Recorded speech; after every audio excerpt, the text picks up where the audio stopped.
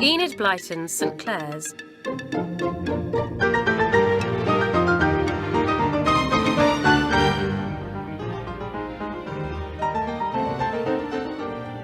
The Third Form at St Clare's.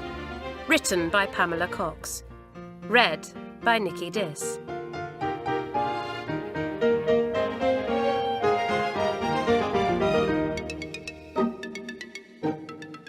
Chapter 1. Back to School. "Not long now, and we'll be back at St Clare's," said Isabel O'Sullivan, glancing out of the car window. "Yes, it feels as though we've been away for months, not just a few weeks," said her twin, Pat.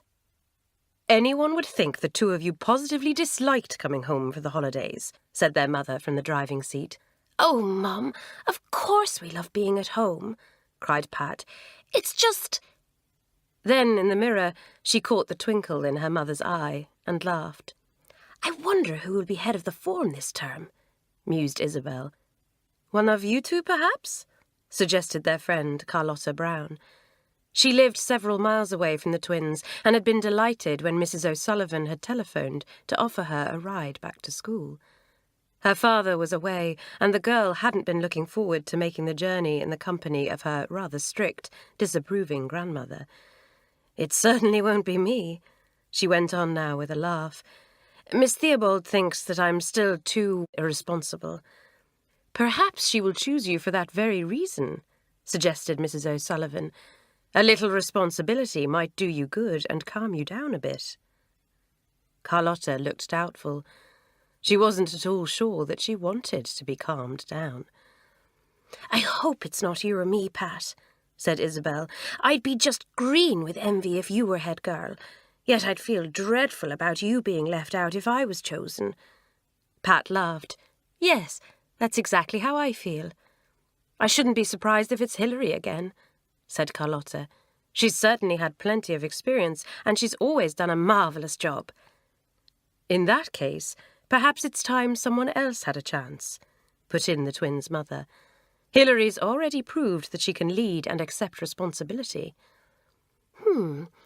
"Janet, perhaps?" said Isabel. "Certainly not Bobby. When it comes to being irresponsible, there's not much to choose between her and you, Carlotta." Carlotta grinned broadly at this. Then, suddenly, she gave a gasp, her dark eyes widening. "Look, over there! Mrs. O'Sullivan, would you mind stopping for a moment?" The twins' mother pulled into the grass verge, while Pat and Isabel turned their heads to see what Carlotta was so excited about. "Why, someone has bought the Oaks!" exclaimed Pat, "and they've turned it into riding stables. Wonderful!" The Oaks was a large and very beautiful house a short distance from St Clare's, set in several acres of green fields. It had been standing empty and neglected for some time, but now the front door was freshly painted and the windows gleaming. More importantly, as far as the girls were concerned, a series of jumps was set up in the adjoining field, and they could see a girl on a beautiful white horse cantering round. "May we stop and take a look, Mum?" asked Isabel eagerly. "Yes, we've plenty of time," replied Mrs. O'Sullivan. "I'll wait in the car and read the newspaper." The three girls scrambled out of the car, going straight to the fence that bordered the field. The girl on horseback spotted them and immediately rode across, long brown hair streaming out from beneath her riding hat. "Hello there," she called out with a friendly smile. "Come to have a look at Snowdrop here?" "If you don't mind," answered Carlotta, liking the look of the horse at once. "Hey, aren't you a beauty?" This last remark was addressed to Snowdrop, whose snow-white neck she at once began to stroke. "You wouldn't be St Clare's girls by any chance?" asked their new acquaintance, dismounting. "We most certainly would," said Carlotta, "and I can promise you'll be seeing several of us here regularly. Me, for one." The girl laughed. "We might be seeing more of one another than you think. My cousin and I are starting in the third form, as day girls. Miss Theobald has agreed to take us at reduced fees. In return, my parents have agreed on special terms for any pupil who wishes to ride here. Oh, I'm Libby Francis, by the way."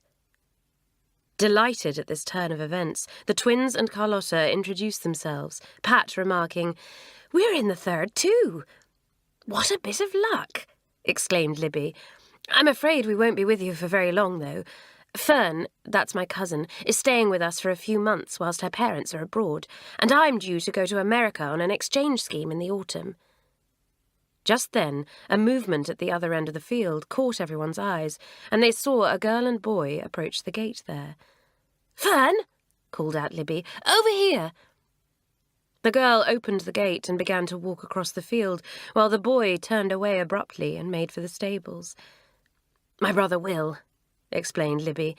"He goes to day school in Lowchester, a few miles away." She lowered her voice and went on.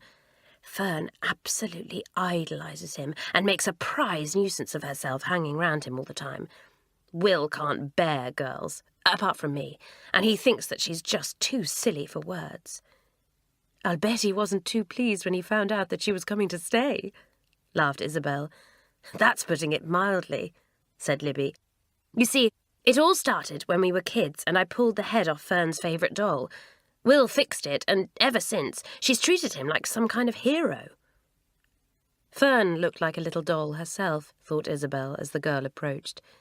A very pretty china doll, with her pink and white complexion, golden hair, and wide blue eyes. Unlike her cousin, who was casually dressed for riding, Fern wore a pretty summer dress and high-heeled sandals, on which she teetered and stumbled over the uneven ground. "Really," thought Pat, "she looks as if she's going to a garden party." "Fern, come and meet Carlotta, Pat and Isabel from St. Clare's," said her cousin. "We're all going to be in the third form together." Fern said hello in a high, pretty voice, and Pat noticed that she kept a cautious distance from Libby's horse, shying away nervously every time the animal tossed its head. "Do you ride, Fern?" she asked. "Oh, no." The girl shuddered and shook her golden curls. "Horses frighten me to death. I have other interests." Libby grinned fondly at her cousin and said impishly, "Yes, Fern's interested in her hair, her nails, her clothes." Fern turned red and gave Libby a little push, while the twins exchanged grins. Winking at Carlotta, Isabel said smoothly, "Our cousin Alison will be in the third too, and her interests are exactly the same as yours. I just bet the two of you will get on like a house on fire." "Oh, that would be great," breathed Fern, her big blue eyes growing even rounder. "To have a friend who likes the same things as I do." "Well, you and Alison are welcome to your fashions and fancy hairdos," said Libby bluntly. "Give me my horses any day. How about you twins? Are you interested in riding?" "We've had a few lessons," answered Pat, "but we're not in Carlotta's league. She used to ride in a circus, you know." Libby looked at the girl with interest, exclaiming and pressing her to tell all about her life in the circus. Even Fern dropped her sophisticated pose and came out of her cloud of self-absorption to ask Carlotta several interested questions. Just then, the girls heard Mrs. O'Sullivan calling, and Carlotta, reluctant to leave, pulled a face. "Back to school for us?" "We don't start until tomorrow morning," said Libby. "It must be such fun, all of you being together all the time." "Yes, we have some good times," laughed Pat, "and we try to fit in a midnight feast each term." "Midnight feasts! How marvellous that sounds," sighed Libby wistfully. "But Fern and I will be here at home each night and shan't be able to join in anything like that." Carlotta grinned. "I wouldn't be too sure. At St. Clare's, anything is possible." Chapter 2. Another New Girl. On the short drive from the stables to St. Clare's, the girls chattered non-stop about the 2 day girls, thrilled that they had been the first to meet them. "What a piece of news to tell the others," said Pat. "Yes, and what a term it's going to be," Carlotta sighed happily. "I don't know that I'll have time to fit any schoolwork in. I shall be too busy riding." The twins laughed, and Isabel said, "Libby seems a good sort. I don't know that I'm too keen on Fern, though." "Me neither," agreed Carlotta with a grimace. "Still, with any luck, we should be able to push her off onto Alison." "Oh, yes, Alison will think she's just too wonderful for words," chuckled Pat. "No doubt she'll spend the whole term in Fern's pocket." But the girls were in for a surprise once they reached St. Clare's and had said goodbye to Mrs. O'Sullivan. For there, in the big hall, was the twins' cousin, already arm in arm with another new girl.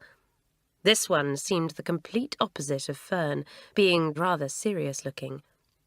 "Twins! Carlotta!" called out Alison, pulling her new friend forward. "Enjoyed the holidays? Come and meet our new girl, Rachel Denman." The three girls introduced themselves, and Rachel inclined her head graciously. The reason for her rather haughty manner was made clear when Alison said in hushed tones, "Rachel is the daughter of Sir Robert and Lady Helen Denman, the well-known actors. What do you think of that?" "Wow!" exclaimed Pat, very much impressed, despite the fact that she hadn't taken to Rachel at all. "Isabel and I saw one of their films at the pictures during the holidays, and they were both just marvellous. It must be wonderful to have that kind of talent. Do you mean to follow in their footsteps?" "Naturally, I intend to become an actress," answered the girl sharply, as though surprised that Pat should ask such a foolish question.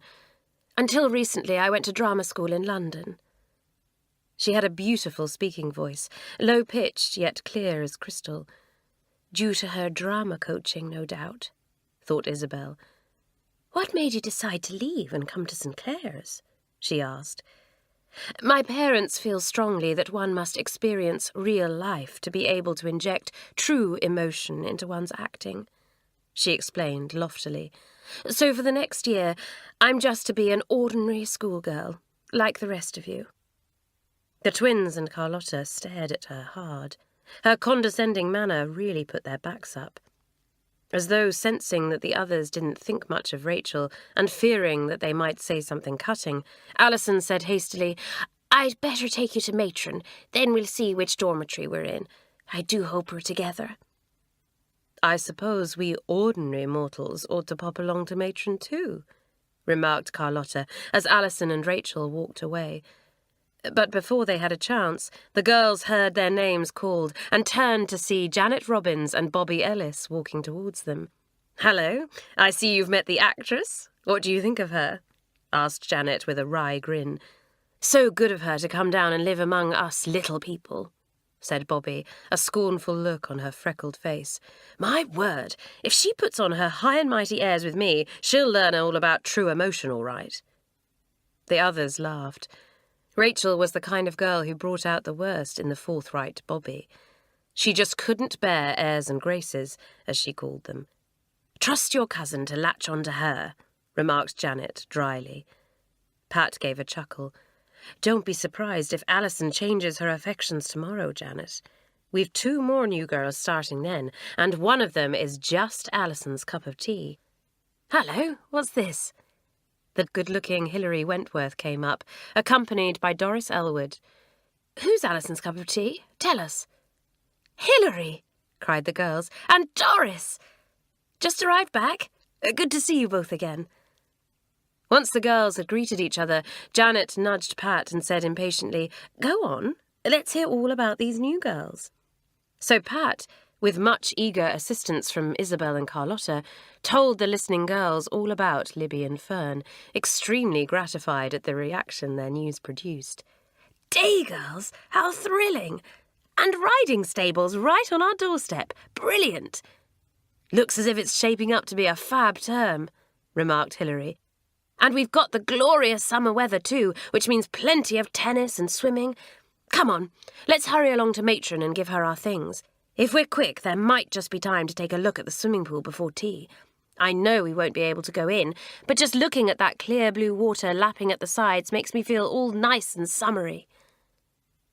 Everyone agreed with this, and, picking up their night-cases, they sped along to Matron's room. But they never did get to visit the swimming pool, caught up in the first-day bustle of unpacking, finding their dormitories, greeting girls, mistresses, and Miss Theobald, the wise, kindly headmistress, of course. Then the bell sounded for tea, and before the girls knew what had happened, the day was over and it was bedtime. Alison, to her great disappointment, wasn't in the same dormitory as Rachel, but had been allocated a bed next to Mirabel Unwin. This didn't thrill her at all, as Mirabel was rumoured to snore loudly. She sought out Mirabel's best friend, the quiet little Gladys, who was in Rachel's dormitory, and whispered, "Gladys, how about you and I swapping places? Then you can be next to Mirabel." "Why, that's very kind of you, Alison," exclaimed Gladys, quite unaware that Alison had her own reasons for wanting to change places. "But aren't we supposed to ask Matron if we want to move dormitories?" "Yes, you are," said Hilary, coming up with Janet and overhearing this. "What's up, Gladys? Do you want to go in with Mirabel?" "Well, it was Alison's idea," replied Gladys, anxious to give credit where it was due. "Really?" said Hilary dryly. "I wonder why." Alison blushed and said hastily, "I was only thinking of Gladys and how nice it would be for her to be next to Mirabel." "And I suppose this has nothing to do with the fact that your precious Rachel is in the other dormitory," put in Janet with a grin. "Alison, if you want to change with Gladys, kindly make your request through Matron tomorrow," Hilary said with calm authority. "Now it's bedtime, so I suggest you go and get ready, quickly." "Spoken like a true head girl," said Janet with a chuckle, as Alison, rather sullenly, went into her dormitory. Hilary laughed. "Perhaps, but I'm not head girl." "You will be tomorrow," said Janet confidently, "once Miss Adams has made the announcement." "I don't think so," responded Hilary thoughtfully. "I overheard Miss Jenks saying last term that she thought it was time someone else had a chance." "Really? Won't you mind standing down?" asked Janet curiously. "Not at all," answered Hilary. "I thoroughly enjoyed being head girl and appreciated what an honour it was. But it's a big responsibility, and I'll be quite happy to sit back and let someone else take it this term." She paused and looked thoughtfully at Janet.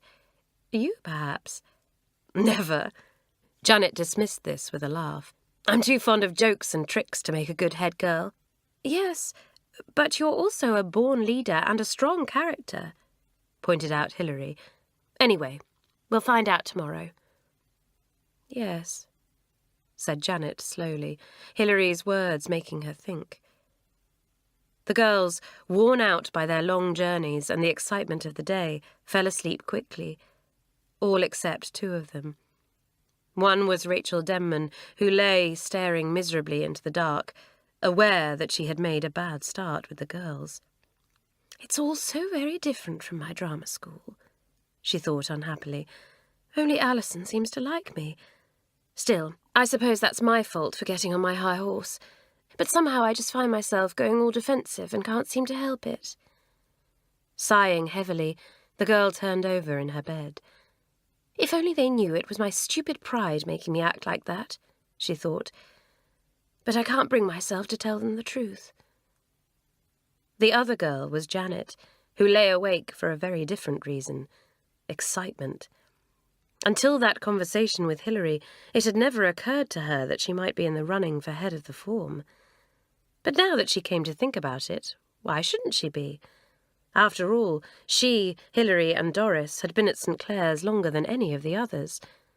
Well, Hilary had had her turn, and as for Doris, Janet grinned to herself.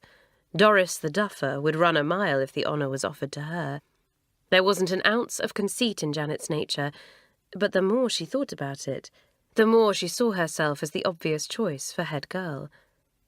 At last she drifted off to sleep, her thoughts pleasant. Tomorrow, she thought drowsily. Tomorrow she would know. Chapter 3. And a Head Girl. When the laughing, chattering stream of third-formers made their way into the classroom after breakfast next morning, Fern and Libby were already there, looking out of the big window at the gardens. They turned as the girls entered, and Pat called out, "Hi, you two are keen?" We wanted to make a good impression on our first day, said Libby with her ready grin. Fern's been up since the crack of dawn doing her hair and nails. Fern blushed, and Alison, looking at the pretty, dainty girl with approval, stepped forward. Fern, she said with her charming smile, what a pretty name. Fern smiled back, recognising at once in Alison many of the traits that were in her own character. You must be Alison, she said. The twins have told me all about you. Alison looked rather doubtful at this, casting a suspicious glance at her cousins, who were introducing Libby to the others. Evidently, though, they hadn't said anything bad about her to Fern, for the girl seemed only too eager to make friends. Soon she and Alison were in the thick of a discussion on the latest fashions. Two featherheads together, murmured Carlotta with a grin. Rachel isn't going to be too pleased. Where is she, by the way? She left her pencil case in the dormitory and had to go back for it, said Bobby. Here she comes now. Indeed, Rachel looked extremely put out when she walked in and saw her new friend engrossed in conversation with someone else. Alison spotted her and beckoned her over, wondering how Rachel would feel about making up a threesome with Fern. Alas, there was no time to find out, for Doris, standing guard at the door, hissed, "Hush! Miss Adams is coming!" Immediately the chattering ceased, the girls standing straight as a short, dark young woman entered. Miss Adams, the third-form mistress, looked plain and rather dour, until she smiled, and then her whole face lit up. She smiled now, saying, "Good morning, girls. Find yourselves desks as quickly as possible, please." There was the usual scramble for places in the back row, only the three new girls standing aside and waiting, as was the custom, for the others to bag their seats first. Alison chose a middle-row desk by the window. Then both Fern and Rachel made a beeline for the vacant one next to her. They reached it neck and neck, Fern placing her bag on the desk at precisely the same time as Rachel sat down on the chair. "I was here first," they cried in unison. Doris nudged Libby and grinned. "I put my bag on the desk before you sat down," insisted Fern indignantly. "Well, I reached the chair first, so it's mine," said Rachel, equally determined as she glared at her rival. "What it is to be popular," murmured Bobby, seated directly behind a red-faced Alison. "Move your things," demanded Rachel arrogantly. "I shan't," refused Fern, blue eyes sparkling with anger. "You can just move yourself." "Excuse me," boomed Miss Adams, stern eyes fixed on the two quarrelling girls. "I was under the impression that I was teaching the third form at a senior school, not a kindergarten class. And it's customary, young lady, to stand when you are being addressed by a mistress." Blushing furiously, Rachel shot to her feet, keeping one hand possessively on the back of the chair, as though afraid that Fern would snatch it from her. "And you!" Miss Adams's sharp eyes switched to Fern, who had been smirking triumphantly. "Are you wearing nail polish?" Quaking, Fern stammered, It's only a clear one, Miss Adams." "Kindly remove it at the earliest opportunity," the mistress ordered sternly, "and never let me catch you wearing it in class again." Humiliated, and aware of the wide grins of the rest of the class, with the exception of Alison, who looked as though she wanted to sink through the floor, Fern pursed her pretty mouth. Even her own cousin thought it was hilarious, she realised, glaring at Libby, who was clinging helplessly to Doris. "Now, the two of you have precisely 10 seconds to sit down, or you will stand outside," barked Miss Adams, looking at her watch. 10, 9, 8... "Oh, move along, Rachel," snapped Alison with unusual impatience. So much for her ideas of a threesome.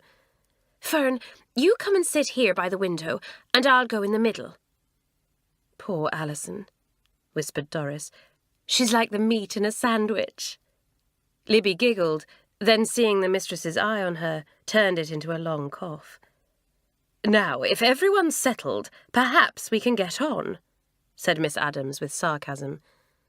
Immediately, everyone fell silent and sat up straight, wiping the grins from their faces as Miss Adams continued. I'm sure that all of you are keen to know who will be head of the form. Miss Theobald and I both consulted Miss Jenks, as you were in her form last year, and she obviously knows you better than I do at this stage.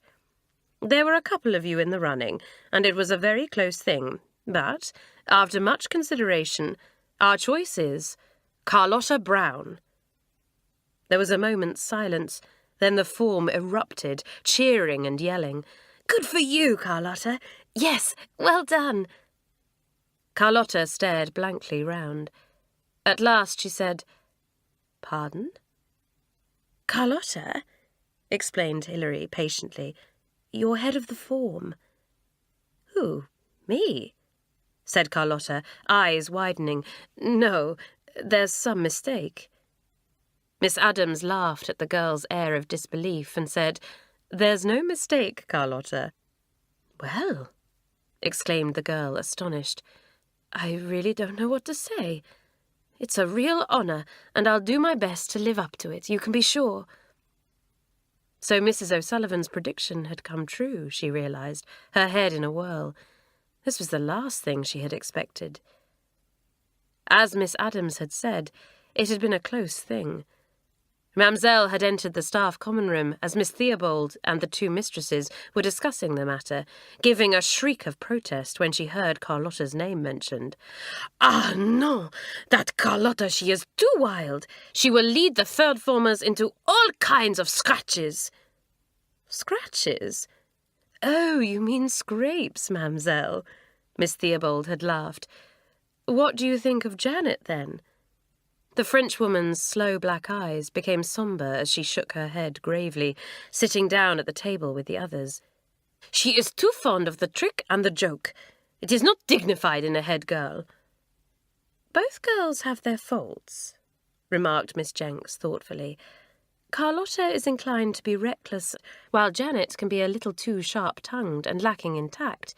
Yet both are strong, determined characters and have the makings of leaders. I agree, said Miss Theobald, and neither of them has any mean, petty faults. I think a little responsibility might do them the world of good.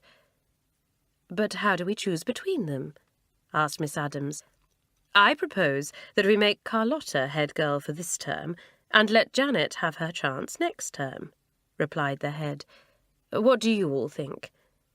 An excellent idea, said Miss Jenks decidedly. Miss Adams nodded in agreement. Mais oui, cried Mamselle, her earlier comments on the two girls suddenly forgotten as she was swept along on a tide of enthusiasm. It is as you say, Miss Theobald. It will be so good for the dear girls. Ah, what fine leaders they will make. Miss Theobald and the two mistresses found it hard to hide their smiles. How well they knew Mamselle's little ways. In a few moments, she would have convinced herself that the whole idea had been hers, thought Miss Jenks. We're agreed, then, said Miss Adams briskly. Carlotta Brown is to be head girl this term, and Janet Robbins next. What a pity that the mistresses didn't let Janet in on the plan. She, to her dismay, was feeling extremely jealous, a novel and unpleasant experience for her. Yet the girl liked Carlotta immensely, and, even in the midst of her own disappointment, wanted to feel pleased for her friend and back her up. So Janet nobly swallowed her feelings, fixed a smile to her face, and called out, That's marvellous, Carlotta. You'll make a wonderful head girl. Thanks, I certainly hope so, answered Carlotta, still feeling quite overwhelmed. I'm sure you will, said Miss Adams. And now I've another piece of news that I'm sure will interest you all. Miss Theobald would like the third to produce an end-of-term play to which the parents are to be invited. The girls sat up straight, exchanging excited glances. This was great news. Gladys put up her hand to ask, What kind of play, Miss Adams? That's entirely up to you, answered the mistress. It's quite literally your show, from the script to the costumes and scenery. Naturally, the mistresses, including myself, will be on hand to give you any help or advice required. but the final decisions will all be yours. And judging from the babble of noise that broke out, there would be no lack of ideas or enthusiasm. Miss Adams rapped on the desk with a ruler and said loudly, "Well, I'm delighted that you are all so keen, but I suggest you wait until break time to discuss the matter. In the meantime, I'm afraid, we have to get down to the more mundane task of making out timetables." The girls did their best to concentrate, but how the morning crawled by. Then, at last, it was break, and the third form found a secluded corner of the playground where they could discuss this exciting news. "There's no time to hold a proper meeting now," said Hilary, taking charge, "so I vote we hold one after tea." Her voice trailed off as Isabel nudged her and nodded in Carlotta's direction. "Carlotta, I'm sorry," she apologized, blushing. "Old habits die hard, I'm afraid. But this is your job now." "No need to apologize," laughed Carlotta. "I haven't got used to the idea of being head girl myself yet. Well, as Hilary says, the best thing would be to hold a meeting in the common room after tea." "Hold on," interrupted Libby. "Fern and I go home at tea time, remember? We don't want to be left out." "Oh, yes, I forgot," exclaimed Carlotta. "Will your parents let you come back to school for the meeting? It will still be light when we finish, and you don't have far to walk." "I don't see why not," replied Libby. "We'll ask them as soon as we get home." "Good. All right, girls, after tea it is," said Carlotta, grinning round. "Put your thinking caps on, everyone, and be sure to bring plenty of ideas with you." Chapter 4. A very important meeting. Carlotta perched on the edge of a table in the common room and looked round at the third formers, all of them eagerly waiting for the meeting to begin. "I'm really looking forward to this," said Isabel, her eyes sparkling. "Me too," agreed Hilary. "We all have to work hard and do our best to get things just perfect, especially as our parents are coming. We want to make them proud of us." "I suppose you'll be auditioning for one of the leading roles, Gladys," said Bobby. "I don't know about that," said the quiet little Gladys with her usual modesty. "It all depends on what kind of play we decide to do and whether or not I'm suitable." "You'd be suitable for any part," Pat told her warmly. "It's just amazing the way you can transform yourself into any character you choose." Gladys was a very fine little actress indeed, and the girls had discovered her talent quite by chance, halfway through her first term at St. Clare's. Before that, she had been a miserable, timid little character with no friends. Then Mirabelle had unexpectedly taken the girl under her wing after learning that Gladys's mother was seriously ill in hospital, and that was why the girl was so unhappy. Mirabelle's friendship had made a big difference to Gladys, bringing her out of her shell. It had been Mirabelle who discovered that Gladys could act, and had persuaded her to perform for the others.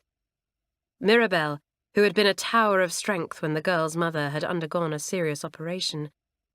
Mirabelle who had rejoiced with her when her mother made a full recovery.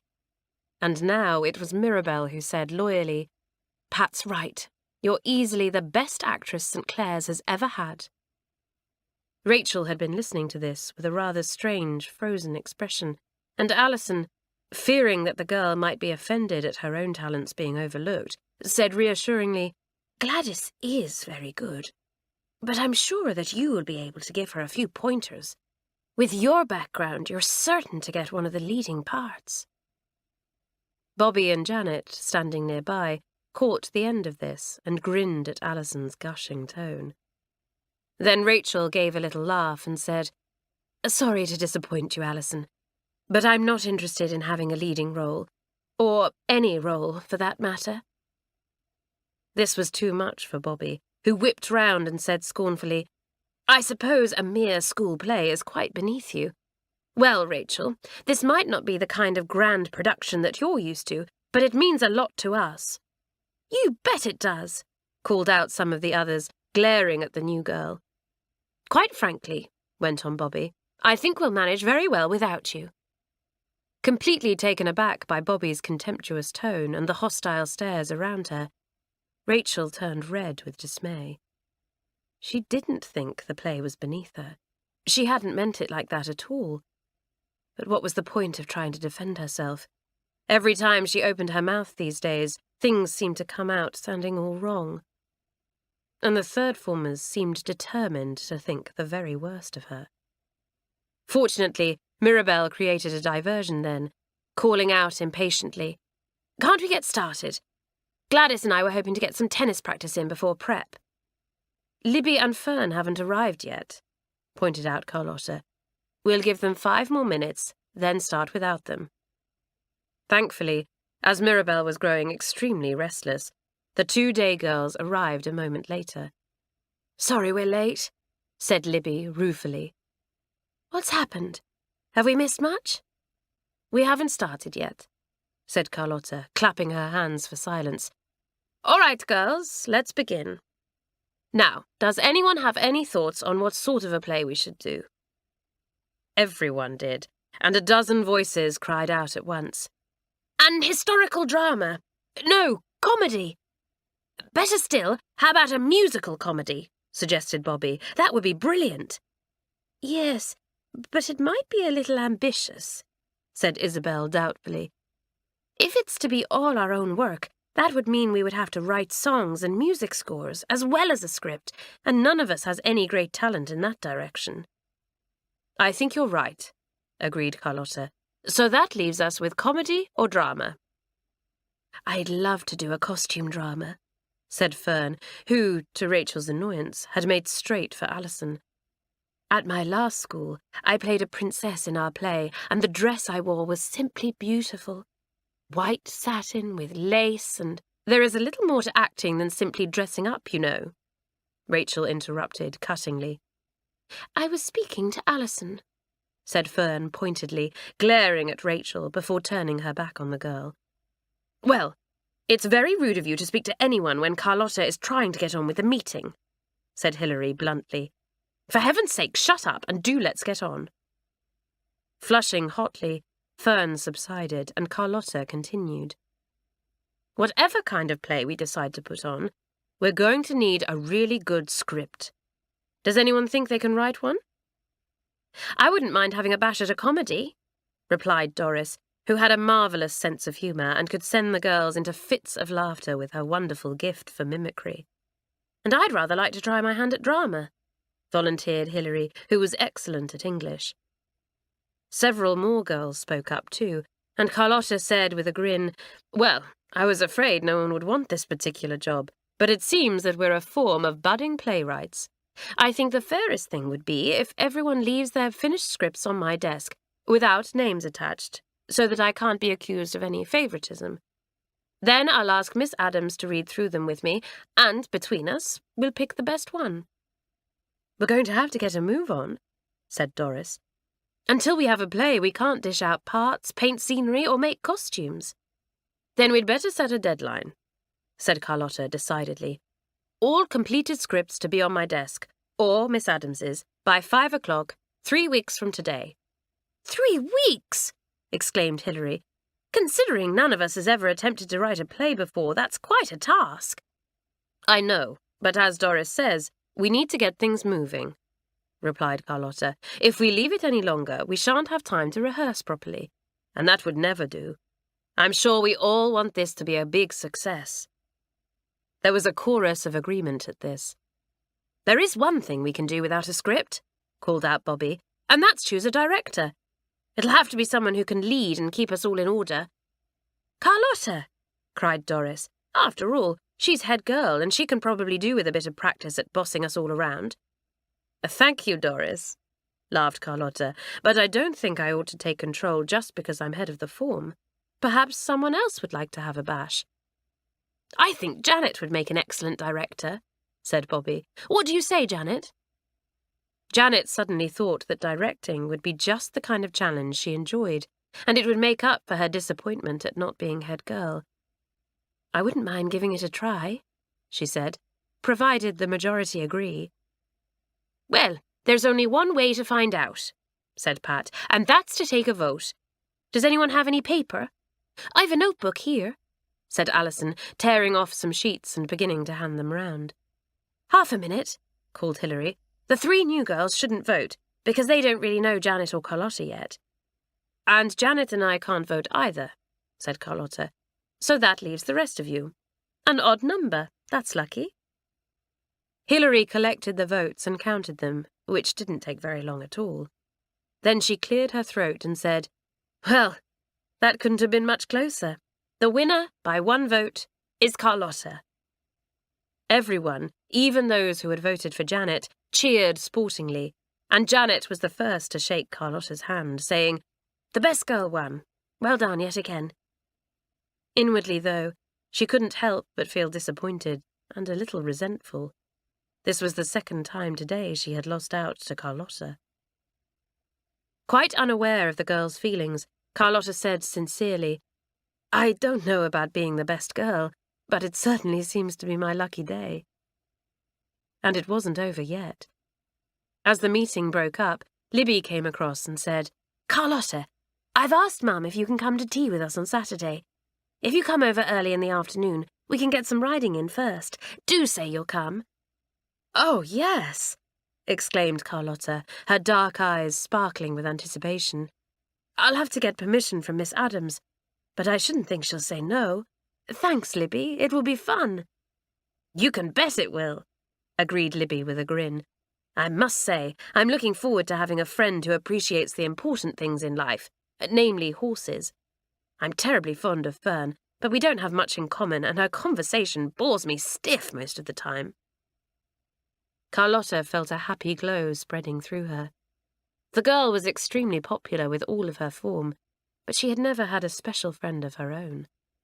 Carlotta hadn't minded, and had certainly never felt lonely at St. Clare's, but there was something very warming about the thought of having someone to confide in. Alison, meanwhile, wasn't feeling quite so happy with her 2 new friendships. Rachel and Fern really disliked one another intensely, and Alison didn't like being caught in the middle at all. She managed a few words alone with Fern before the day girls went home, and said pleadingly, I do wish that you and Rachel would try to make friends. I like both of you so much, and it makes things terribly difficult when you don't get on with one another. Well, Alison, I can't understand what you see in Rachel, to be honest, said Fern in her high, pretty voice. But as it's so important to you, I really will make an effort to be nice to her. She smiled her sweetest smile, which a delighted Alison returned with one of her own. Hilary, who happened to walk by just then, said to Pat later that she felt quite ill at such a display of sickly sweetness. But Alison was content, and made up her mind to speak to Rachel later. Perhaps they could be a threesome after all. Chapter 5. Settling Down. As the first week went by, the 3 new girls settled down at St. Clare's in their different ways. Rachel proved to be extremely clever at her lessons, especially English, but very often she seemed to go off into some sort of daydream, not a very happy one, to judge from her sombre expression. Her lapses in concentration sorely tried the mistress's patience. Mamselle hardly knew what to make of her, and was torn between delight and exasperation. Delight because Rachel's grasp of French grammar and her written work were exceptionally good. Exasperation because her accent was dreadful. The girls found this rather puzzling. As Doris, who could copy Mamselle's voice to perfection, said, I should have thought that an actress would be able to imitate any accent she chose. Perhaps she isn't as good an actress as she makes out, Fern had suggested with a touch of malice. She had kept her word to Alison and tried to be more pleasant to Rachel. But as Alison wasn't present when this conversation took place, she had felt quite safe getting a small dig in at Rachel. Fern herself, thanks to her prettiness and charming manner, had swiftly become one of Mamselle's favourites, although her French was not at all good. In fact, Fern wasn't very good at any of her lessons. Miss Adams's sarcastic remarks went right over her pretty head and made no impression on her at all. She was very like Alison in her dislike of any form of sport, detesting anything that made her get hot and untidy. Her cousin Libby, however, adored swimming and had a lovely natural style at tennis. Jennifer Mills, the new games captain, called her over after watching her practice one day and said, "Well done, kid. Carry on like this and you could well be in a few matches this term." Libby couldn't help flushing with pride at the bigger girl's words, but she said frankly, "Thanks, Jenny, but I'm afraid all my spare time is spent with the horses, so I can't put in as much practice at tennis as I would like. I mean to make a career out of show jumping, you see, so I really must devote as much time as I can to my riding." Jennifer, a keen horsewoman herself, understood at once and said, "That's a pity, because you could have done well for St. Clare's. Oh well, Libby, if you ever change your mind and decide to concentrate on tennis instead of riding, let me know." Libby's attitude extended to the classroom as well. She was bright and could do well at most subjects, when she bothered to make the effort. As Janet said, Libby will never be really wholehearted about anything other than her horses. I'm not sure whether that's a good thing or a bad one. Still, she's ever so nice and good fun. The whole form agreed that Libby was a live wire, as they put it, and the girl soon became a firm favourite with everyone. One lunchtime, the third formers had found themselves a sunny spot on one of St. Clare's fine lawns and were enjoying the glorious weather. I could lie here all day," sighed Hilary contentedly, stretching at full length on the grass. "This hot weather always makes me feel so lazy." "Yes, it's lovely when we're outside," agreed Bobby. "But I just can't bear being cooped up indoors when the sun is shining. Then it has the opposite effect and makes me feel bored and restless, especially during maths and French dictée." Doris chuckled, knowing that when Bobby felt restless, it usually meant the class was in for some fun. "Does this mean you're going to play a trick?" she asked hopefully. "Doris, nothing was further from my mind," protested Bobby, making her eyes wide and innocent. "Though, now that you mention it, there's nothing quite like a really good trick for letting off a bit of steam." Libby raised herself up on one elbow, an excited sparkle in her eyes. "Who will you play it on?" she asked eagerly. "Not Miss Adams, surely. She's far too sharp." "No, my dear Libby," said Janet with a grin. "Definitely not Miss Adams. There's really only one choice of victim when it comes to playing a trick, and that's Mamselle. Hey, Bobby, I wonder how many times you and I have caught her out over the years." "Dozens, I should think," laughed Hilary. "Remember that trick you played, Bobby, when you made Mamselle's plate jump up and down? I thought my sides would split with laughing."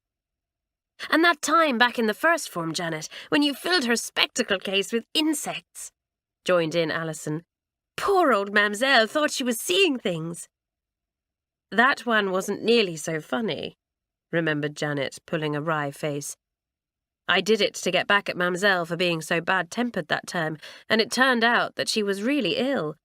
I felt so dreadful about it afterwards that it nearly cured me of playing tricks for good. Thank heavens there was no harm done." "I just adore jokes and tricks, though I'm not very good at thinking them out," said Libby. "Oh, Bobby, Janet, do play one on Mamselle. I'd just love to see her face." "It would be good fun," said Bobby, her merry eyes crinkling mischievously. "How about it, Janet?" Janet, thinking that they would have a most appreciative audience in Libby, agreed readily.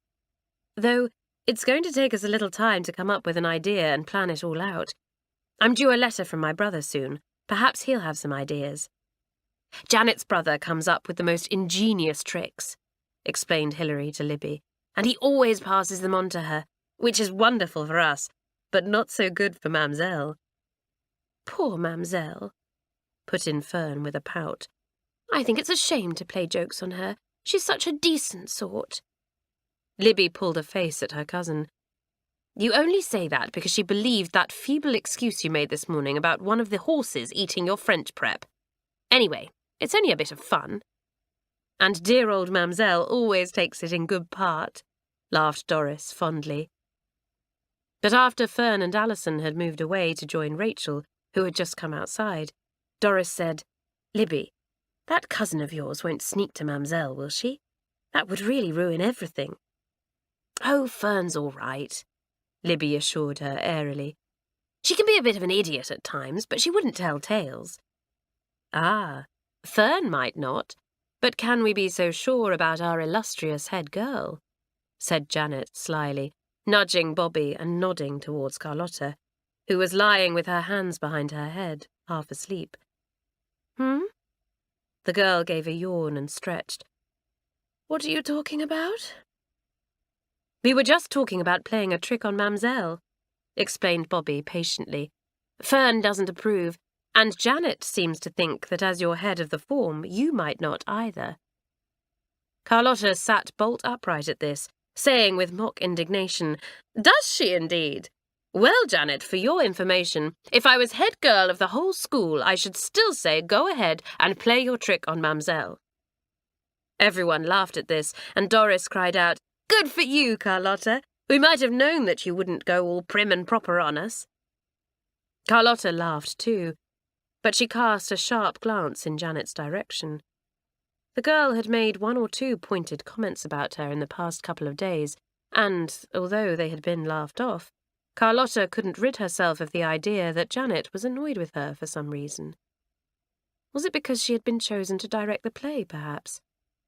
That might be part of it, but Carlotta had a strange feeling that it went deeper than that. It was all very odd, because Janet was normally every bit as frank and forthright as Carlotta herself, and would blow up if anyone upset her. Ruefully, Carlotta wished that she would blow up at her. At least it would clear the air between them, and anything would be better than this veiled hostility, which wasn't Janet's style at all. Then, the next minute, Janet was her usual friendly self, punching Carlotta playfully on the arm as she reminded the girl of a trick the 2 of them had played on the 6th form last term. And as Carlotta laughed with her, she began to wonder if she wasn't imagining things, and if Janet's change in attitude wasn't all in her own mind. It really was most perplexing and extremely annoying. Equally annoying, as far as Alison was concerned, was the strained friendship between Fern and Rachel. Alison had spoken to Rachel the other night too, telling her that Fern had agreed to make an effort and asking her to do the same. Well, I'll be pleasant for as long as she is, had been Rachel's not very encouraging response. But how I dislike her. Nothing but a little featherhead, without a single sensible thought between her ears. Alison had bitten her lip at this, and said rather soberly, If only you knew how often the others have said exactly the same thing about me. And it's true. I know that I'm not exactly a deep thinker. She frowned suddenly. But if Fern and I are so alike, how is it that you like me but not her? Rachel clapped Alison on the shoulder, rather touched by her friend's little speech. You're only alike on the surface, she said. And as for not being deep, well, at least you have something under your surface. You're warm, kind, sincere, loyal, everything that Fern isn't. Oh, exclaimed Alison, torn between pleasure at this glowing tribute and a wish to defend Fern. Well, thank you, Rachel. I'm glad that you feel like that about me.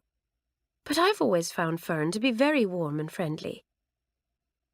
Rachel was shrewd and, unlike Alison, able to see beyond a pretty face. She had summed Fern up at a glance, had seen the spoilt, calculating girl behind the charming smile. But it was of no use to expect Alison to see Fern the same way. She would never believe ill of anyone she had taken a liking to, unless she saw it with her own eyes.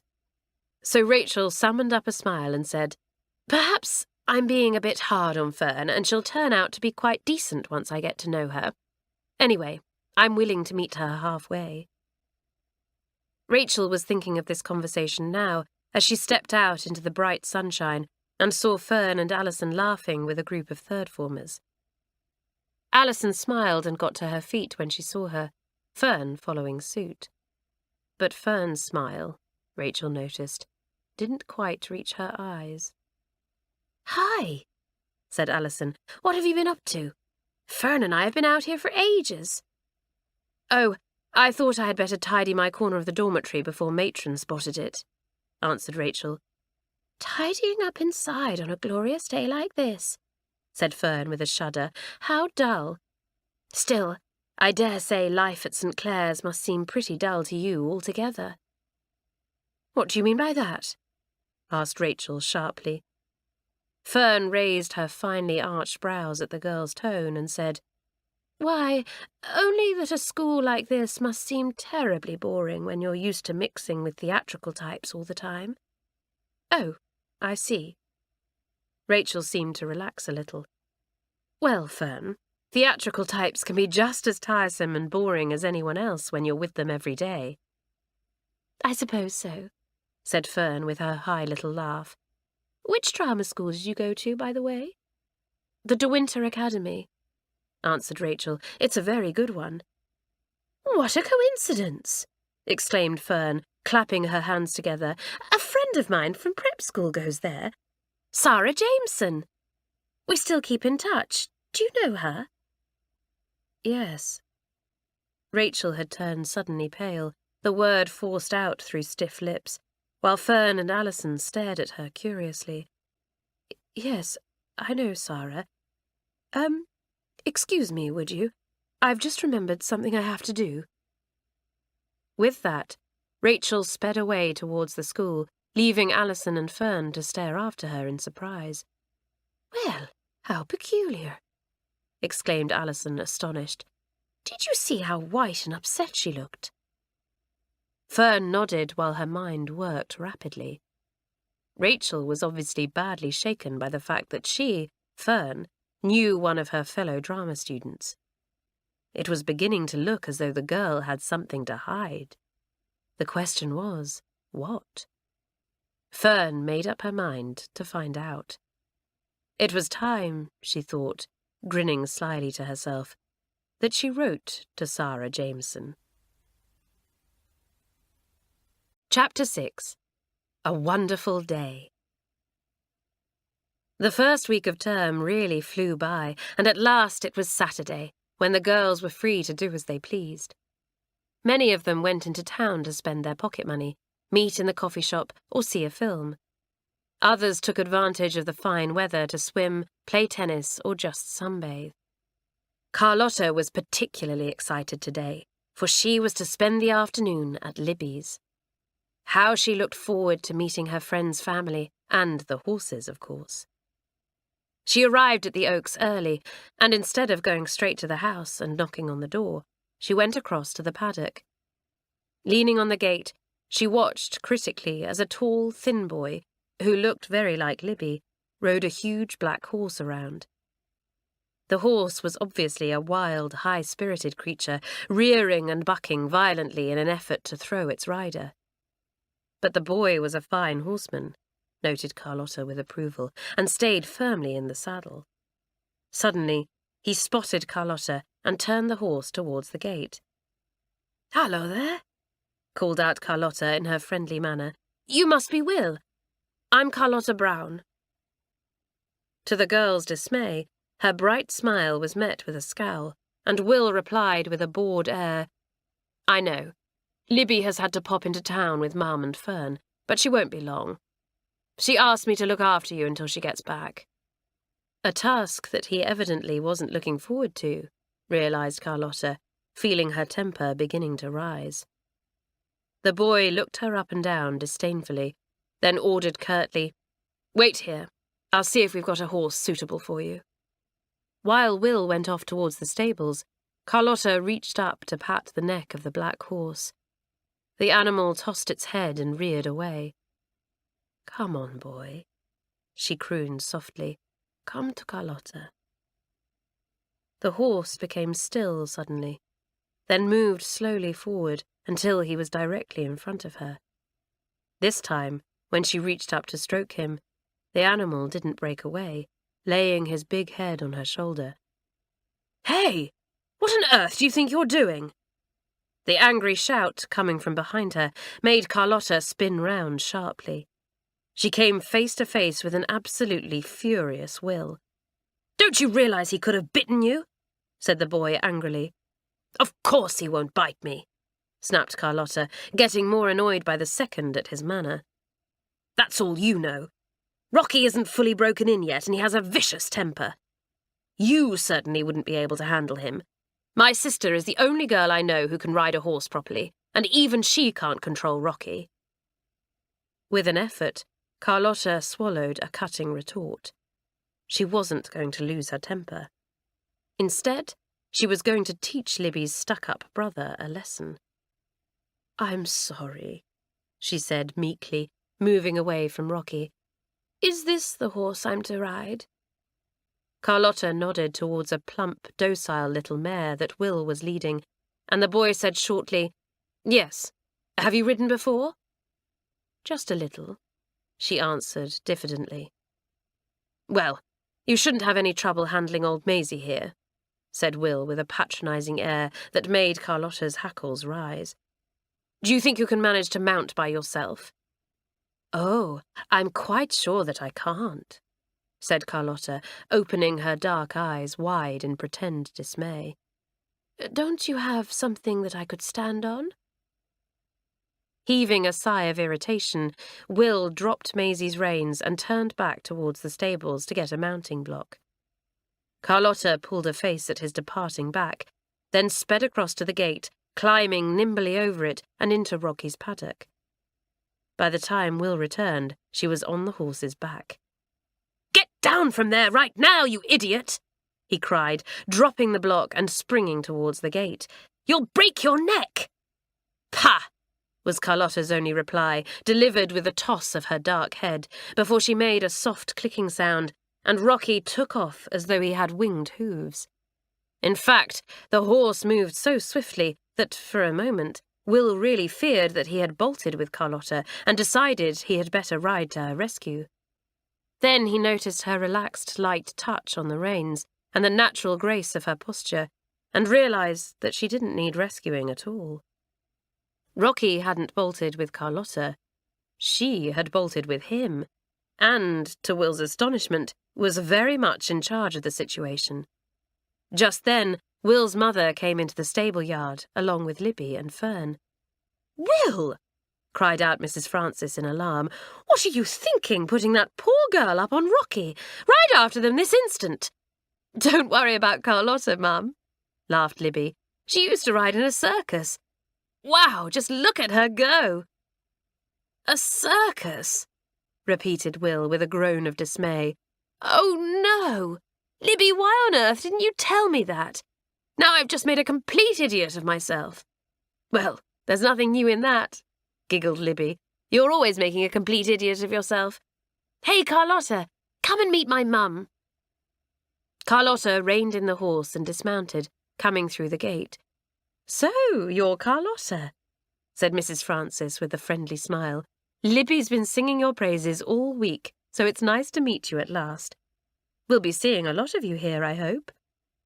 "If you'll have me," said Carlotta with a grin, liking her friend's mother at once. "The children's friends are always welcome here," Mrs. Francis said. "Now, I dare say you could all do with a cold drink, so I'll put a bottle of lemonade out on the kitchen table.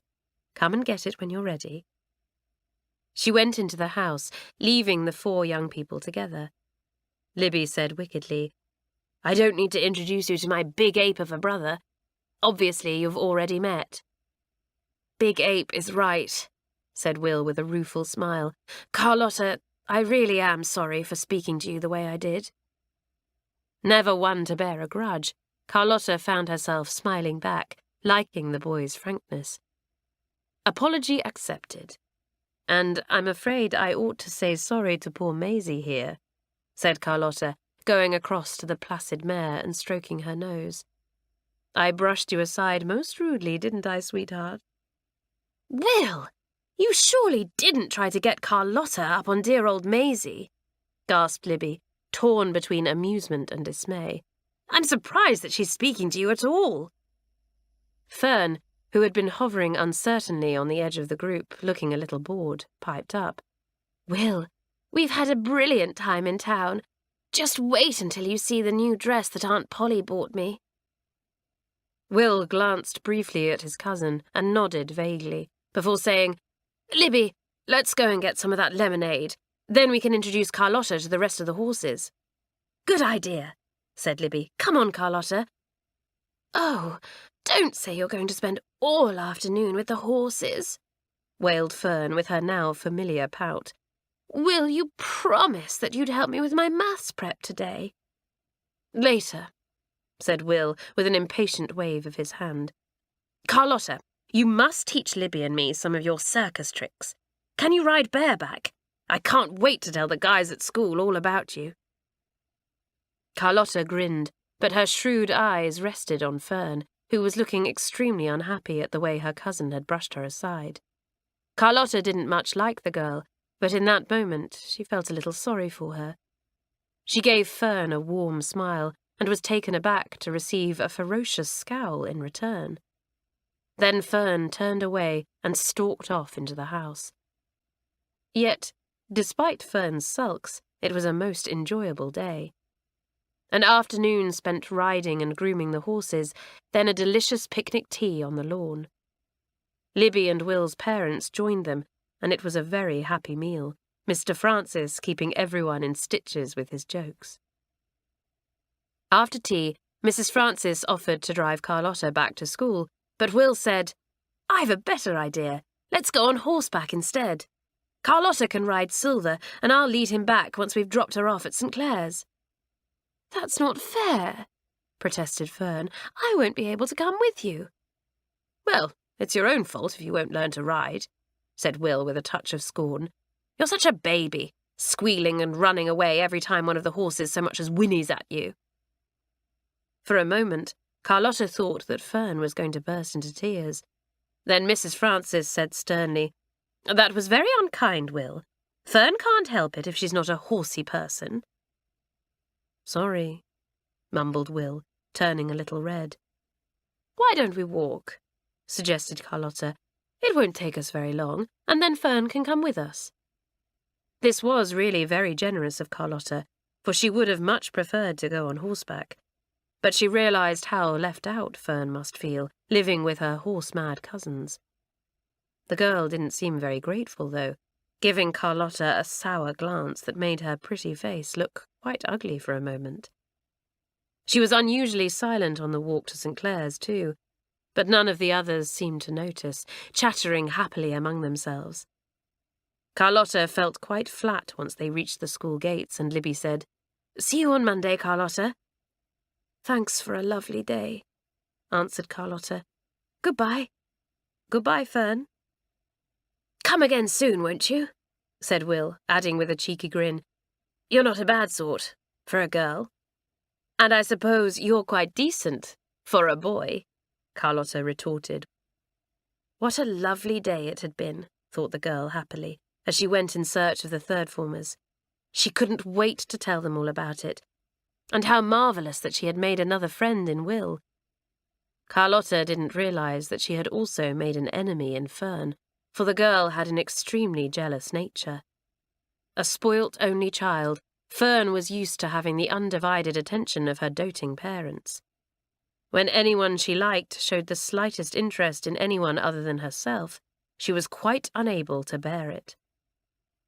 Fern brooded over Carlotta on the way home. Will had treated the girl almost like a sister, she thought jealously, while he hardly paid any attention to her at all. As for Uncle Tom, he never laughed and joked with her as he had with Carlotta. Even Aunt Polly had made a fuss of her, as if Carlotta was one of the family. It just wasn't fair. First there was that awful Rachel trying to take Alison away from her, and now that horrible little Carlotta seemed to want to take her place with the family. Well, she would just have to do something about both of them. Chapter 7. An Announcement and a Plan. There was great excitement in the third form common room, for Carlotta had called a meeting to announce which script had been chosen for the end-of-term play. Several of the girls had begun writing scripts, but had soon discovered that it wasn't as easy as they had thought. Pat and Isabel were among those who had fallen by the wayside, their effort, after much sighing, soul-searching and crossing out, finding its way into the waste paper bin. I think we'll have to face the fact that we just don't have the talent to write a play, Pat had remarked ruefully. After that lame effort, I'm not sure that we have the talent to write a nursery rhyme, Isabel had said with a sigh. Let's just hope the others have done better, or we shan't have a play at all. In the end, 3 scripts were submitted, and Miss Adams and Carlotta read them all carefully. In spite of the fact that the writers hadn't given their names, Carlotta recognised Doris's work at once. Her wonderful sense of humour shone through every line, and Carlotta chuckled as she read it. The second script was a very dramatic one, and certainly a praiseworthy effort. But the third, agreed Carlotta and Miss Adams, was outstanding. Whoever wrote this has a very bright future ahead of her, exclaimed Miss Adams. It really is excellent. Yes, and it has a few humorous touches as well as some dramatic moments, so it ought to please everyone, said Carlotta, delighted. She looked at the cover and read out the title of the play, Lady Dorinda's Diamonds. I wonder if this is Hilary's work. If so, she's been hiding her light under a bushel. But the mystery writer wasn't Hilary. In fact, it was the last person Carlotta expected. She entered the common room with the script under her arm and smiled round at the waiting girls. First of all, I'd like to thank the 3 of you who handed in plays, she said, sitting down. They were all very good, and you must have worked very hard indeed. It's a pity that we could only choose one, but here it is. Lady Dorinda's Diamonds. I'm going to read out the first act, then we'll get the writer to come forward and give her a round of applause. The girls listened attentively as Carlotta began to read, swiftly becoming enthralled as the story unfolded. Isn't it marvellous? Whispered Isabel to Pat. I'll say our feeble effort wouldn't have stood a chance. At last, Carlotta came to the end of the first act and looked round expectantly, waiting for the girls' reaction. And what a reaction! There was silence for a moment, then the whole room erupted, the third-formers cheering, clapping and whistling, so that Mamselle, marking books in the room below, thought that the ceiling was about to come down. Absolutely brilliant! Bravo! This is really going to make the parents sit up and take notice. Writer, writer! Called someone, and all the girls took up the cry, until Carlotta, raising her voice above the others, shouted, Yes, stand up, whoever you are. She glanced towards Hilary as she spoke, half expecting her to come forward. But a movement came from the other side of the room, and a slim figure got to her feet. Rachel. The girls were stunned into silence for a moment. Fancy Rachel, who seemed to think herself a cut above the third-formers, bothering to write a play for them. And such a good play, too. The girl at once went up in everyone's estimation, blushing and looking rather shy as the cheering started again, several girls reaching out to clap her on the back. Only Fern remained silent and tight-lipped, resenting the attention the girl was receiving, especially when Alison called out, Well done, Rachel! Thank you, said Rachel hesitantly, taking her place beside Carlotta. I'm so glad that you like it. I'll say we do, exclaimed Carlotta, still feeling surprised that Rachel had turned out to be the anonymous writer. And now we can get down to the business of giving out parts and rehearsing. I'll arrange to have some copies of the script printed so that everyone can read through it properly, and we'll hold auditions in the hall next Sunday at 2:00 sharp. A babble of excited chatter broke out, and Fern, completely forgetting that she was supposed to be making an effort to like Rachel, said spitefully to Alison, This is going to make Rachel even more swollen-headed and unbearable. I think she's a sly creature, too. Fancy writing a play in secret and not even letting on to you, her best friend, about it. Oh, she did tell me, said Alison, but I promised to keep it to myself. Rachel didn't want anyone else to know in case her script was no good, and she decided not to submit it. Well, you are changing for the better, Alison, exclaimed Janet, overhearing this. Not so long ago, telling you a secret was the surest way of spreading it round the whole school. Alison pulled a face at Janet, who laughed. Alison really was changing. A few terms ago, a teasing remark like that would have made her burst into tears. Fern, however, was not amused, hating the thought of Alison sharing a secret with Rachel and not letting her in on it.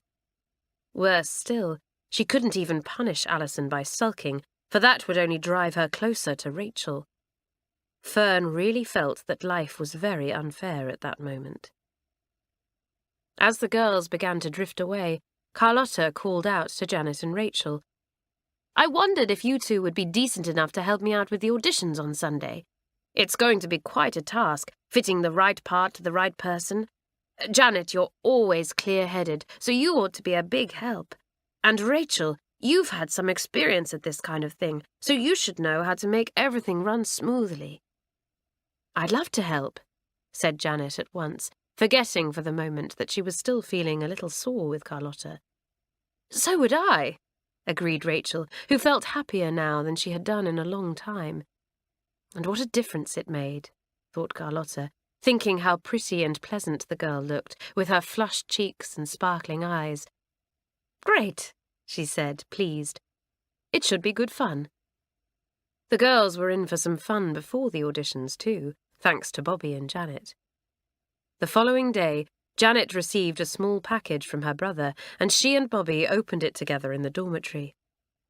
"Oh, this doesn't look very thrilling," said Bobby, disappointed, as she picked up what looked like a reel of thread.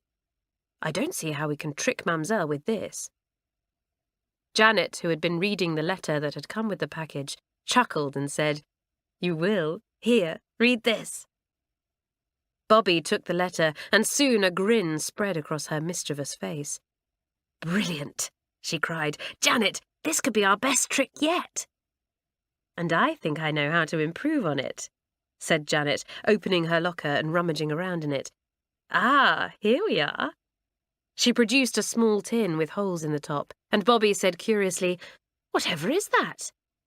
"It's called a noise box," Janet told her. "I've had it for ages, but I haven't been able to find a use for it. I think I've found one now, though. Just listen."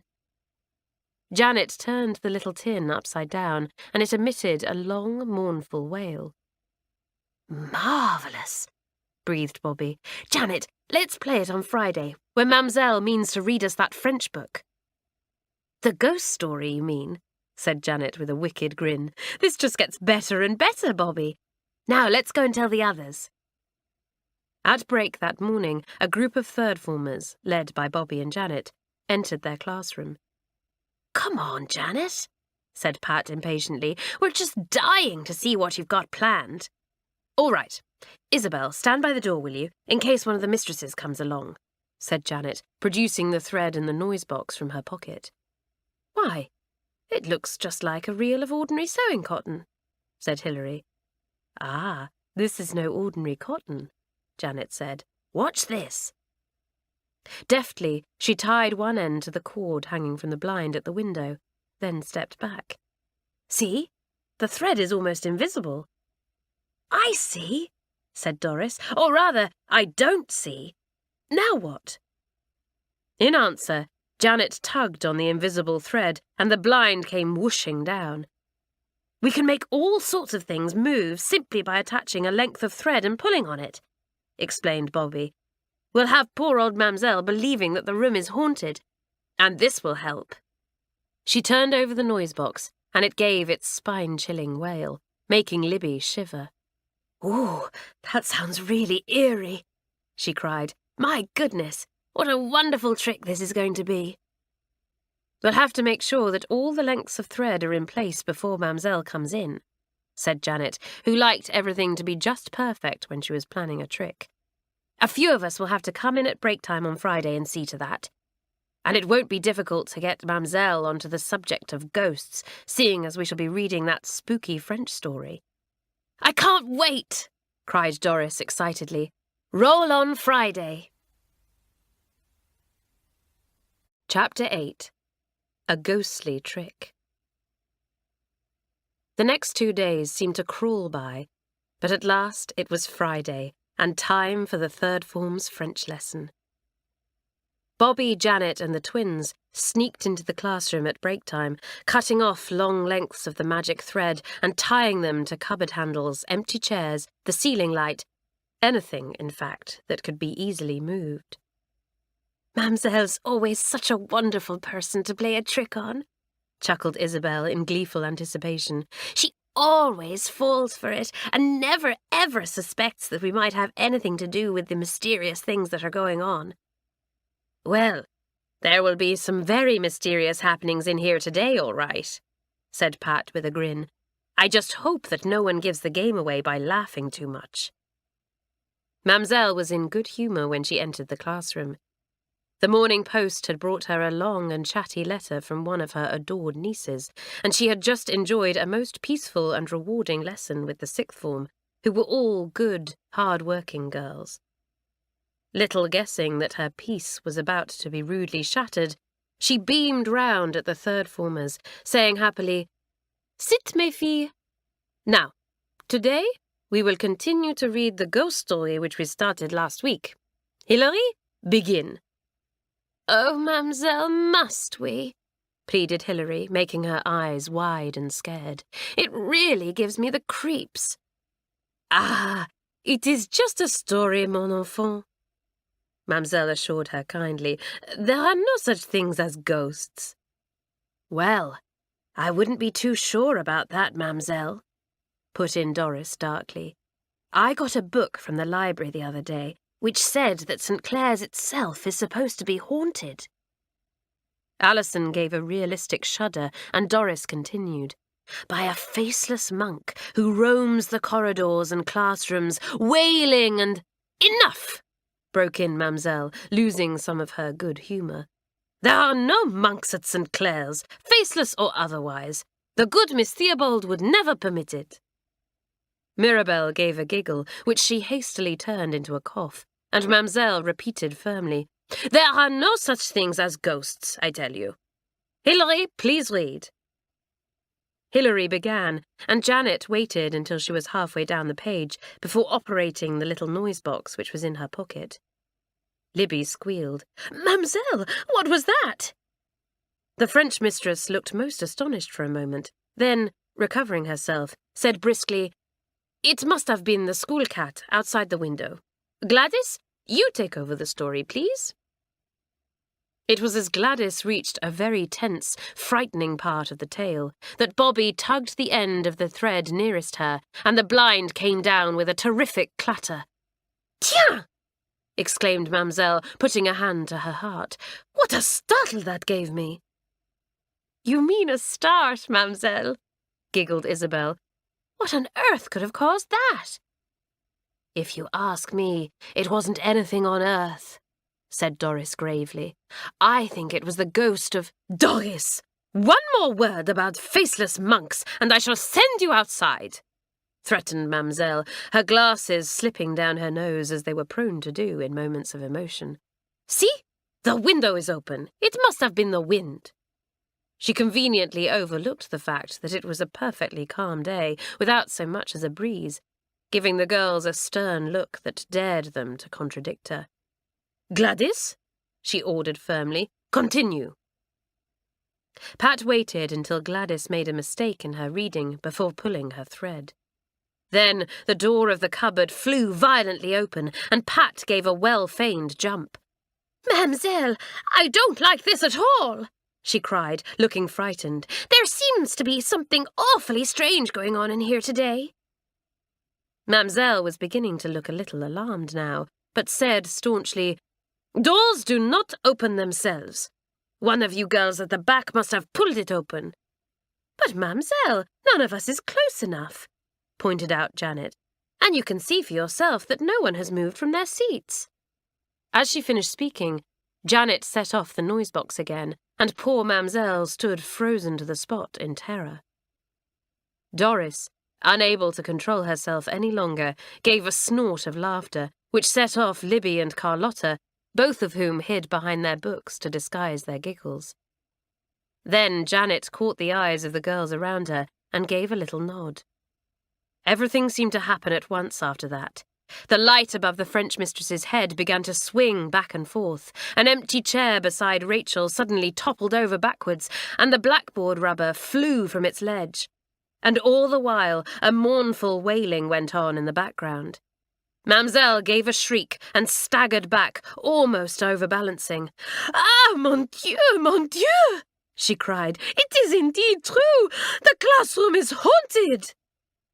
This was too much for the girls, who began to laugh helplessly. Isabel almost fell off her chair, while Hilary held her sides. Gladys and Mirabel clung to one another as tears of mirth poured down their cheeks. Mamselle took one look at the chaos in the classroom and fled to find help. The girls gave full rein to their laughter. "A monk with no face!" gasped Carlotta. "Ah, mon Dieu, cried Doris, in a fine imitation of Mamselle's voice.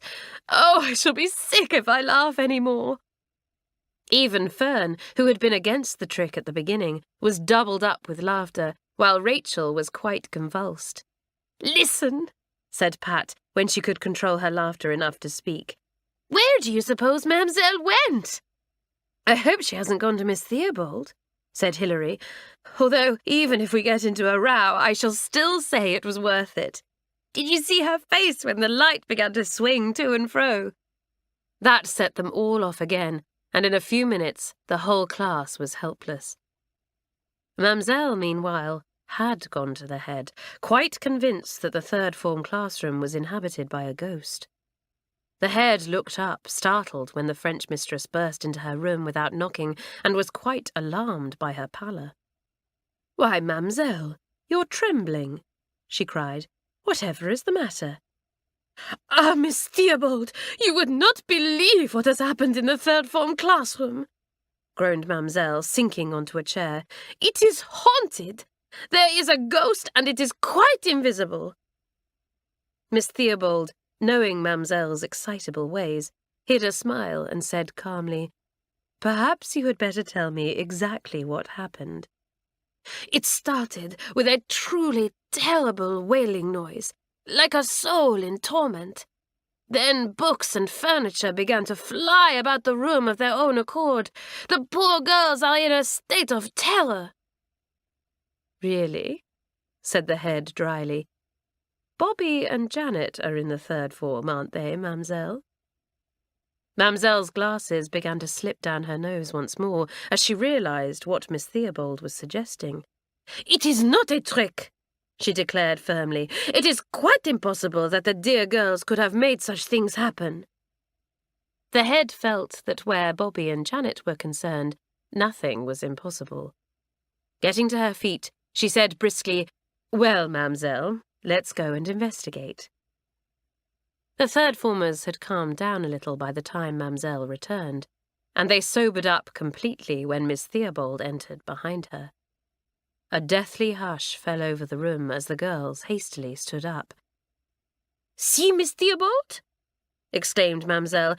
"There is the chair which fell over, and see how the blackboard rubber flew through the air."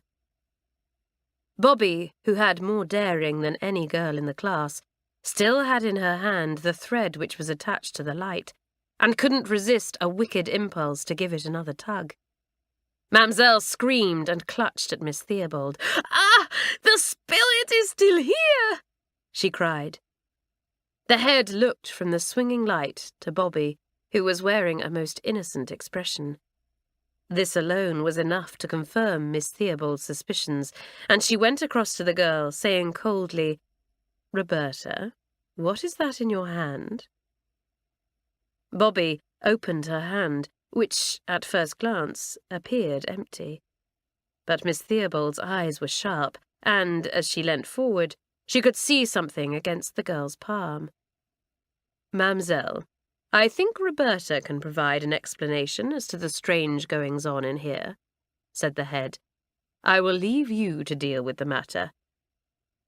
With that, she left the room, and Bobby waited for Mamselle's wrath to descend on her bent head. "So!" cried the Frenchwoman. "A trick! How was this abominable thing done?" Bobby explained about the thread, while Janet removed the noise box from her pocket, making it wail once more. "I see," said Mamselle, returning to her desk. The class waited with bated breath as she stared straight ahead of her, the slow black eyes solemn. All was silent for several moments. Then Mamselle began to chuckle. Softly at first, then more loudly, until she was positively roaring with laughter, her head thrown back and tears streaming down her cheeks. The girls began to grin too, liking Mamselle for being able to take a joke. They were relieved as well. If the French mistress could see the funny side, nothing too terrible would happen to them. But Mamselle wasn't letting them off scot-free. "Ah, you bad girls!" she cried with a twinkle in her eye. "As a punishment, you will translate the first 2 chapters of the story we have been reading and have it ready for me by Monday." The third formers groaned inwardly, but no one dared protest out loud, for they knew that they had earned their punishment. Indeed, as Doris said later, "If it had been any other mistress, we wouldn't have got off nearly so lightly.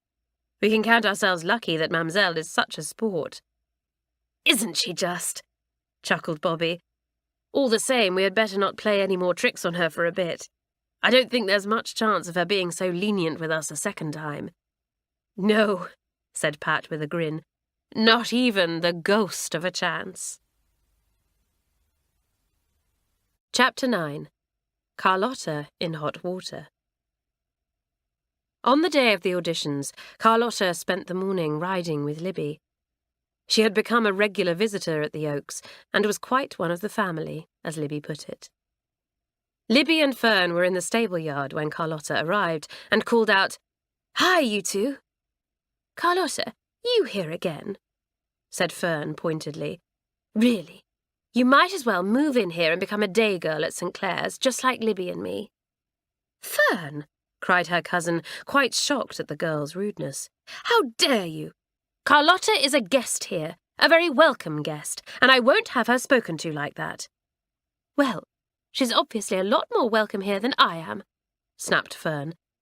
"Perhaps you'd like me to move out of my bedroom so that she can come here permanently." "Well," exclaimed Carlotta as Fern flounced off, "what's got into her? I know I'm not exactly Fern's favourite person, but she's never attacked me directly like that before." "Oh, she's just jealous because you've made such a hit with Will and my parents," said Libby, exasperated by her cousin. "You know how soppy she is about Will, yet he doesn't see her as anything but a perfect pest. Then you come along, and he starts treating you like another sister." "Poor Fern," said Carlotta. "No wonder she's got such a down on me." "Poor Fern nothing," scoffed Libby. "She's been spoilt and pampered all her life, thanks to my aunt and uncle. It will do her good to realise that she can't wind everyone round her little finger." "I suppose so," laughed Carlotta. "By the way, where are Will and your parents? It seems awfully quiet here today." "They're out visiting friends," Libby explained. "Fern and I were invited too, but it would have meant missing the auditions." "Are you going in for one of the leading parts?" asked Carlotta. "Heavens, no. A walk-on part will suit me," answered Libby. "I don't want to have to spend all my spare time rehearsing when I could be out riding. I must say, I'm rather sorry that you're director. You won't be able to come over here nearly so often." "You're right," said Carlotta in dismay. "I hadn't thought of that. I almost wish that I'd let Janet have the job now. Oh well, I'd better make the most of the time I have got then. How about a race?" The two girls spent a blissful hour riding, then went into the kitchen for a simple but scrumptious lunch of crusty bread, cheese and salad, followed by cold apple pie with cream. Fern joined them, getting up from the table as soon as she had finished eating and saying shortly, "I'm going across to St. Clare's now." "Why?" asked Libby in surprise. "The auditions don't start for ages." "I know, but I'm going for the part of Lady Dorinda, and Alison has promised to read through it with me so that I'm word perfect." "Best of luck," said Carlotta. "Hey, Libby, we'd better keep an eye on the time. It will never do if I'm late for the auditions. The stable clock keeps good time, replied Libby. Come on, let's clear up quickly, then we can get back to the horses. Fern was thoughtful as she stepped out into the bright sunshine. Carlotta would be in hot water with the rest of the form if she turned up late this afternoon. The third took their responsibilities very seriously indeed and looked to Carlotta as head girl for a lead. Making a sudden decision, Fern ran to the stables, getting out a small stepladder and placing it beneath the stable clock. It was set above the doors, and even on the top step, she had to stand on tiptoe, stretching her arms high above her head to reach the hands. But she managed it, setting the clock back by a full hour. Smiling triumphantly to herself, she replaced the steps, then made her way out of the yard into the lane. Even if she didn't get the part of Lady Dorinda, Fern was really going to enjoy today's auditions. Where on earth has Carlotta got to? Said Pat impatiently, looking at her watch. It's almost 2:15 and no sign of her. It really is too bad of her when the rest of us have made the effort to turn up on time, said Janet irritably. Hey, Fern, do you have any idea where she and Libby could have got to? Oh, you know what Carlotta's like, answered Fern with a laugh. Once she gets on horseback, nothing else seems to matter. I shouldn't be surprised if she's forgotten about the auditions altogether. Well, I vote we start without her, said Hilary. Otherwise we're just wasting everyone's time. If Carlotta doesn't like it, that's just too bad. Right, said Janet, taking charge. We'll cast the part of Lady Dorinda first, as she's the main character. Fern, you can go first, then Gladys. She took a seat beside Rachel, and the two of them watched critically as Fern took centre stage. She certainly looks the part, murmured Janet, but she couldn't act her way out of a paper bag. Rachel nodded agreement as Fern flung herself about the stage, almost shouting the lines and accompanying them with dramatic gestures. Several of the watching girls had to smother giggles at the terribly refined voice Fern put on, which was quite different from her own pleasant tone. At last, unable to bear any more, Janet stood up and called out, Thank you, Fern. I think we've seen enough. Gladys, your turn now. A small, almost insignificant figure, Gladys looked pale and nervous as she took the stage, and Rachel frowned. This mousy little creature would never be able to play the beautiful, spirited Lady Dorinda convincingly. But Rachel was wrong. Gladys didn't just play Lady Dorinda. She became her speech and movements fluid and natural. When she had finished, the watching girls applauded and cheered loudly. Wow! What a talent! Exclaimed Rachel, absolutely thrilled. To hear Gladys speak the words she had written and breathe life into the character she had created had been strangely moving. Rachel had felt a lump form in her throat. She and Janet were in complete agreement. Gladys just had to play Lady Dorinda. Tall, strapping Mirabelle was given the part of her absent-minded husband, while Doris was just marvellous in a comic role as a bumbling policeman. She'll bring the house down, said Rachel happily. Doris is every bit as gifted as Gladys, though in a completely different way. Janet nodded, surprised and pleased at the change in Rachel and at how well the two of them worked together. She had been afraid that the girl, with her drama school training, might have been critical and hard to please, but she was extremely sincere and generous in her praise. Slightly to her shame, Janet was also delighted by the chance to show the others how smoothly she could make things run in Carlotta's absence. And certainly, she made the auditions run like clockwork, so that by 3:10 all of the leading roles had been filled, and there now remained only the minor parts to cast. This was when Carlotta and Libby turned up, and the sight of them, laughing and chattering away to one another as they strolled into the hall, annoyed many of the girls intensely. Good of you to put in an appearance, called out Janet with sarcasm. I do hope that we haven't interrupted your horse riding. Hearing the edge to Janet's voice, and suddenly aware of the hard stares which many of the girls were giving her, Carlotta came to an abrupt halt in the middle of the floor. "What's up?" she asked in surprise. "Oh, don't say you've started without us. That was a bit mean." "Well, it's rather mean to turn up late," cried Bobby indignantly. "You surely didn't expect us to sit around doing nothing for the best part of an hour while we waited for you to grace us with your presence." "Bobby, whatever do you mean?" said Carlotta, completely bewildered by the girl's tone. "It's only 10 to 2. "Actually, Carlotta, it's 10 to 3, pointed out Pat dryly. "But that's impossible," put in Bobby with a frown. "We left home at precisely 20 to 2 by the stable clock." "Well, your clock must be wrong," said Isabel, "because you're almost an hour late." "Oh, no," wailed Carlotta in dismay. "Girls, I really am sorry." "It's my fault," said Libby apologetically. "I was quite certain that the clock was right."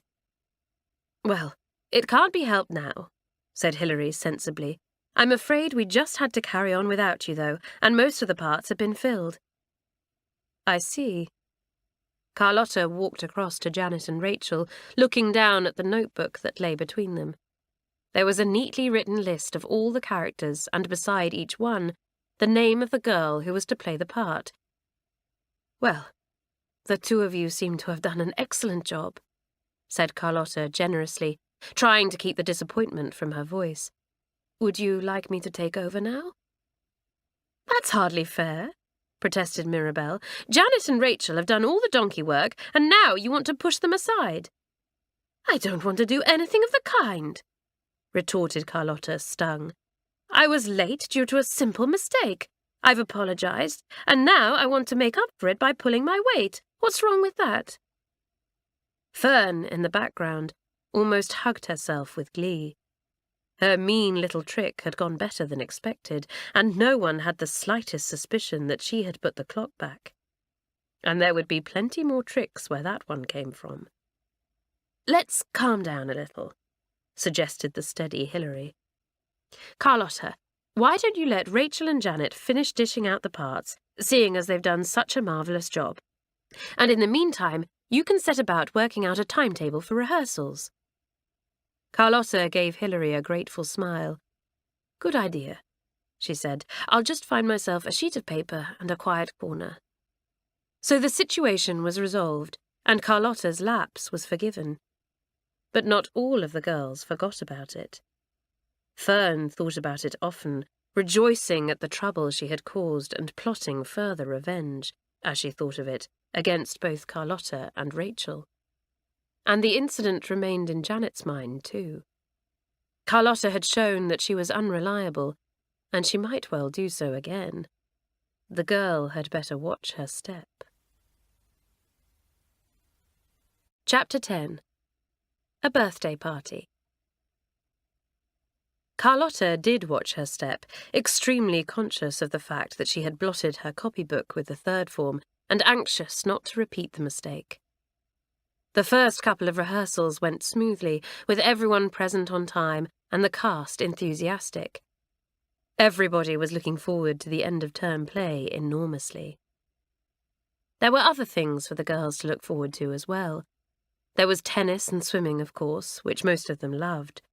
Then half-term was coming up shortly, and everyone was dying to see parents, brothers and sisters again. Best of all, there were several form birthdays coming up, and birthdays meant parties. First was Libby's, and her parents threw a party at the Oaks one Saturday afternoon, to which the whole form was invited. She was a popular girl, and everyone bought her presents, some expensive and some not so expensive. Carlotta gave her a beautiful book on horses, which she was absolutely delighted with, and the twins clubbed together to buy her an enormous bottle of bubble bath. "So that you can soak away your aches and pains after a long day in the saddle," laughed Isabel. "I'm afraid I'm broke this week," said Bobby, handing the girl a small box of chocolates. "But happy birthday anyway, Libby." "Thanks awfully, Bobby," said Libby happily. accepting the chocolates with as much pleasure as if they had been the crown jewels. "I don't think I've ever received so many presents in my life. Thank you, everyone. What a lovely birthday this is." And what a great party they had. First there were riotous games in the garden, then tea in the big kitchen. There were cries of ooh and ah as the girls gazed happily at the plates piled high with cakes, biscuits and sandwiches of every kind. "This is what I call a party," exclaimed Bobby in delight. "Thanks a lot, Mrs. Francis." The others echoed this, and Libby's mother said with a smile, "Well, just make sure you eat up every scrap of it. I don't want to see a single crumb left on these plates." "No problem there, Mrs. Francis," laughed Hilary, and indeed there wasn't. The girls were very hungry indeed after their energetic games, and attacked the food as though they hadn't eaten in days. Libby's mother kept their glasses filled with lemonade, and the party was a great success. "Can I help you to clear away, Mrs. Francis?" offered Alison politely, once tea was over. "That's kind of you, dear, but go and enjoy yourself outside with the others," said Libby's mother, smiling at the girl. This was the first time Mrs. Francis had met Fern's friend Alison, and she had taken a great liking to her. Alison was like her niece in many ways, yet she had a gentle, kindly side to her nature which Fern lacked. Mrs. Francis was fond of her niece, but she wasn't blind to the girl's faults, which worried her at times. It would be a good thing, she thought, if some of Alison rubbed off on Fern. "What shall we do now?" asked Libby once the girls were outside again. "I don't feel like doing much of anything after that lovely tea," said Janet, flopping down on the grass. "I'm quite happy to just laze in the sun and chat." Everyone seemed to feel the same, settling down and stretching out comfortably. "Wouldn't it be brilliant if we could do this every Saturday?" sighed Doris happily. "Well, Isabel and I have a birthday coming up after half-term," said Pat. "Mum and Daddy have promised us some money, and I bet Miss Theobald would give permission for us to have a party in the common room." "Who needs permission?" scoffed Bobby. "I vote we make it a midnight feast." Several voices cried out excitedly. "What a wonderful idea! A feast! Oh, yes, let's!" "It would be fun," agreed Isabel, "but we can't. Libby and Fern wouldn't be able to come, and I'd feel really mean about leaving them out, especially after Libby was decent enough to invite us all here today." Everyone agreed to this at once, but Bobby said wickedly, "Who said anything about leaving them out? It's only a few minutes' walk from here to St. Clare's, and the moon will be up. I'm sure we could work out a way for Fern and Libby to join the feast without them being caught." Surprisingly, it was the bold Carlotta, usually ripe for any kind of prank, who sounded a note of caution. "I'm not so sure that's a good idea. It would be bad enough the rest of us being caught. But if it was discovered that the day girls were missing from their home in the middle of the night, the cat really would be among the pigeons." "Well, it won't be discovered," said Janet with a scornful laugh. "We'll make sure of that. Honestly, Carlotta, you seem to have lost your sense of fun since you became the head of the form." "I haven't," said Carlotta hotly, rather hurt by Janet's words.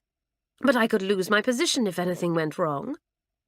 "Perhaps Carlotta doesn't want us at the feast," suggested Fern slyly. She had suddenly thought of a way to cause more trouble for Carlotta, and, in order to make her plan work, it was vital that she and Libby be invited to the midnight feast. "That's not true," protested Carlotta unhappily, hating having to be a wet blanket. "I'd love you both to come. It's just that as head girl—" "Now let's get this clear," broke in Janet. "Are we to understand that if Hilary was still head girl, you would have no objection to the day girls coming to our feast?" "That's right," said Carlotta with a frown, wondering where this was leading. She soon found out. "I see," said Janet smoothly. "So you would have been quite prepared to allow Hilary to jeopardize her position, but now that you are head, you aren't prepared to take any risks. Rather hypocritical, Carlotta, if you ask me." "Oh, Janet, that's a bit strong," protested Pat. A hypocrite is one thing Carlotta has never been. Why, Pat, how can you say that? Put in Fern, eager to back up Janet against a girl she saw as her enemy.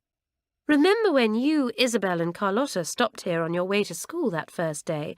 Carlotta actually mentioned the possibility of us attending a midnight feast then, but of course that was before she found out that she was to be head girl. Libby, what do you say? You'd like to go to the feast, wouldn't you?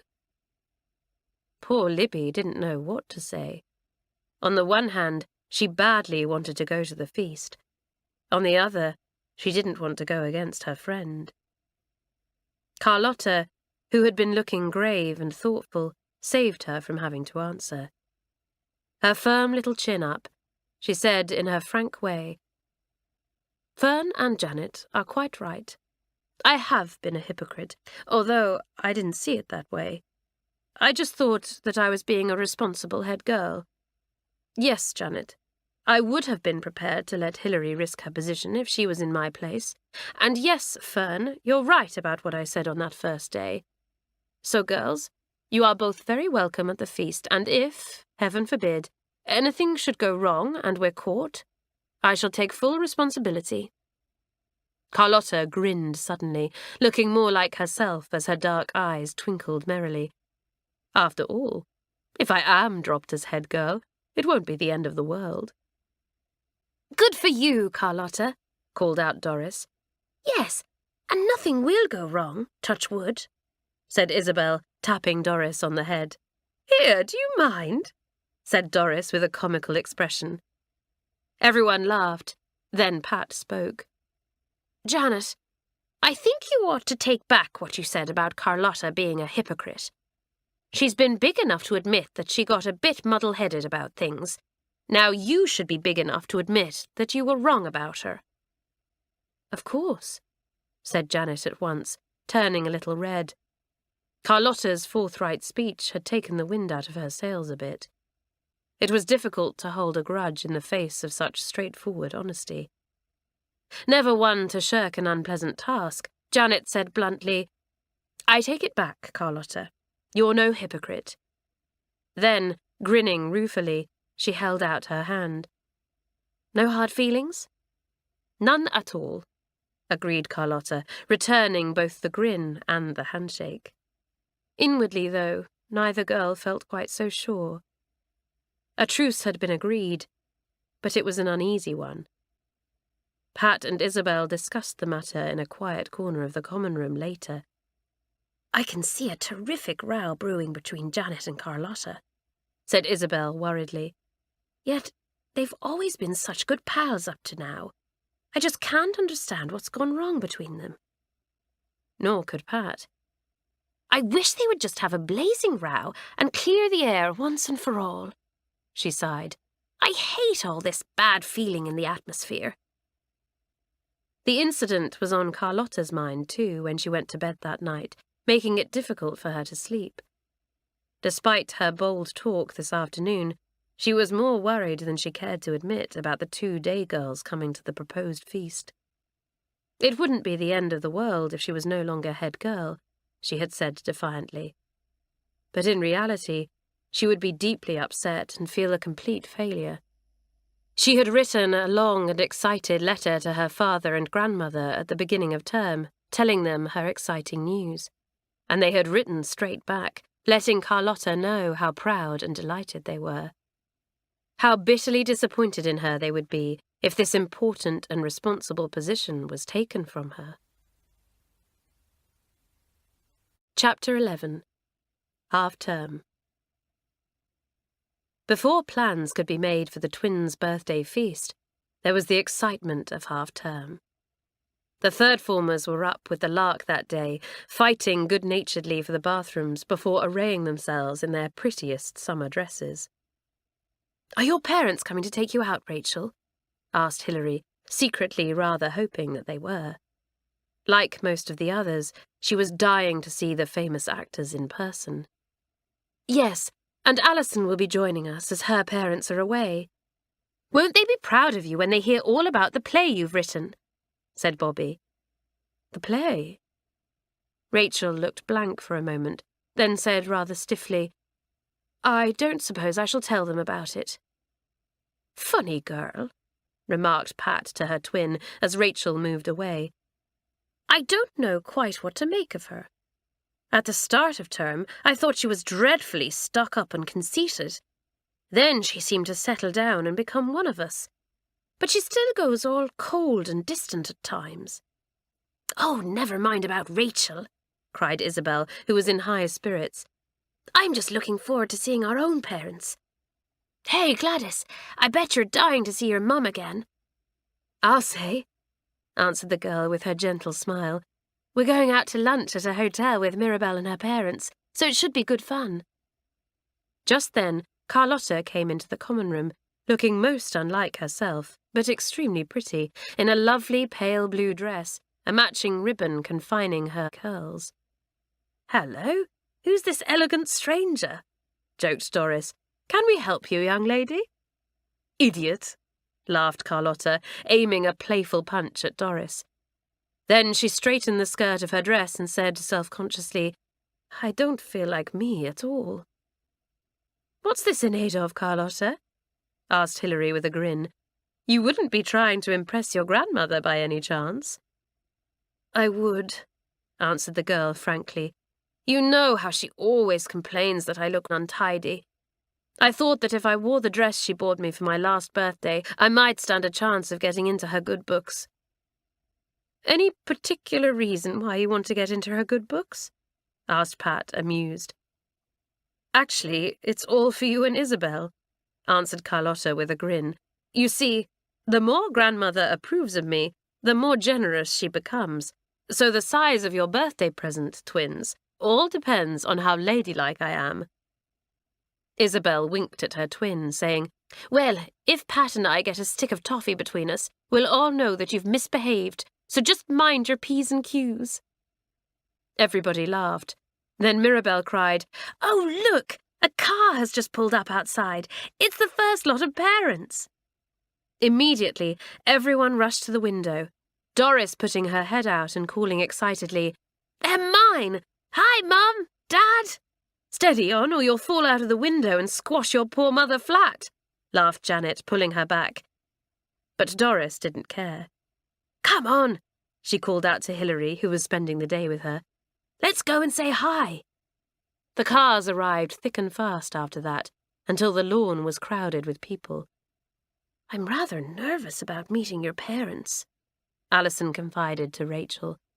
"Why?" laughed the girl. "They don't have two heads each, you know." "No, but they're famous," said Alison rather gravely. "They're bound to think I'm a little nobody." "What nonsense!" cried Rachel.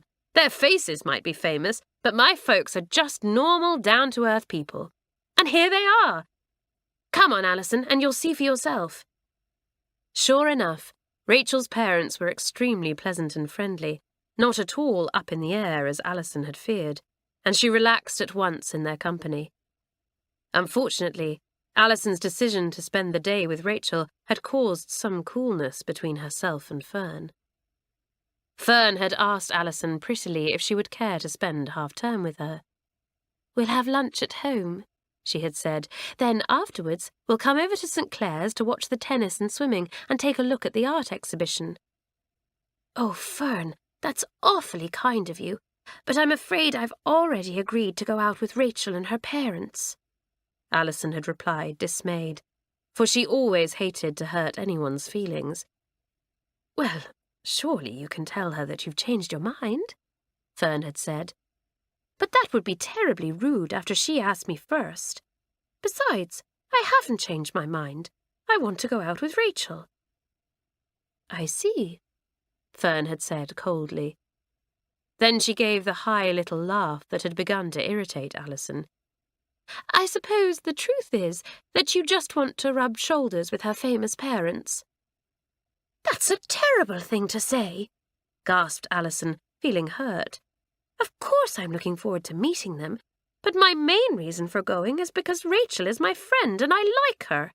As if anyone could like that stuck-up creature," snapped Fern. "Well, do as you please, Alison. I shall find someone else to spend the day with." Then Fern had turned on her heel and stalked away. She had made it up with Alison later, but there was still some tension between the two girls. When Alison had asked her if she had found someone to spend the day with her, Fern had given a curious little smile and said, "Oh, yes, someone very interesting." "Who?" Alison had asked curiously. But Fern would only shake her head and give an infuriatingly smug smile. Alison knew that all of the other third formers had made arrangements of their own, and Fern didn't have any friends in another form, so she simply couldn't imagine who the girl's mystery guest could be. She found out that afternoon. Rachel's parents were deep in conversation with Miss Adams when Alison spotted the Francis family arriving. Libby immediately took her parents and brother to meet Carlotta's father, while Fern made straight for Alison and Rachel. With her was a tall, fair girl whom Alison had never seen before. She nudged Rachel. "Here comes Fern. I wonder who that is with her. She looks rather nice." Rachel glanced across, and the colour drained from her cheeks, leaving her white as a sheet, eyes wide with horror.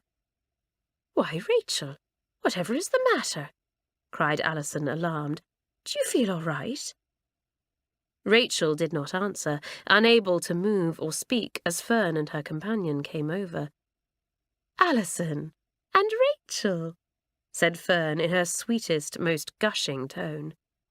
She was wearing her brightest smile too, realised Rachel bitterly, and unless she was mistaken, there was more than a hint of spite in it. "Alison, I'd like you to meet an old friend of mine, Sarah Jameson. Of course, there's no need to introduce her to you, Rachel, because she's an old friend of yours as well." "Really? Do you two know one another?" asked Alison, looking at Rachel in surprise. "Oh, of course, I remember. Sarah is the girl who was at drama school with you. Well, how nice for you both to meet again." Rachel didn't seem to take any pleasure in the meeting at all, though. Her tone was odd and stilted as she said, "Hello, Sarah. What brings you to these parts?" "Oh, my grandmother lives near here, and I've been staying with her for a while.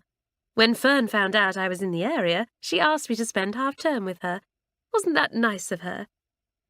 If Sarah found anything peculiar in Rachel's behaviour, she didn't betray it, her own manner open and friendly. "How are you settling in here?" she asked warmly. "I must say, it looks a really nice school." "It is.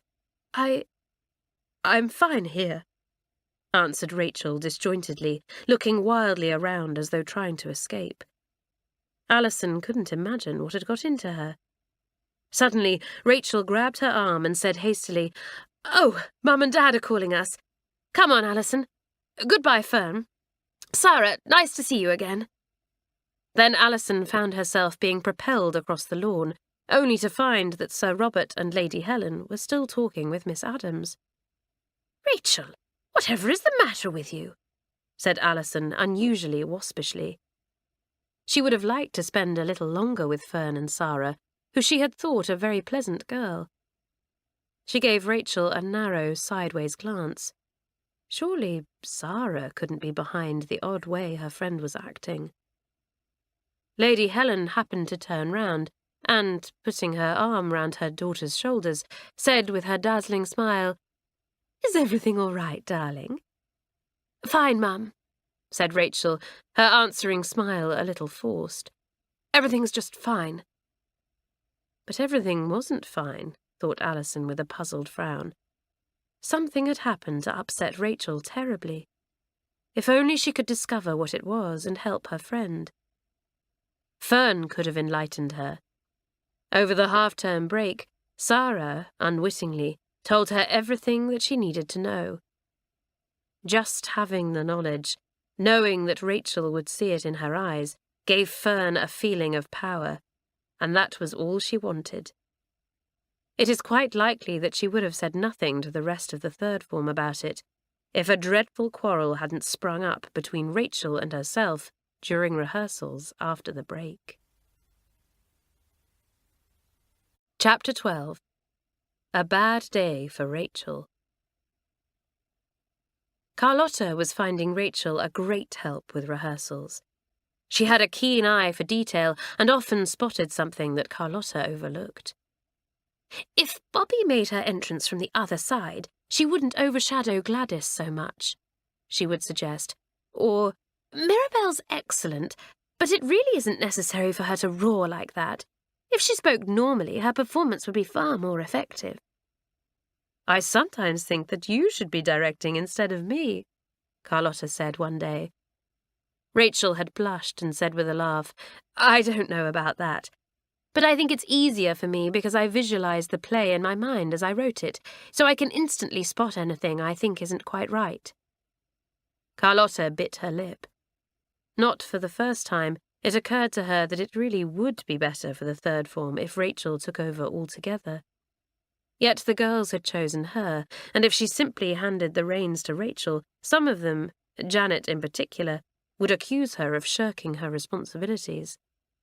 Then, quite suddenly, the matter was taken completely out of her hands. It was a Saturday afternoon, and Carlotta was out riding with Libby, while the other third formers were at a loose end. If only Carlotta was here to direct, we could fit in another rehearsal, said Doris. Well, why shouldn't we rehearse just because Carlotta is too busy with her own interests? Cried Janet suddenly.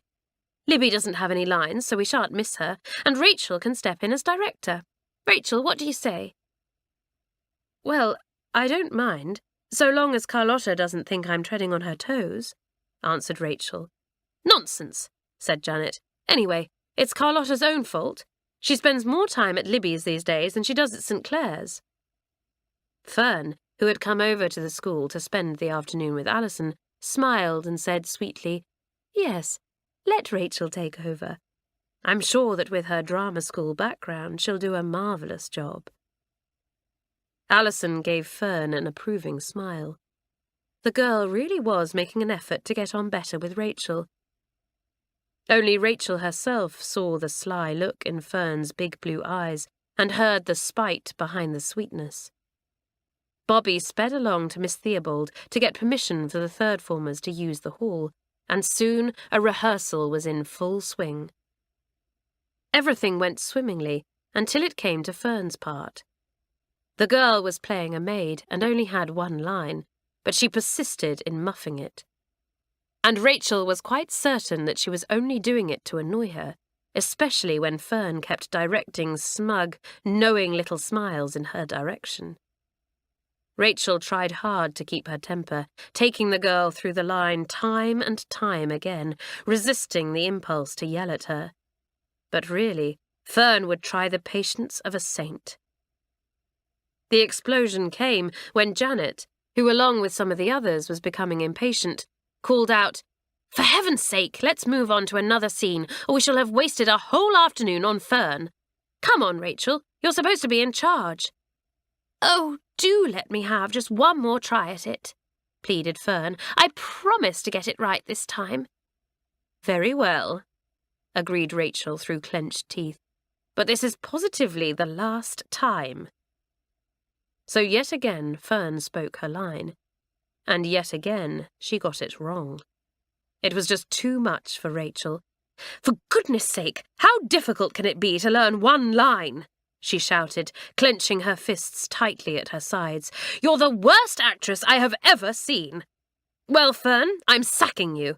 You can swap parts with Libby and take her non-speaking role. At least she has the brains to string a few words together. You can't do that, protested Fern furiously, turning red.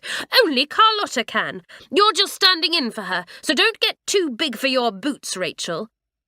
Then I shall suggest it to Carlotta, and I'm pretty sure she will agree with me, said Rachel, adding with a sneer, She shares my opinion that you can't act to save your life.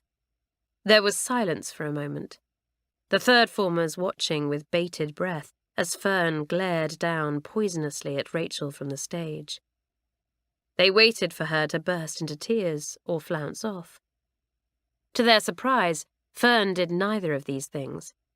Instead, she gave a scornful laugh and said coolly, Well, you would know all about being a poor actress, wouldn't you? That's why you were sent away from drama school. Not because you were taking time off to be an ordinary schoolgirl, but because they didn't want you there anymore. Because you just can't act.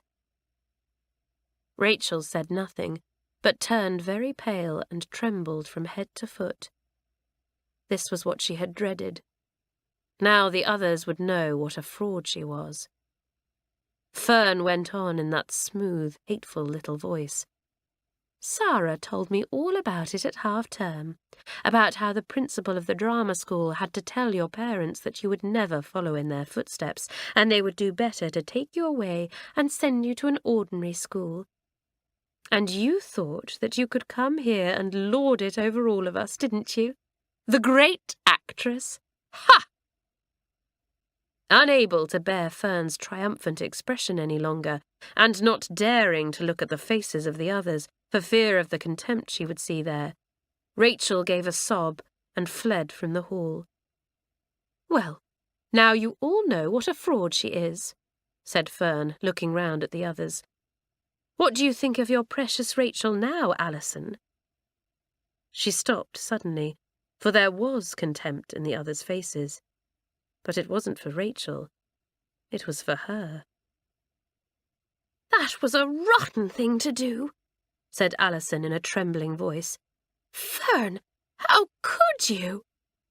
I'll say it was rotten, said Hilary scornfully. And cunning. You deliberately provoked Rachel into losing her temper, just so that you could blurt this out in front of us all.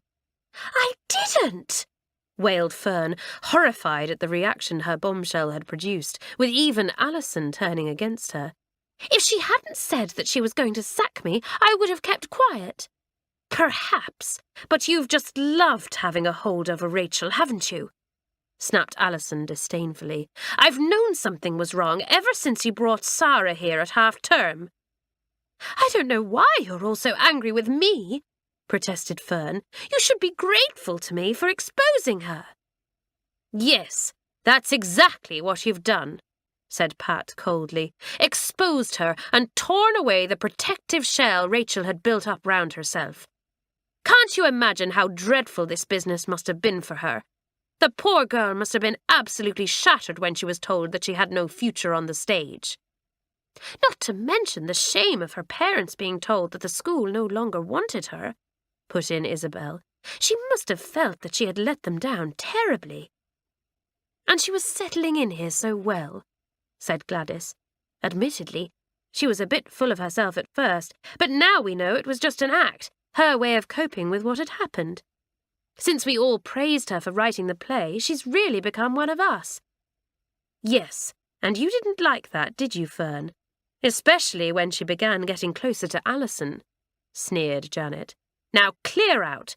We've all had quite enough of you and your spite for one day. Shocked, Fern turned a pleading look on Alison, who glared at her and said, Go away, Fern. I shall have to think carefully about whether or not I still want to be your friend after this. She turned her back, and Fern, just as Rachel had done earlier, gave a sob and ran out. Wasn't that just awful? Said Doris, looking unusually grave. I wonder where Rachel went. Probably up to the dormitory, said Hilary. One of us really should go and see if she's all right. I'll go, said Alison. After all, she is my friend.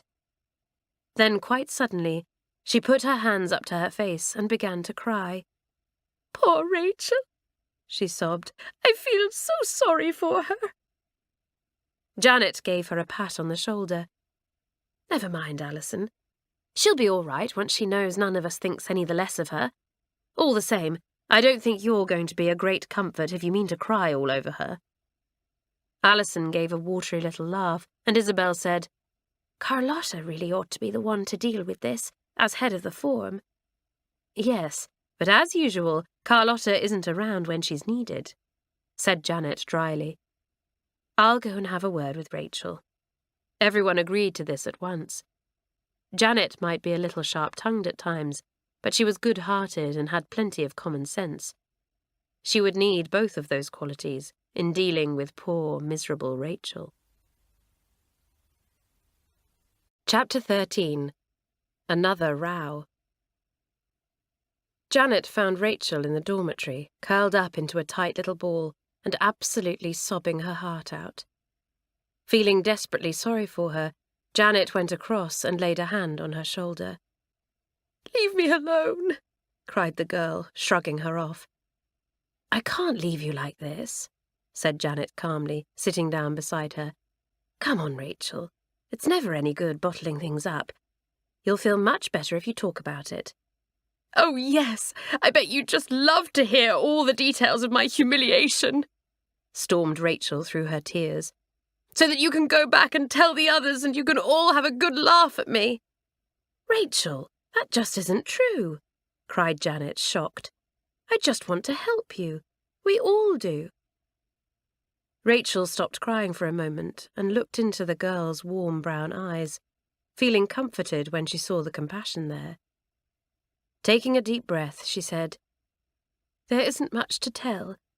You know it all, thanks to Fern. All my great talk of becoming an actress was empty. Last term, the principal took me aside and told me, very kindly, that I just didn't have enough talent and that I would be better off setting my sights on a different career." "I see," said Janet solemnly. "That must have been shattering. But Rachel, you should have been straight with us from the start. We would have understood." "I know, but I couldn't bring myself to accept it," sighed Rachel. "That's why I put on that stupid, conceited, stuck-up act when I first came here, because I still desperately wanted to believe that I could be an actress. I just couldn't come to terms with the fact that I had failed and let my parents down." "Were they terribly disappointed?" asked Janet gently. "They've been marvellous," answered Rachel. "They've told me that anything I want to do is fine by them, and they'll give me all the support they can." "Well, you're very lucky to have a mother and father like that," said Janet warmly. "And I suppose it's better for you to know the truth sooner rather than later." Rachel gave her an impatient look and sniffed. "Oh, I couldn't expect you to understand. The theatre is in my blood. I've grown up with it as a big part of my life, and I always expected my future to lie there." "Perhaps it still does," said Janet thoughtfully. "You just need to approach it from a different angle." "Whatever do you mean?" asked Rachel, curious in spite of herself. "Rachel, you have enormous talent," Janet told her earnestly. "Not as an actress, but as a writer. This play you've written for the Third is just brilliant, and you're not half bad as a director either. If you concentrate on those things, I really think you could have a big future in the theatre." Rachel stared at the girl for a moment, then gasped. "Janet, do you really think so?" "I know so," laughed Janet. "But don't take my word for it. Ask Miss Adams. I overheard her talking to the head after she had looked in on our rehearsal the other day." "Yes?" prompted Rachel eagerly. "What did she say?" But Janet shook her head and grinned. "I'm not going to tell you, my girl, because I don't want you getting swollen-headed. All I will say is that she shares my opinion." Rachel gave a shaky laugh. "I can't quite believe this. Do you know, for the first time since leaving the academy, I feel that my future isn't looking quite so bleak. Thanks, Janet." Janet grinned. "Glad to have been of help. Now, how about coming back to rehearsal? Hey, won't your parents be thrilled when they come to see our play and find out that it's been written by you?" "Yes, but—" Rachel bit her lip. "Janet, I can't face everyone just yet. Fern has gone," said Janet, her face hardening. "Everyone is absolutely disgusted with her and told her so in no uncertain terms." "Honestly? Even Alison?" "Especially Alison," Janet assured her. "You have a very loyal friend there. Now listen, Rachel, I've been thinking. You have much more flair for directing than Carlotta, so, if it's all right with you, I'm going to suggest that she lets you take over completely." "Oh, But I couldn't push Carlotta out like that, exclaimed Rachel. It just wouldn't be fair. To be honest, I don't think Carlotta will mind, said Janet. It will give her more time to spend riding, which is all she really seems interested in. But what about you? Asked Rachel, looking at Janet curiously. You only lost out to Carlotta as director by 1 vote, remember? If anyone takes over, it should be you. I wouldn't do nearly as good a job as you, and I see that now, said Janet with her usual frankness. Well, Rachel, what do you say? Rachel gave a laugh, a genuinely delighted one this time. I really would love to do it, she said, but only if Carlotta agrees. Good, said Janet. I'll speak to her about it as soon as she gets back. What a pity that Janet didn't use the same tact in dealing with Carlotta as she had with Rachel. When Carlotta returned, she said to her, Could I have a quick word with you in the common room? So long as it is quick, answered Carlotta. I'm starving. The common room was empty when the 2 girls entered, most of the 3rd form having gone in to tea. Well, you certainly missed some excitement this afternoon, began Janet, and quickly explained about the quarrel between Fern and Rachel.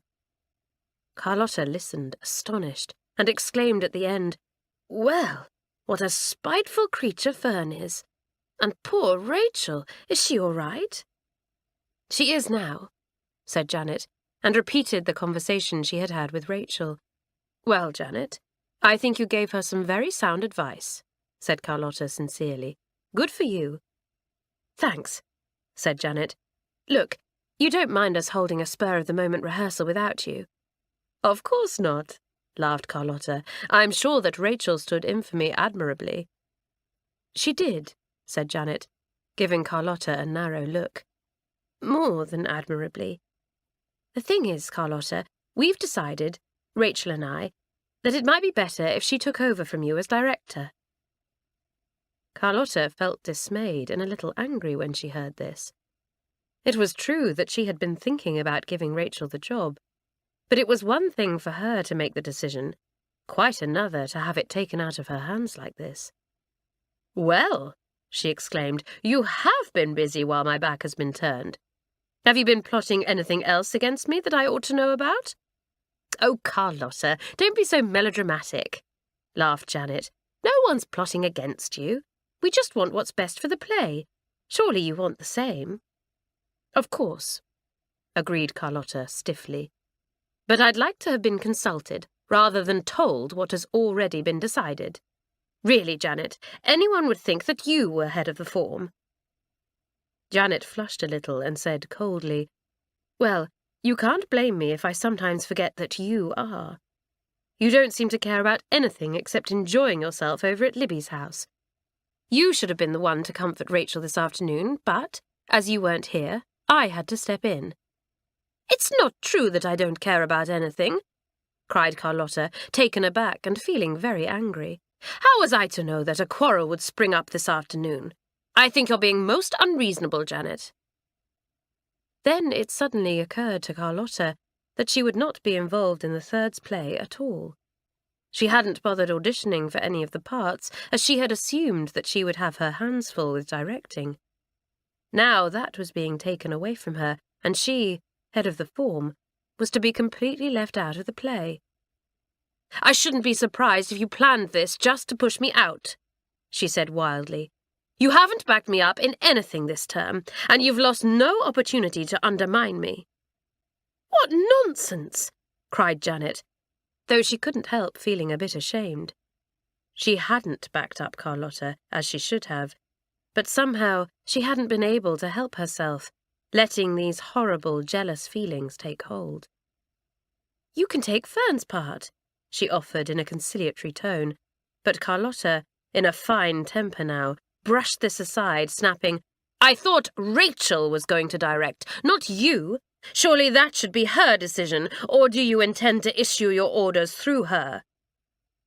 Janet's eyes glittered angrily, all thoughts of reconciliation forgotten as she glared at Carlotta. And into this tense situation walked Rachel herself. She realised at once that she had interrupted a row and said awkwardly, "Sorry, I was just looking for Alison." "I expect she's gone into tea," said Janet, "which is what I intend to do, instead of wasting my time here." And throwing one last glare at Carlotta, she left the room. Carlotta reminded herself that she had no quarrel with Rachel, putting on a wide smile and saying brightly, "So, you are to be our new director. Congratulations." "Well, it was really Janet's idea," faltered Rachel, seeing straight through Carlotta's forced jolly manner to the hurt beneath. "I told her that I would only consider it if you didn't mind. But you mind terribly, don't you, Carlotta? That's why you and Janet were rowing. This is just what I was afraid would happen. I'll go to Janet at once and tell her that I intend to stand down." "You'll do nothing of the sort," cried Carlotta, giving Rachel a clap on the shoulder, all the fight going out of her. "Janet and I don't see eye to eye about very much these days, but we agree that you're the right girl for the job." "Well, if you're absolutely sure," said Rachel, still a little uncertain.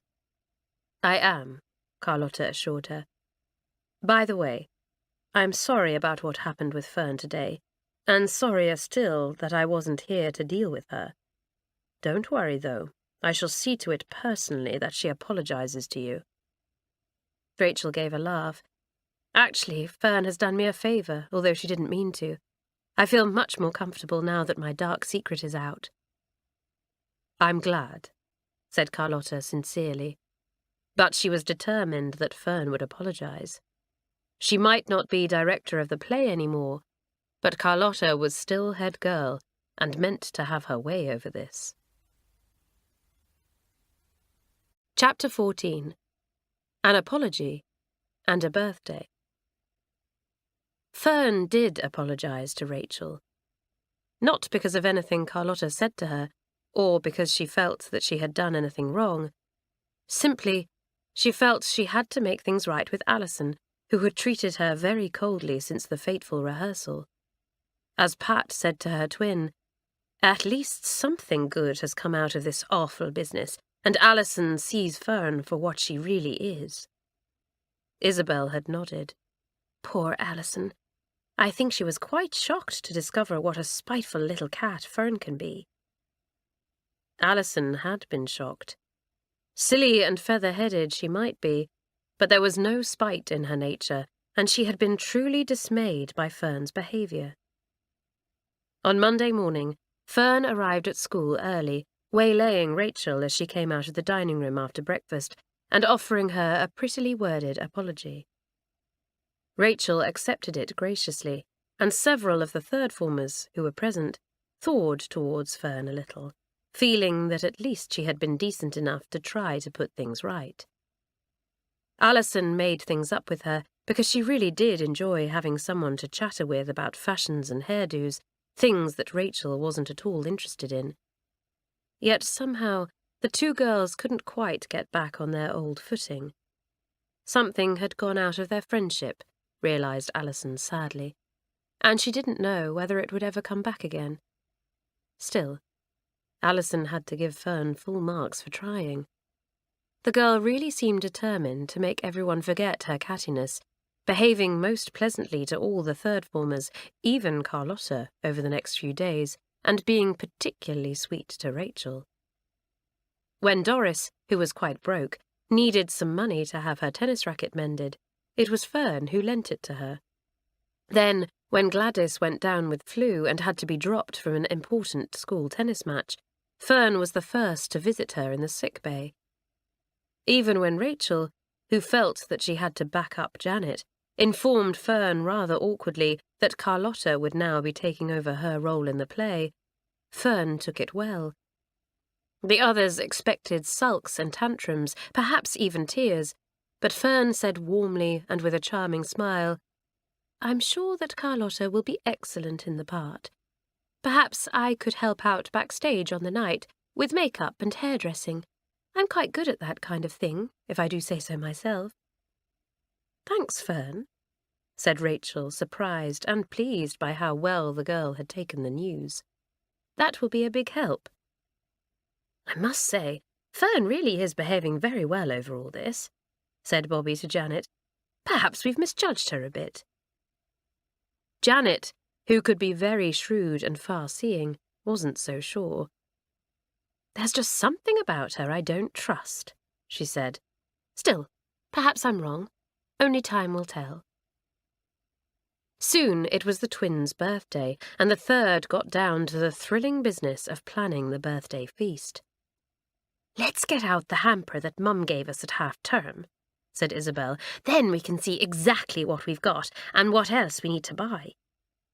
The rest of the form gathered round in anticipation as the twins opened the large box. Wow! Look at all these goodies! Exclaimed Doris. I should think there's enough here for 2 midnight feasts. Tinned prawns? Cried Janet ecstatically. My favourite! And tuna, pineapple, fruit cake, said Hilary.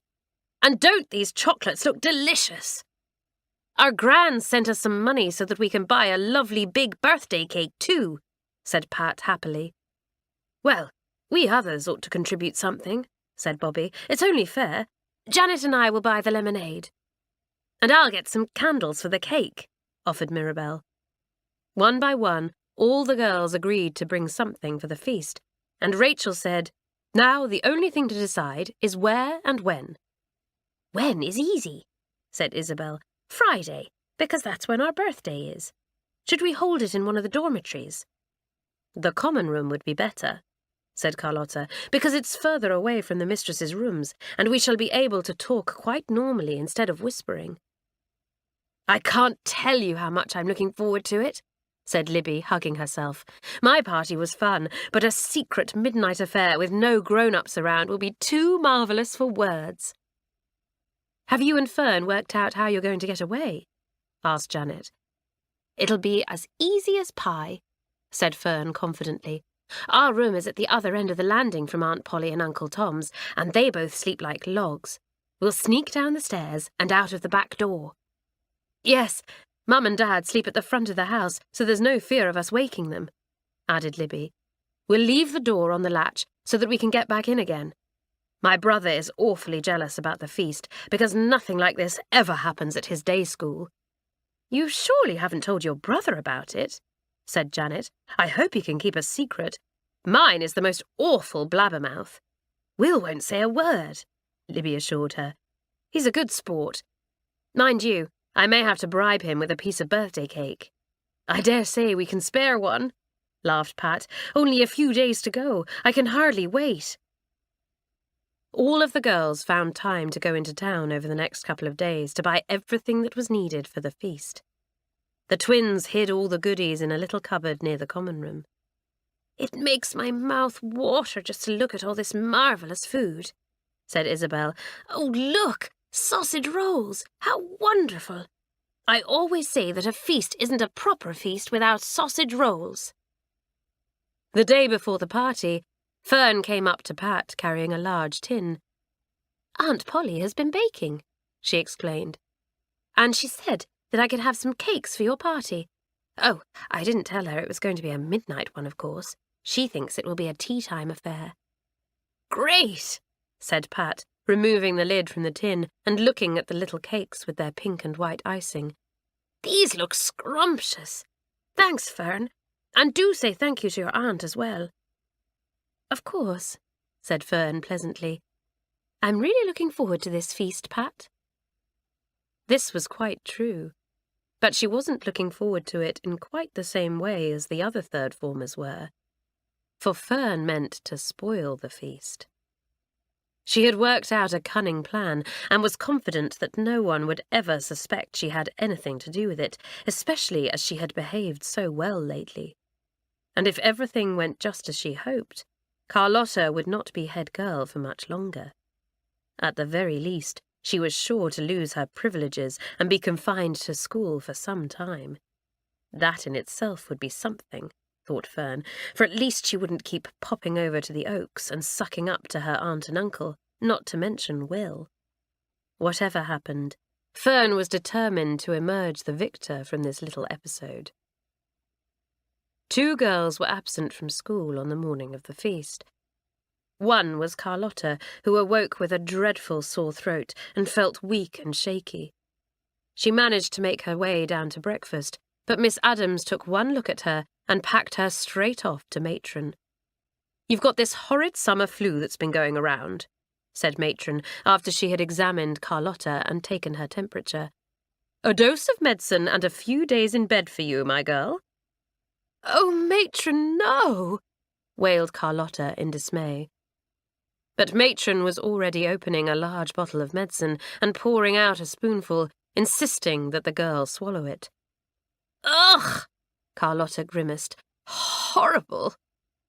"It will do you the world of good," said Matron briskly. "Now get into your night things and straight into bed with you. This flu bug is very nasty, but it normally only lasts for a couple of days or so. With luck, you could be back at school by Monday." Carlotta did not move, staring at Matron in horror.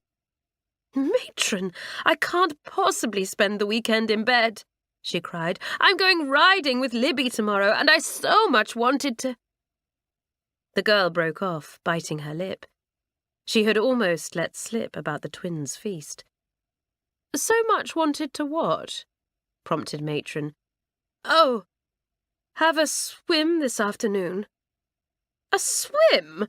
cried Matron, throwing up her hands in horror. "With the dreadful cold you've got? Absolutely out of the question. Now do as you're told, Carlotta." The girl sighed and gave in, knowing that it was useless to argue with Matron once she had made her mind up. But why did she have to fall ill today of all days? It really was the most rotten luck. The other invalid was Fern, though in her case the illness was feigned, a part of her carefully thought-out plan to spoil the third's feast. "Goodness, you do look rather hot and flushed," exclaimed Mrs. Francis. Little did she know that the colour in her niece's cheeks had been brought on by excitement rather than illness. "I really do feel terribly poorly," moaned Fern. Indeed, the third form, who had been so scathing about her acting talent, would have been quite astonished by her performance now. Her aunt was completely taken in, saying worriedly, "Perhaps I should telephone the doctor." "Oh, no, Aunt Polly," said Fern hastily. "I'm sure that if I just spend the day quietly in bed, I shall be all right." "Very well, dear," said Mrs. Francis. "Libby, you can explain to Miss Adams that your cousin is unwell." Libby nodded, and, once her mother had left the room, whispered, "Fern, you'll miss the feast tonight. What a shame." "I know," groaned Fern, as though she was genuinely disappointed. "But I really do feel dreadful." After Libby had gone to school, Fern settled back against the pillows and picked up a book. What a long, dull day it was going to be with no one to talk to. But it would all be worth it in the end. The third formers felt very sorry for the 2 absentees, but on this, the twins' birthday, nothing could dampen their spirits for long. The twins were delighted with the presents they received from their friends and found it very hard to concentrate on their lessons. Of course, all of the mistresses knew that it was their birthday and tried to make allowances. But even the kind-hearted Mamselle flew into a rage when she spoke to Isabel 3 times without getting any response. The girl was gazing dreamily out of the window, thinking pleasant thoughts about the night's feast, and didn't even hear the French mistress. At last, Mirabelle nudged her, and Isabel looked round, startled, to find Mamselle glaring down at her. "Oh, I beg your pardon. Were you speaking to me, Mamselle?" she asked. 3 times I have spoken to you, and 3 times have you ignored me. I will not have it, Isabel. It is not like you to be so fluffy-headed." "You mean woolly-headed, Mamselle," Hilary corrected her with a grin. "Fluffy, woolly, what difference does it make?" said Mamselle impatiently. "I know what you are thinking about, Isabel, you bad girl." Isabel stared at the Frenchwoman in alarm. How could she possibly know anything about the midnight feast? "Ah, yes," went on Mademoiselle. "You think of birthday presents and cards. Yes, and a fine big cake with candles on it. Well, ma petite, there is a time for such thoughts, and that time is not during my lesson, you understand?" Relieved that Mademoiselle hadn't guessed about the feast after all, Isabel said meekly, "Yes, Mademoiselle." The girl did not dare let her attention wander after that, though it was most difficult. How she wished that midnight would come. Chapter 15. Midnight Feast. At last, midnight did come, and Janet's little alarm clock, which she had placed beneath her pillow to muffle the noise, went off. She slipped out of bed and went round from one girl to another, whispering and shaking them gently. "Midnight feast!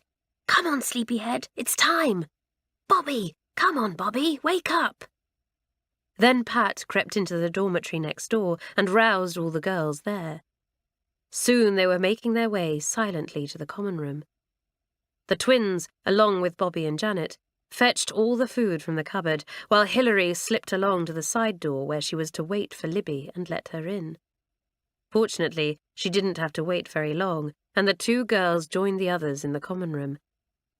"Ah, good, you made it," said Pat to Libby. "Yes, everyone was fast asleep when I left the house," said Libby with a grin, "and I'm starving, I can tell you. Mum thought I was sickening for something too when I refused seconds at tea today." "Well, let's tuck in," said Isabel. "Mirabelle, start dishing up, would you? And try not to make too many crumbs. Gladys, you can open that tin of tuna." Soon all the food was ready, and the girls had the most marvellous feast. These prawns are delicious," said Doris happily. "So is this pineapple," said Pat, "especially when you dip it in lemonade. Try it, Isabel." "What a pity that Carlotta and Fern are missing all the fun," sighed Libby. "Yes, it's tough luck on them," said Isabel. "Pat and I went to see Carlotta for a few minutes this afternoon, and she was really down in the dumps. We promised to save her a slice of birthday cake, though, and that cheered her up a bit. We'll give you some to take back to Fern as well." "It's a good job that you bought such an enormous one," said Alison, looking at the huge confection covered in yellow icing and sugar roses. "Don't forget that you've promised Will a slice too. Rachel, pour out some more lemonade and we'll drink a toast while the twins cut the cake." So the candles were lit, and the twins blew them out and cut big slices of cake, while the form drank their health in lemonade. "Happy birthday, twins! And many more of them!" While the third formers enjoyed their feast, Fern was out of bed too. Tiptoeing softly along the landing, she listened outside the door of her aunt and uncle's room for a moment. To her satisfaction, the only sound that came to her was a gentle snore from Uncle Tom. All was quiet in Will's room too, and Fern padded softly down the stairs. A pang of conscience smote her when she reached the sitting room. It really was a shame that Libby and Alison had to be involved in this and would get into trouble as well. But her dislike and jealousy of Carlotta had reached the stage where she just had to do something about it, and if other people got hurt along the way, it was just too bad. Anyway, she would find a way of making it up to Libby and Alison somehow. Fern didn't know, of course, that Carlotta was in the sick bay and wasn't even at the feast. If only she had known, what a lot of trouble she would have saved the third formers and herself. Going to the telephone, she picked up the receiver and dialed a number. Miss Theobald was away that evening, and it was Mademoiselle, who often sat up late, who heard the telephone ringing in the head study. "Tiens!" she exclaimed, startled. "Who can be telephoning at this late hour?" She went into the study and lifted the receiver, saying sharply, "Hello?" "Miss Theobald?" came a deep, muffled voice from the other end of the line. "Miss Theobald is not here," said Mademoiselle. "Can I give her a message?" Fern recognised the French mistress's voice and grinned to herself. This was even better. Mamselle had a hot temper and was very strict indeed about the girls getting a good night's sleep and remaining in bed after lights out. This really spelt trouble for Carlotta. "I thought you should know that the third form are having a feast in their common room at this very minute," said Fern in her disguised voice. Mamselle gave a shocked gasp and demanded, "Who are you? How do you know this?" But there was no reply, for Fern had gone, satisfied with what she had done. Mamselle, meanwhile, screwed up her face in distaste, wondering who the cowardly anonymous caller could have been. How she disliked such low, underhand people. But she also disliked this very English custom of midnight feasts. How could the girls be expected to do their best work if they were awake half the night? Ah, such a thing would never happen in her beloved France. Suddenly, Mamselle remembered that it was the twins' birthday. She recalled, too, Isabel's inattention in class and the excitement that had seemed to be in the air that morning. Undoubtedly, the caller had been telling the truth. "Méchante fille," she said angrily under her breath, before going out into the corridor. Ah, what a shock those wicked girls would get. The feasters weren't the only ones in for a shock. For as Fern had put the receiver down, a triumphant smile on her face, she heard a sound behind her and, turning sharply, came face to face with Will. It was obvious from the expression of disgust on his face that he had heard every word. "You horrid little sneak," he said scornfully. "How could you do such a thing? To tell on your own cousin is just about the lowest thing I ever heard of." Fern turned paper white at the contempt in his tone and stammered, "I never meant Libby any harm. No, I know who you meant to harm, because I can see right through you," hissed Will furiously. "Carlotta, because you're jealous of her. Well, you've gone too far this time, Fern." He turned abruptly and walked to the door. "Where are you going?" whispered Fern hoarsely. "I'm going to ride to St. Clare's and see if I can't get Libby out of this mess somehow," he answered shortly. "And you're going to have some explaining to do tomorrow morning. Just hope that Mum and Dad don't get to hear about this, because if they do, I'll see to it that they find out about your part in it too, you little sneak." Turning his back on his cousin, Will slipped silently out of the house and sped towards the stables. Thank goodness Carlotta had shown him how to ride bareback so that he didn't need to waste time saddling a horse. Within seconds, he was on his way to St. Clare's. He had no idea what he was going to do once he got there, but he just couldn't sit back and do nothing when his sister and Carlotta were in trouble. It was fortunate for Will that Mamselle was delayed on her way to the common room, which was at the other end of the building. She had walked halfway there when she suddenly remembered that she had left the light on in the head study, and, with an exclamation of annoyance, she retraced her steps. Then she encountered one of the school cats, who did not like being cooped up indoors on a warm night like this. His demands to be let out were loud enough to wake the entire school, so the irate French mistress had to go and open a window for him. All of this gained Will precious minutes. Leaving his horse at the school gates, Will ran across the lawn. Libby had shown him to her common room at half-term, so he was able to go directly to the right window. The third-formers were sitting around sucking chocolates and telling silly jokes that had them all in stitches, when a soft tapping noise came at the window. This stopped their laughter most effectively, Alison clutching at Rachel in terror, while Gladys jumped so violently that she spilt lemonade on her nightie. "What was that?" asked Isabel, looking scared. The tapping came again, and the girls stared at one another, frightened.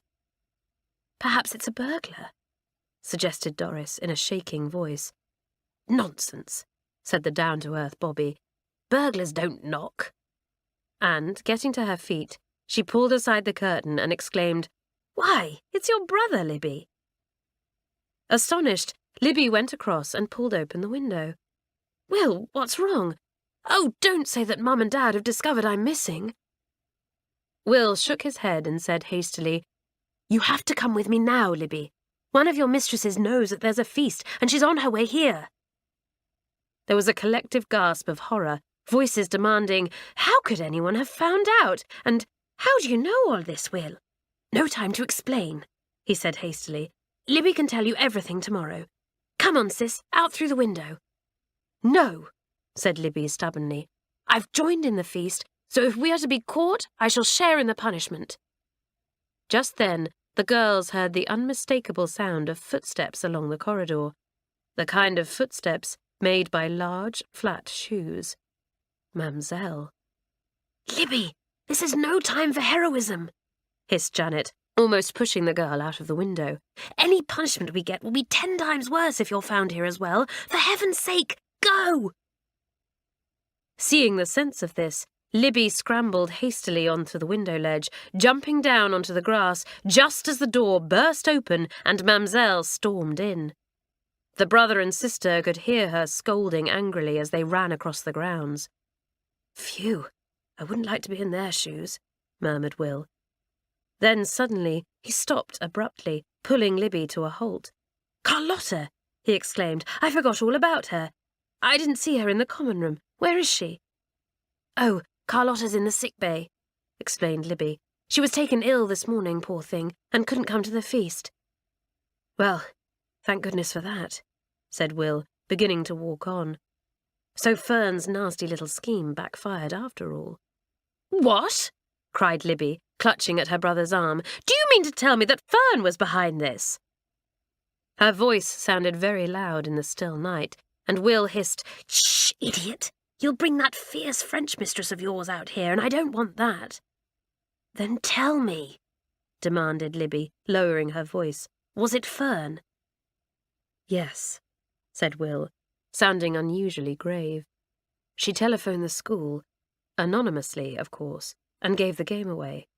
I heard her moving about, came downstairs to investigate, and overheard the whole thing. And didn't I tell her what I thought of her?" "The mean, deceitful little sneak!"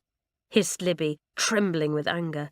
"Your ticking off will be nothing compared to what I intend to say to her when we get home."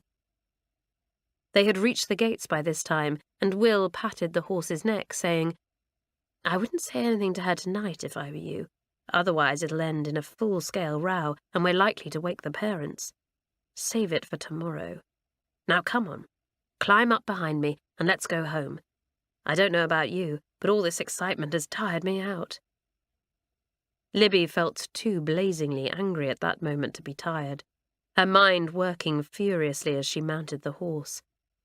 How she was going to control herself and keep from flying at Fern tomorrow, she just didn't know.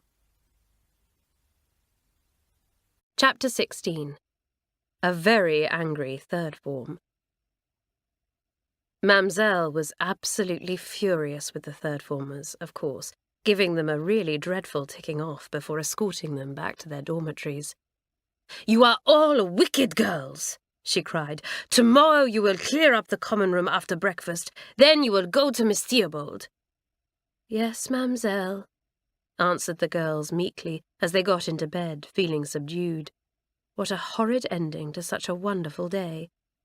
"Now I go," said Mamselle, "and if I hear one sound from either of these dormitories tonight, you will all do 1 hour's extra French prep every evening next week."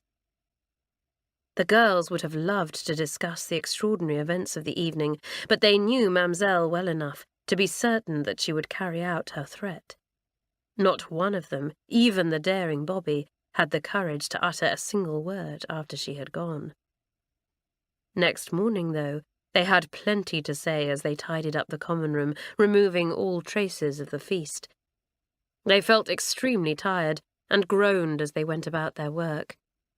"Thank goodness Libby managed to get away," said Hilary. "If her parents had found out that she had sneaked out, there would have been fireworks." "And Carlotta is in the clear too," remarked Pat. "At least that's something to be thankful for." "Yes, but there are a couple of things that are very puzzling," said Isabel. "How did Mamselle find out about our feast? And how did Will know that she knew, and managed to get here in the nick of time? It's all most mysterious."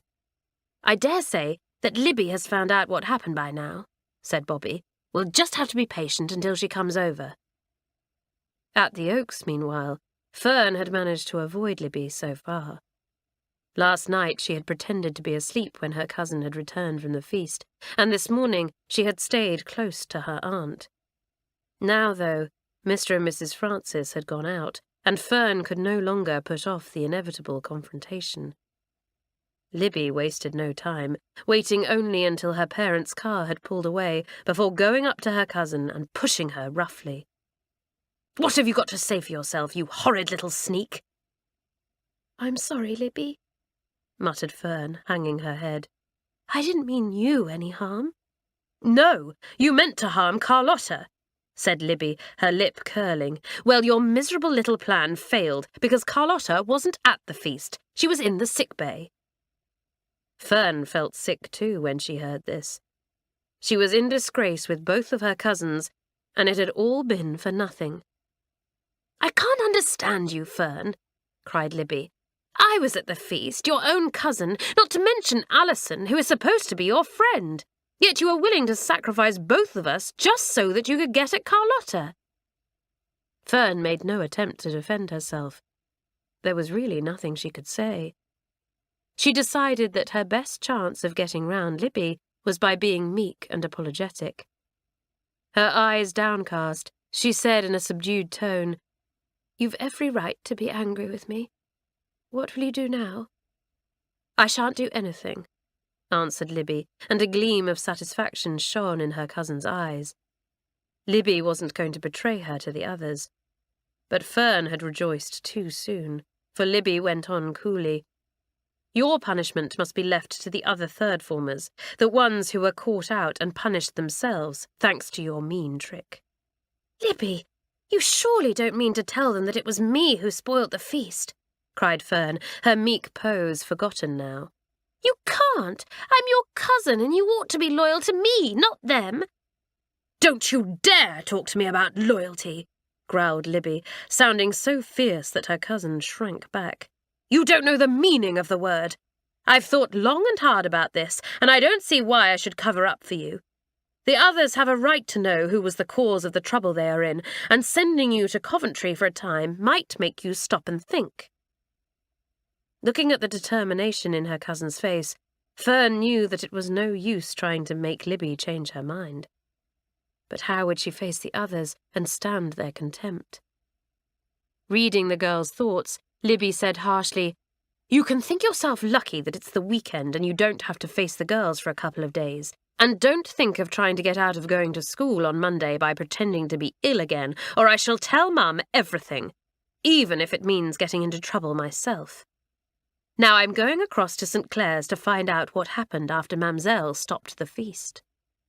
The third formers, a subdued lot that afternoon, after a stern talk from Miss Theobald, were pleased to see Libby, for they were longing to know what Will had had to say. They were gathered by the swimming pool when the girl arrived, calling out, "Hi, everyone! What happened? Is everyone okay?" "Miss Theobald says we aren't allowed to leave the grounds for a fortnight," said Doris mournfully, "by which time she hopes we will have learned to behave in a more mature and responsible manner." "Oh, no, that's too bad," exclaimed Libby. "It was only thanks to Will that I wasn't caught too." "Yes, what happened about that, Libby?" asked Bobby curiously. "How did Will know that Mamselle was going to stop the feast?"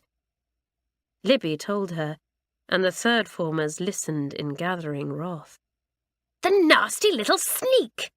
How low can you get? She deserves to be sent to Coventry for the rest of the term." "She deserves worse than that," cried Janet. "If I had her here now, I'd throw her in the swimming pool." Janet felt particularly guilty about the feast going wrong, because it was she who had goaded Carlotta into saying that the day girls could come. Libby had escaped being caught by a whisker, and if Carlotta hadn't been taken ill, she would certainly have been held responsible. Janet still felt a little resentment towards Carlotta, but coming so close to disaster had made her realize that she didn't want the girl to lose her position because of anything she had done. "Well, I'll leave the rest of you to discuss what's to be done with Fern," said Libby. "I'm going to pop along to the sick bay and see if Matron will let me spend some time with Carlotta." I expect she needs a bit of cheering up, said Isabel. Pat and I went along earlier to give her some birthday cake, but she was asleep, so we had to leave it with Matron. Do give her our love. Carlotta was, in fact, feeling very much better when Libby, after a stern warning from Matron not to stay too long or overexcite the patient, entered the sick bay. "Oh, how marvellous to see someone other than Matron," she sighed happily. "I've been bored to tears all day and just dying to hear about the feast. Do sit down and tell me all about it, Libby. I'll bet it was fantastic. How I wish I had been there." "Well, as it turns out, it's a very good thing that you weren't," said Libby dryly, and at once launched into the tale of the spoilt feast and Fern's part in it, Carlotta interrupting with many astonished questions and exclamations. By the end of the story, her dark eyes sparkled angrily, and she said in a low, trembling voice, "So, Fern wanted to hurt me so badly that she was prepared to get the entire form into a row. How she must hate me!" Carlotta felt hurt as well as angry. This wasn't the first time that she had come up against spite and jealousy, but she had never met anyone who loathed her as intensely and bitterly as Fern did. Seeing her flushed cheeks, Libby became alarmed and cried, "I shouldn't have told you yet. What an idiot I am! Matron warned me not to excite you, so I promptly go and do just that. Oh, I could kick myself." Seeing that Libby was really worried, Carlotta forced herself to calm down and even managed a smile. "Don't worry, Libby," she said. "I'm not about to have a relapse. In fact, I fully intend to be fit for school on Monday. Fighting fit." Before she could say any more, Matron came in and shooed Libby away. She was thoughtful as she made her way back to the others. Libby had got to know Carlotta very well, and although she had heard tales of the girl's temper, she had never before seen such a blaze of anger in her eyes. Fern was really going to get it hot on Monday. But there was no time to brood on that now, for when she returned to the swimming pool, Rachel called out, "Right, everyone, now that Libby's back, how about fitting in another rehearsal?" The form was divided on this, some girls thinking it was an excellent idea, while others called out, "Oh no, it's too hot." "Well, we could do with something to take our minds off all the nasty things that have been happening lately," said Rachel with sound good sense. "And we're going to have some spare time on our hands for the next fortnight as we can't go into town, so I vote we put it to good use. Come on. You know, you're becoming quite a slave driver," said Janet, half amused and half admiring Rachel's determination as the girls filed indoors. "I'm a real dragon once I get going," laughed Rachel. "Before long you'll be begging Carlotta to come back." Of course, Rachel wasn't a slave driver or a dragon. The girls were only too keen to do their best for her, spurred on by her drive and enthusiasm. For a while, the girls were able to forget their woes and their anger as they threw themselves wholeheartedly into the rehearsal. But several of the third formers discussed Fern's behaviour after prep in the common room. "She's going to have to be hauled over the coals about this," said Pat. "I only hope that Carlotta is back in class on Monday. Then she can call a form meeting to decide how to deal with her." "I know how I would like to deal with her," said Bobby menacingly. "Horrid creature." "Yes, but we mustn't put ourselves in the wrong," pointed out Isabel sensibly. "Hey, Alison, I hope you're going to back us up on this and not let Fern charm her way back into your good books." "No fear of that, Isabel," said Alison with unusual firmness. "She's no friend of mine, and I'm looking forward to seeing that she gets her comeuppance on Monday." Chapter 17. A Hard Time for Fern. Fern was afraid.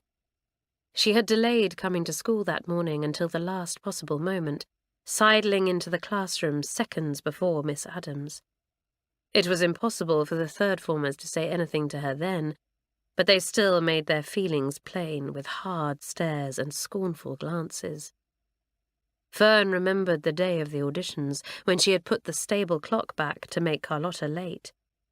How she wished that she could really turn back time now and never make that ill-fated telephone call. At break time, Miss Adams was surprised when Fern, whom she considered spoilt and lazy, offered to stay in and help her tidy out the cupboard in the classroom. But when lunchtime came, it was impossible for the girl to avoid the others any longer. Carlotta, whom Matron had declared well enough to return to class, approached her in the courtyard and said coldly, "The girls would like you to come to the common room. There is something we would like to say to you." I can't come," stammered Fern. "I'm busy." "No, you're not," cried Libby, coming up at that moment. "You're just trying to wriggle out of facing us. You just come along now and don't make us even more ashamed of you than we already are." Fern's heart sank. There was nothing for it but to go with the two girls. She felt even more miserable when they entered the common room and she saw cold, unfriendly faces all around her. She glanced at Alison, hoping for a flicker of sympathy, but Alison stared right through her. Carlotta took the floor. A very angry Carlotta. But she had made up her mind to hold on to her temper and not stamp her foot or fly into a rage as she would have done a few terms ago. She was head of the form and, as such, would handle this affair with the dignity her position demanded. Indeed, her demeanour surprised and very much impressed the others.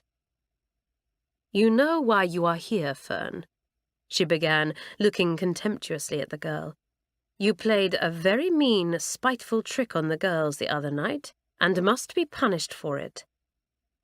Although she felt frightened, Carlotta's scornful tone stung Fern, and she retorted, "I won't be punished by you. You weren't even at the feast, so this has nothing to do with you." "Oh, yes, it does," said Pat angrily. "We all know that you planned the whole thing to get at Carlotta because you're jealous of her." "Jealous of her?" sneered Fern with an incredulous laugh. "What nonsense! Carlotta is nothing but a low-down—" But she was not allowed to continue, a chorus of angry voices shouting her down. "You're the one who's low-down, rotten sneak! Carlotta is worth a dozen of you!" Carlotta herself gave a scornful laugh. Fern's insults meant nothing to her at all. "You are being punished by the whole of the form, not just me," she told the girl harshly. "We've all talked about this and agreed what we have to do. As from now, you are in Coventry, Fern. None of us wishes to speak to you or have anything to do with you. We don't want you coming here at weekends or joining in any of our after-school activities. Whether we change our minds near the end of term depends upon how well you learn your lesson and whether or not you are truly sorry." That was the beginning of a horrid time for Fern. Never in her pampered life had she been treated like this. It was very hard to be met with silence and blank stares everywhere she went. Just dreadful to have no one to chatter and laugh with. Things were just as bad at home, too, with both Libby and Will against her. In fact, the only people who ever gave her a kind word were Aunt Polly and Uncle Tom. Once she bumped into Alison in the corridor. She was alone, and Fern, desperate for a smile or a friendly word, approached her. "Alison, I'm sorry," she said, making her eyes wide and trying her best to sound sincere. "I know it was a dreadful thing to do, and I just wish I could put things right between us." Carlotta and Rachel came round the corner just in time to hear the end of this plea, and Alison turned to them, saying with a puzzled look, "Did either of you two hear a noise just then?" Rachel shook her head. "Not a thing." "Me neither," said Carlotta. "Must have been the wind." And with that, the three girls walked away, leaving Fern to stare after them, torn between despair and anger. Alison would have made it up with her, Fern was quite convinced, if only that horrible Carlotta and that awful Rachel hadn't turned up. It was their fault. In fact, they were to blame for everything bad that had happened to her since coming to this dreadful school. Foolish, jealous Fern couldn't see that she was her own worst enemy. There was now just over a week left until the end of term, and preparations for the play were in full swing. The girls knew their parts off by heart, the costumes were almost finished, and handwritten invitations had been sent out to all the parents of the third formers. Then a series of mishaps occurred which put the future of the play in jeopardy. First, Doris caught the same flu bug which had laid Carlotta low. Unfortunately, in her case, it led to a very bad throat infection which left her barely able to croak. Matron insisted that she rest her voice completely and did not attempt to speak for several days, which meant, of course, that she was unable to rehearse. "This is a disaster," wailed Rachel in despair. "Doris is one of our stars and quite irreplaceable.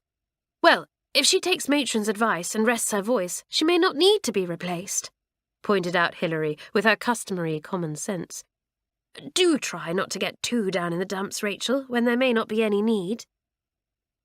Isabel stood in for Doris during rehearsals, but she lacked Doris's comic touch and felt very second best, as she said to her twin. Isabel, almost more than Rachel, hoped devoutly that Doris would be all right on the night. Then another blow fell. The girls had gratefully accepted a generous offer from the second formers to paint some scenery for the play. The second did a marvellous job, and when they had finished, Rachel said, "Thank you all so much. You really have been a big help." "Just make sure that we get good seats on the night, Rachel," laughed Grace, head of the second form. "Now we really ought to put this somewhere safe to dry." "Stand it outside against the garden wall," suggested Bobby. "It will dry beautifully overnight." Alas, in the early hours of the following morning, there was an unexpected downpour, so that the scenery was quite ruined. The third formers were distraught. "We'll never have time to paint it again," groaned Pat. "We have to find time," said Rachel with determination, though inwardly she felt dismayed. She might have known that everything had been going too smoothly, and now it all seemed to be falling apart. "I wonder what next," said Mirabel. "Things like this always seem to happen in threes." "Thanks for that optimistic thought, Mirabel," said Janet dryly. "Oh, that's nonsense anyway," said the down-to-earth Pat. "Surely nothing else terrible can happen." But sadly, Mirabel was proved right. Something terrible did happen, and to her. Mirabel, a very fine tennis player, was in a school match that weekend. The entire third form turned out to watch her, their cheers and applause filling the air every time she scored a point. Her opponent was an excellent player too, and the match a close one. In the final set, Mirabel's opponent made a magnificent serve, sending the ball soaring over her head. Mirabel, though, believed in fighting for every point, however hopeless it seemed, and leapt backwards, her racket stretched upwards. Suddenly, she stumbled and fell awkwardly, letting out a cry of pain. "Oh, no, I don't like the sound of that," said Janet. "She'll be all right," said Rachel, with more confidence than she felt. "Just a nasty twist, I expect." "Mirabel wouldn't squeal if she had just twisted her ankle," said a grave Gladys, who knew her friend well. "Something is badly wrong." Indeed it was. Mirabel had a very nasty sprain and would have to rest her foot completely for a couple of days. Even then, it would be a while before she could put her weight on it completely. Naturally, everyone's first concern was for Mirabel, who really was in quite a lot of pain. But once the third formers were satisfied that no lasting damage had been done, their thoughts turned to the play. "I've just had the most awful thought," exclaimed Janet in the common room that evening. "Mirabel can't possibly play the part of Lord Derwent if she can't walk properly. It's such an active role." As Lady Dorinda's clumsy husband, Mirabel had to stumble around the stage, tripping over, bumping into furniture, and knocking things down. Her ankle would never stand the strain. Seeing the look of despair on Rachel's face as the realization of this sank in, Alison said hastily, Perhaps you can rewrite Mirabelle's scenes so that she can do them sitting down. Impossible, sighed Rachel, her expression bleak. She can't create all the chaos that Lord Derwent is supposed to by sitting in a chair throughout. It's almost as though there's a jinx on the play. Fern, although the others would not speak to her, kept her ears open and heard all about the so-called jinx.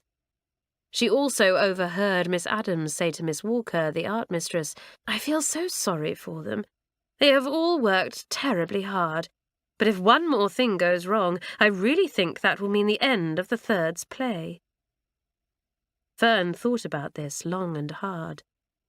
Empty-headed she might be in many ways, but the girl could be cunning when she wanted something badly. And Fern wanted nothing more than to hurt Carlotta and Rachel. If she could spoil Rachel's play and make it look as though Carlotta was responsible, she would have a fine revenge on both of them. Suddenly, everything became clear to Fern. She knew exactly what she had to do. Chapter 18. Fern is Foolish. Sunday was yet another gloriously sunny day, and the afternoon saw all the girls playing tennis or splashing about in the swimming pool. It was an easy matter for Fern to slip unseen into the school. She went first to Carlotta's dormitory and, going to the girls' locker, removed a pair of pearl-handed embroidery scissors. Carlotta did not use these very often, for needlework was not one of her talents, but Fern, along with the rest of the form, knew that she treasured them because they had belonged to her mother. The dainty scissors in her pocket, Fern slipped stealthily downstairs and made her way to the storeroom behind the hall, where the costumes for the play were neatly hung up. There was the elegant dress Gladys was to wear as Lady Dorinda, a man's suit for Mirabelle, and Doris's policeman's uniform. A real feeling of spite welling up in her, Fern removed the scissors from her pocket and got to work, slitting seams, removing buttons, and making long slashes in the material. Within a short time, the costumes were ruined. Surveying her handiwork gleefully, Fern dropped Carlotta's scissors on the floor and slipped away. How she rejoiced as she made her way home, thinking of what would happen when the third-formers discovered their spoilt costumes and saw Carlotta's scissors nearby. With one blow, she had hit back at both her enemies. Rachel would be devastated, and Carlotta would know what it was like to be shunned, for the others would certainly want no more to do with her. But Fern's euphoric mood was short-lived. The first thing she saw on returning home were Libby, Will, and Carlotta chatting together companionably as they led their horses into the paddock. None of them appeared to have noticed her slip away, and not one of them glanced round now as she returned. Carlotta said something in her funny little up-and-down voice, which made the others shout with laughter, and Fern felt certain that the remark had been about her. Bitterness welled up in her as she watched the three mount. Carlotta cantered off at once, Will close behind as he called out, "Show us that trick you did the other day, Carlotta. It was just great." Even Fern had to admit, grudgingly, that Carlotta made a charming picture on horseback, her cheeks glowing and her eyes sparkling with pleasure. Fern remembered all the times over the years that Will had offered to teach her to ride, but she had always refused. If only she had accepted his offer, she might be riding round the paddock now, and her cousin's words of praise would be for her instead of that hateful Carlotta. The three riders turned their horses and trotted past the gate where Fern was standing. They did not look at her or acknowledge her presence in any way. Suddenly, Fern felt quite unable to bear being ignored any longer. Anger boiled inside her, so fierce that it made her tremble, taking hold of her. She would make her cousins notice her, and Fern knew exactly the way to do it. Anger lending her courage, she marched to the stables and unbolted one of the doors. There stood the big black horse that Carlotta sometimes rode. And anything Carlotta could do, Fern could do. After all, the girl was no bigger or stronger than she. Hesitantly, she reached out and stroked the horse's velvety nose, feeling reassured when he whinnied softly and gently nudged her shoulder. Rocky had calmed down a great deal over the last few weeks, and now loved to be petted by almost anyone. However, there were still only 2 people he would allow on his back, Will or Carlotta. Fern, who had never taken any interest in the horse talk her cousins were so fond of, didn't know this. Doubtfully, she looked at the bewildering array of tack that hung from the stable wall and abandoned the idea of trying to saddle the horse. She simply didn't have the first idea how to go about it and would only waste time. She had seen Carlotta ride bareback dozens of times, so it couldn't be that difficult. Standing on an upturned bucket and clutching the horse's mane, Fern managed to hoist herself up onto the horse's back. Once there, she didn't feel quite so confident. The ground seemed an awfully long way down, and when Rocky made even the tiniest movement, she felt that she would fall off. Rocky was really behaving in an unusually docile manner, and when Fern made the same clicking noise with her tongue that she had heard the others do, he walked forward obediently. That was when the girl realized that she had bitten off more than she could chew. She began to slide sideways and grabbed hard at the horse's mane, giving a frightened little squeal, which Rocky didn't like at all. Suddenly, he seemed to realize that the person on his back wasn't his beloved Carlotta or his adored Will, but a stranger, and his aim was to unseat her at all costs. He bucked sharply, and Fern squealed again, but hung on for dear life, her fingers firmly entwined in the horse's mane. That was when Rocky decided to show her who was boss, and, tossing his black head with an air of contempt, cantered through the stable yard, past the paddock where the others were riding, and into an open field, Fern shrieking wildly all the time.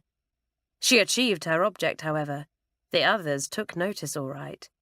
Libby pulled her horse up sharply, her cheeks turning white. "Oh, my goodness!" she gasped. "Rocky's bolted with Fern! What on earth is she doing on his back, anyway?" "Never mind that now," said Will grimly. "The important thing is to get her off, the little idiot. Carlotta, come with me and we'll try to pull him up. Libby, you stay here. We may need you to call for an ambulance." Libby turned paler still at this, her eyes wide and staring, as Rocky became a black dot in the distance. Carlotta looked worried too, as she urged her mount forward and sent him leaping over the fence that divided the paddock from the field. "Whatever possessed her to mount Rocky?" she cried over her shoulder to Will as he caught up. "Oh, Fern wouldn't have known that he was dangerous," answered Will. "She knows nothing about horses, and one is just like another to her."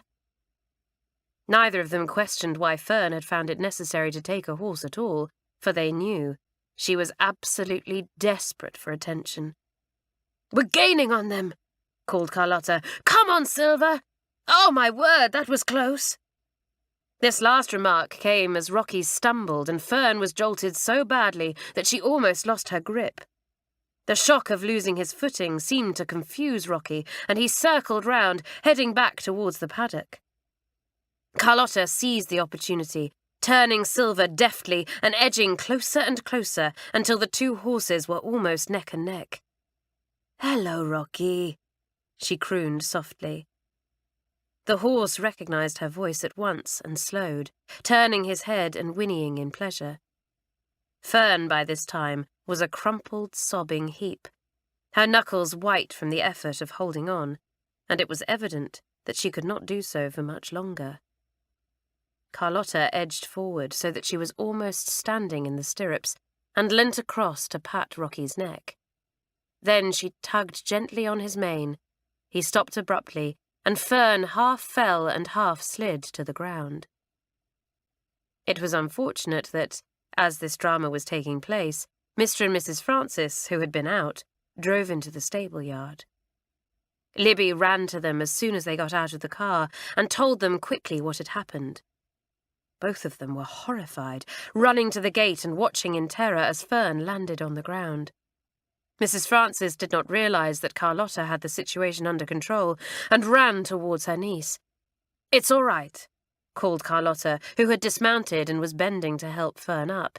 But Mrs. Francis was so frantic with worry that she did not hear, moving forward and crying sharply, "Fern! Oh, my goodness! Are you all right?" Rocky, disliking the sudden noise and flurry of movement, reared up and flailed his hooves. One of them struck Carlotta on the back of the head, and she keeled over unconscious. "Oh, no!"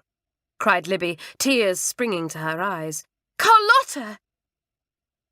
While these dramatic events were unfolding, the third formers were preparing to go in to tea at St. Clare's. "Half a minute," said Rachel. "I've just remembered that I promised to take Gladys's dress to Miss Stratton this afternoon for a small alteration. I'll just fetch it." Miss Stratton was the needlework mistress, whose help with the costumes had been quite invaluable. "All right, but hurry up," said Janet. The others waited outside while Rachel went into the little storeroom. She was gone a long time, and when she emerged she looked rather pale and upset. "You've been ages," complained Bobby, "and you still haven't got Gladys's dress, goof. Hey, whatever's up? You look awfully strange." "Come with me," said Rachel in a rather strangled voice. "There's something I think all of you ought to see." Puzzled, the girls followed her, gasping in horror when they saw the ruined costumes. "They're all spoilt," cried Pat, shocked. "Whatever can have happened to them?" "Not what? Who?" said Hilary, coming forward to examine them. "They have been cut deliberately." "But who could have done such a dreadful thing?" gasped Isabel in dismay. Janet's sharp eyes had spotted scissors on the floor, and she picked them up, holding them out in answer. Every girl recognized them at once. "Carlotta's!" exclaimed Alison. "No, I don't believe it. She would never do such a thing." "I agree," said Pat stoutly. "Why, what possible reason could she have?" "Perhaps she felt more angry than she let on about being replaced as director," suggested Janet coolly. "No," protested Isabel. "When Carlotta feels angry, she lets people know about it. This certainly isn't her work." "Well, they're certainly her scissors," said Hilary uncomfortably. "But everyone knows where she keeps them, and any one of us could have slipped into the dormitory and taken them. I certainly wouldn't be prepared to accuse her without much stronger proof than this." Suddenly the door opened, and Miss Theobald entered, looking unusually grave. The girls at once fell silent and realized that they were late for tea. In fact, they had forgotten all about it thanks to this act of sabotage. But it seemed that Miss Theobald had not come to give them a telling off. She was here on a much more serious matter indeed. Chapter 19. Bad News and Good News. "I am sorry to have to tell you all that there has been an accident at the Oaks involving Carlotta and Fern," said the head seriously. The girls stared at her in silent horror for a moment. Then everyone spoke at once. "Are they all right? What kind of accident? Miss Theobald, Carlotta isn't badly hurt, is she? What happened?" "I'm afraid that I don't have any details at the moment," said Miss Theobald. "I am going to the hospital now to meet Mr. and Mrs. Francis and find out what the situation is." The girls felt badly shaken when they heard this. Fern and Carlotta must be in a bad way if they were in hospital. "Libby is in the common room," the head went on. "Apparently she witnessed the accident and is naturally extremely shocked and upset. Her parents thought it best to leave her among friends, and I have assured them that you will take good care of her." "You can rely on us, Miss Theobald," said Hilary seriously. "Come on, girls, let's go and cheer Libby up a bit." None of the girls felt at all like tea now, their appetites completely destroyed by this piece of shocking news. Libby was huddled on a sofa in the common room, looking very pale and trembling from head to foot. At once, Pat went across and took her hand, saying kindly, "Poor Libby, you really have had a shock." "Do you want to tell us what happened?" asked Isabel gently. Her voice quivering, and close to tears at times, Libby told the whole story. "Poor Carlotta!" exclaimed Gladys. "She rescued Fern so bravely, only to be injured herself. How is Fern, by the way?" Libby gave a bitter laugh. "Absolutely fine, apart from a few bruises. She's gone to hospital in the car with my parents. Mum insisted that the doctor check her over, just to be on the safe side. But I think she's perfectly all right. It's Carlotta I'm worried about. She had to be taken by ambulance, and my brother Will went along with her. He said that it was so she would see a familiar face if she came round on the journey, but I think he just wanted a ride in an ambulance." Again, Libby laughed, but it broke in the middle, and she began to sob. "Carlotta looked so white and still. Oh, I do hope that she'll be all right." "Of course she will," said Pat, sounding more confident than she felt. "This is just terrible," said Rachel, looking very upset. "And now I find it harder than ever to believe that Carlotta was to blame for destroying our costumes. A girl with enough courage and nerve to stop a runaway horse couldn't possibly be guilty of that kind of mean-spirited behaviour. Not that I've ever considered Carlotta mean-spirited. Quite the reverse, in fact." "Whatever are you talking about?" asked Libby, distracted from her worries for a moment. The third formers told her about the costumes, and the girl exclaimed hotly, "Of course Carlotta wouldn't do such a thing. But I think I know who would." "Who?" asked Alison, her blue eyes wide. "Isn't it obvious?" said Libby scornfully. "The same person who has been behind all the upsets in the third form this term." "Fern!" cried everyone. "Yes, Fern," said Libby grimly. "And now that I come to think of it, she disappeared for a while this afternoon, quite long enough for her to come over here and carry out her spiteful little plan. I expect it seemed a marvellous opportunity to get back at Carlotta and me," said Rachel thoughtfully. "What a despicable trick," said Bobby, "to make it look as though Carlotta was to blame. And how ironic that Carlotta should save Fern after she had done such a mean thing to her." "That girl needs a thorough shaking up," said Mirabelle. "I think she's had one," said Libby. "She really was terribly shocked and upset when Carlotta was hurt. I just hope that she's learnt something from all this. And I just hope that Miss Theobald has good news for us when she comes back," said Pat. The others echoed this heartily as they settled down for a long wait. Never had time passed so slowly as all the girls prayed silently for their friend. Suddenly, the ruined costumes, even the play itself, didn't seem important. All that mattered was that Carlotta should get better. It was after 7 o'clock when Miss Theobald, accompanied by Libby's mother, returned to St. Clare's, and it was obvious from their anxious expressions that the news was not good. The girls felt their hearts sinking. "Carlotta has still not regained consciousness," said Miss Theobald heavily. "I have telephoned her father, and he is on his way to the hospital now. I'm afraid all that we can do is wait." One or two of the girls looked close to tears, and Mrs. Francis said gently, "She is in the best possible hands. We must all try to be strong.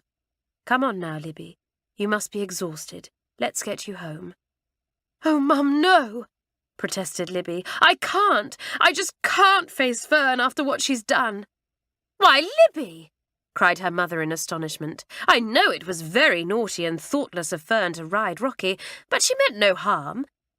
"It isn't only that, Mum," said Libby. "Fern isn't just thoughtless, she's spiteful and cunning.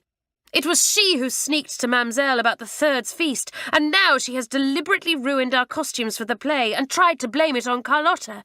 I tell you, she's bad." The two grown-ups looked at one another in amazement. There was an awful lot here that needed looking into, but now was not the time. "We would be happy to offer Libby a bed here for the night," said the head to Mrs. Francis.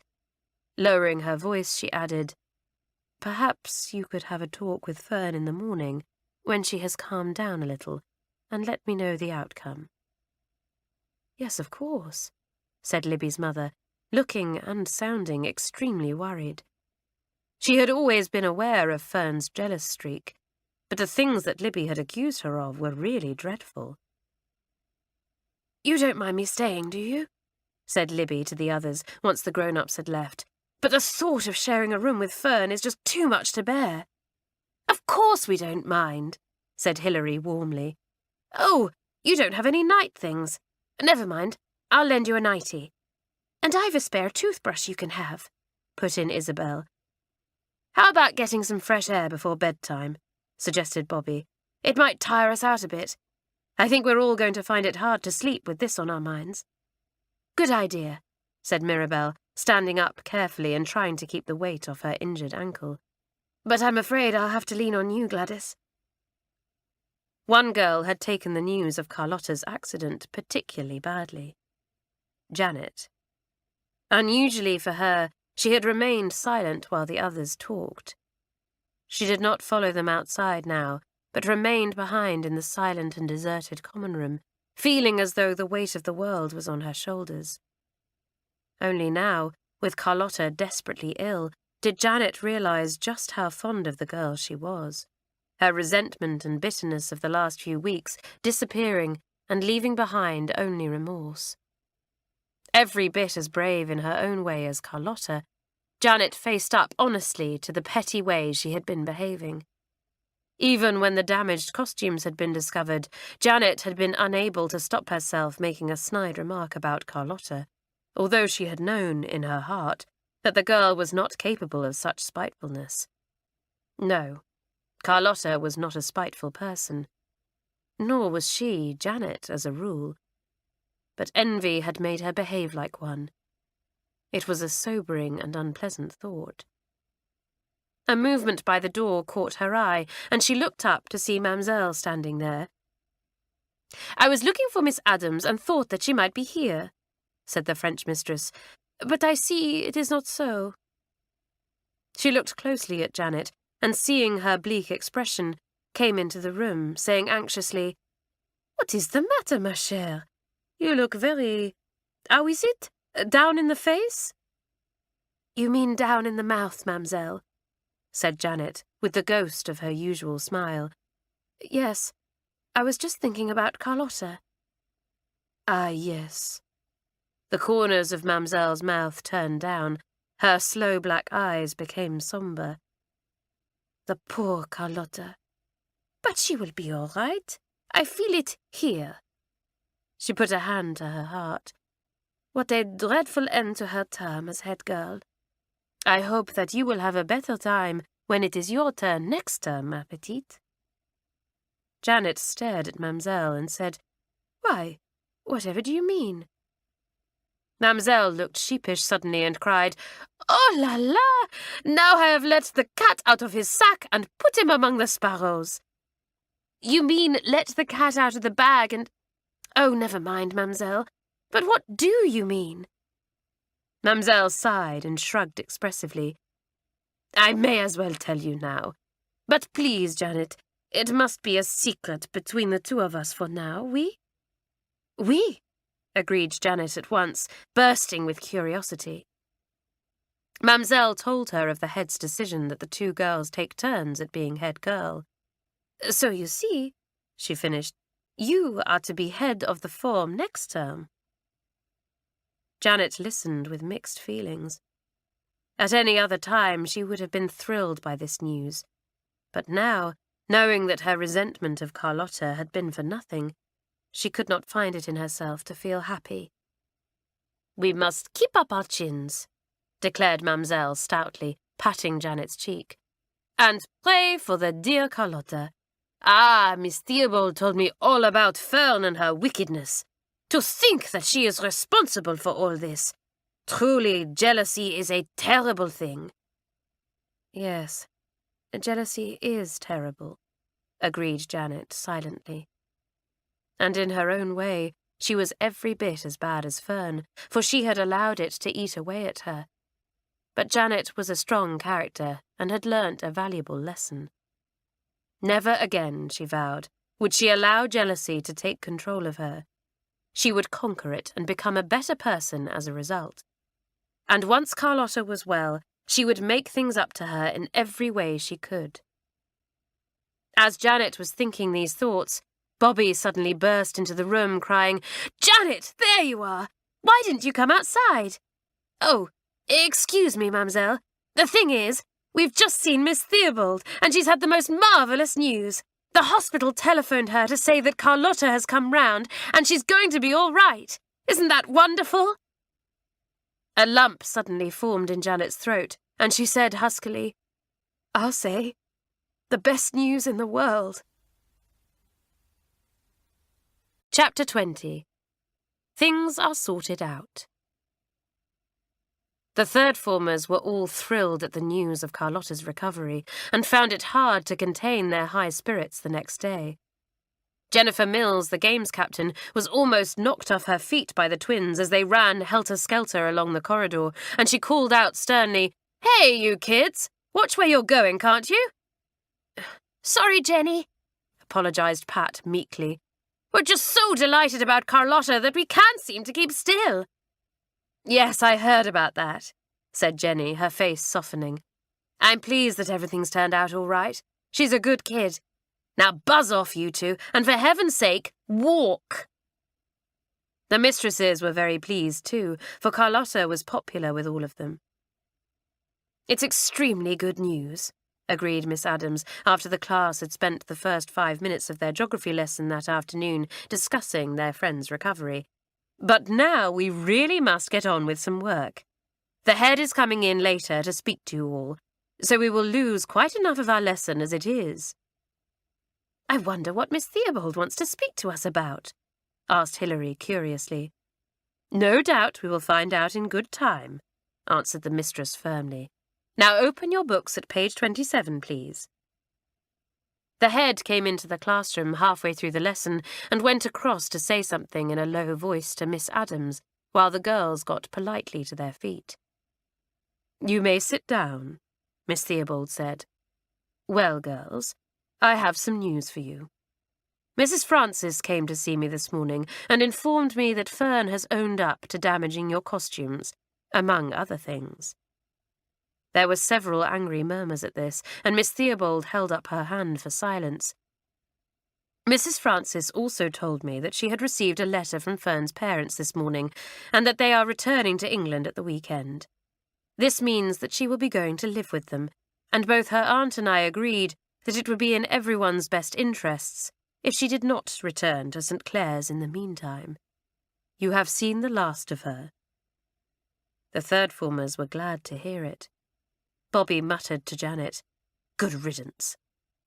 "I am assured that she feels extremely remorseful about Carlotta's accident," went on the head. "We must hope that she will learn from this experience and never be quite so foolish again." The third weren't really interested in what happened to Fern, so long as they didn't have to put up with her any longer. They were pleased when Miss Theobald moved on to the subject of Carlotta. "I visited her in hospital earlier," she said, "and I am pleased to report that she is very much better, and some of you will be able to visit her tomorrow. Carlotta will be in hospital for several more days, as she needs to rest, but she asked me to tell you all that she is quite determined to be back at school in time for the play." Miss Theobald's serene face looked grave all of a sudden. "Naturally, I did not tell her about this latest setback and that the future of the play was looking doubtful, as I felt it would upset her too much." "Of course," said Hilary. "Thank you for telling us all this, Miss Theobald." "Well, I will leave you to get on with your lesson now," said the head. "Thank you, Miss Adams." "Girls," cried Janet, as the door closed behind Miss Theobald, "we just have to make sure that the play goes ahead somehow. We owe it to Carlotta." "I don't see how," said Isabel gloomily. "We've no scenery, no costumes. Mirabel can barely walk, and Doris can't speak." "Oh, yes, I can," piped up Doris, sounding a little husky. "Matron gave me the all clear earlier today." "Oh, that's wonderful," exclaimed Pat. "At least that's one thing we don't have to worry about." "Yes," said Janet thoughtfully. "Now, if only we can do something about the scenery and—" broke in Miss Adams, turning a stern look on the class. I am delighted that Doris has regained her voice. I am thrilled that you are all so committed to the play, and I will be positively ecstatic if you can just show a little interest in your geography. After that, no one dared mention the play again, but Janet, although she bent her head studiously over her books, did not put it out of her mind. She had a most determined streak in her nature once she had set her mind to something, and she intended to see that, one way or another, the third would perform their play. When afternoon school was over, Rachel said dismally, "We're meant to be having a rehearsal now, but I don't suppose there's much point." "The show must go on," declared Janet. "Isn't that what you theatrical folks say?" "Yes," laughed Rachel, "but we're going to have our work cut out with only a few days left to the end of term. We need a miracle." "Well, perhaps we'll have one," said Janet cryptically. "Go on with the rehearsal, Rachel, and I'll be back shortly."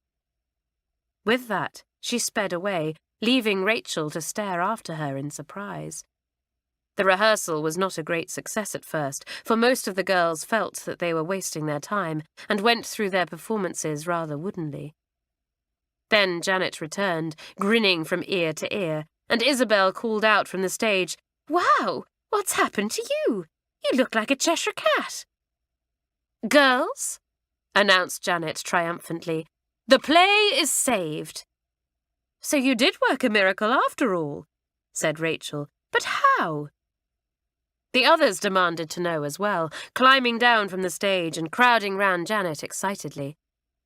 "Well," she explained, "I simply asked Miss Walker if it would be possible for all her classes to work on our scenery over the next few days. She's very fond of Carlotta, you know, and agreed at once. Then I took our costumes to Miss Stratton, and she thinks that they can be patched up. She pointed out that the audience won't be able to see them close up, so it won't matter too much if the repairs are a bit rough and ready." "Fantastic!" cried Pat. "Well done, Janet. You've really saved the day." "But there's one more thing," said Rachel, frowning, "and that's Mirabelle's part. It's far too late to expect someone else to learn it, yet she can't possibly stand for all that time. I really don't see a way out." The solution came from an unexpected source. Alison, who had been listening thoughtfully, piped up. "I've an idea. You know Matron keeps a couple of wheelchairs in the sick bay. Well, I'm sure she would let us borrow one. Then Mirabelle would be able to sit down during the play, yet still move about the stage, bump into everything, knock tables over and—" She broke off suddenly, aware that everyone was staring at her, and turned red. "Oh well," she mumbled, "perhaps it wasn't such a good idea after all." "No, it's not a good idea," said Rachel. "It's a brilliant one. Alison, I could hug you. And next time anyone calls you a featherhead, they'll have me to answer to." "And the rest of us," called out the others. "Well done, Alison." "Come on, then." Rachel clapped her hands together. "Why are you all standing around here when you should be on stage? Pat, you're not in this scene, so would you be an angel and pop along to Matron for the wheelchair? The rest of you, places, please." The third formers all made time to visit Carlotta over the next 3 days, and Janet was one of the first. She took with her a huge bar of chocolate and a book she knew Carlotta wanted to read. "How are you?" she asked gently. "Oh, miles better," said Carlotta, who certainly didn't look any the worse for her adventure. "I seem to have spent most of this term in bed, what with the flu and now this. I just can't wait to get back to school." "Oh, are those for me? How lovely! Sit down and tell me all the news." Janet pulled up a chair and began to talk. As the play had been saved, she felt that it was all right to tell Carlotta about Fern and the costumes. "So," said Carlotta at last, "Fern won't be returning to St. Clare's. Well, I can't say that I'm sorry. Having so much jealousy directed at you is pretty horrible, you know." "I can imagine," said Janet gravely. "And you've had a double dose of it, from Fern and from me." "You? Jealous of me?" said Carlotta incredulously. "Is that the reason you've been so offish with me all term? But, Janet, why?" "Because you were made head girl," answered Janet in a small voice. "I had got it into my mind that I ought to be head of the form, and I felt absolutely green when you were chosen." "Oh, Janet, if only you had told me," groaned Carlotta. "I just couldn't imagine what I had done to offend you." "You hadn't done anything," said Janet. "It was my own stupid pig-headedness that was to blame. I feel pretty mean about it now, though, especially since Mamselle let it slip that I'm to be head girl next term." "Really?" exclaimed Carlotta. "Oh, Janet, I am pleased for you. I'll back you up all the way, you can be sure." "I know that you will," said Janet with unusual humility. "And it's more than I deserve after the way I've behaved this term." "Oh, nonsense," said Carlotta. "Now, what say we put all this behind us and start afresh next term? And my behaviour hasn't been all that it could be, you know. I've had a lot of time to think while I've been lying here, and I realise that I didn't face up to my responsibilities very well." Carlotta gave a grimace. "I got too wrapped up in my friendship with Libby and my horse riding, and didn't take as much interest in the affairs of the third form as I should have. Well, Libby is leaving at the end of term, so I shall be able to settle down and become a proper member of the form again." "Oh, yes, I'd forgotten that Libby was off to America," exclaimed Janet. "You'll miss her, won't you? Not to mention the horses." "Yes, though I shall still go to the stables and ride with Will from time to time," answered Carlotta. "But I shan't be spending so much time over there next term. Instead, I shall be with my old friends. I've learnt a lesson this term as well, Janet." Chapter 21. A Marvellous Play. Alison was feeling a little unhappy. Rachel was so busy with last-minute preparations for the play that she seemed to have very little time for her friend. There also seemed to be something guarded and offhand in her manner these days, and Alison was puzzled and rather hurt by it. The twins noticed that their cousin looked down in the dumps and wondered why, Pat asking, "Anything wrong, Alison? You're going round looking like a wet weekend just lately." "Yes, do cheer up," said Isabel. "We've got such an exciting time ahead of us. The play tomorrow night, then school holidays. Lovely." Alison sighed. "I just can't seem to work up much enthusiasm for anything at the moment. Rachel's being so cold and standoffish, and I can't think why." "Rachel's just very tied up with the play right now," said Pat. "She'll be her normal self once it's over." "That's right," agreed Isabel. "We're all feeling pretty nervous about it, wanting to get everything just right, and it must be 100 times worse for Rachel because it's all in her hands, so to speak." Alison so much wanted to believe the twins, who both had a great deal of common sense. Their cousin didn't have quite so much, but she did feel things deeply, and her feelings still kept on telling her that something wasn't right. But she had to put it to the back of her mind for now, as there was so much going on. The first thing was that Carlotta arrived back at school while the third formers were sitting down to lunch. She slipped in quietly, and the first the girls knew of her presence was when they heard her laughing voice saying, "I hope you've left some for me." Then, what a hubbub there was, girls scrambling out of their seats to greet Carlotta noisily. Even Miss Adams patted the girl on the shoulder and exclaimed that she was happy to see her back. Mamselle went a step further, bustling over from her table to envelop Carlotta in a great hug. "Ah, ma chère Carlotta," she cried, her dark eyes suspiciously moist. "How good it is that you are well again." "Thanks, Mamselle," said Carlotta with a grin. "It's great to be back." "Just in time for dress rehearsal, too," said Libby, moving up to make room for her friend. "I hope you've been practicing your lines while you've been in hospital, Carlotta." "The nurses were sick and tired of hearing me repeat it," laughed Carlotta, "and I can't wait for dress rehearsal." Dress rehearsal was, in fact, a disaster. Gladys, most unusually for her, was a bundle of nerves and couldn't stop shaking during the entire thing.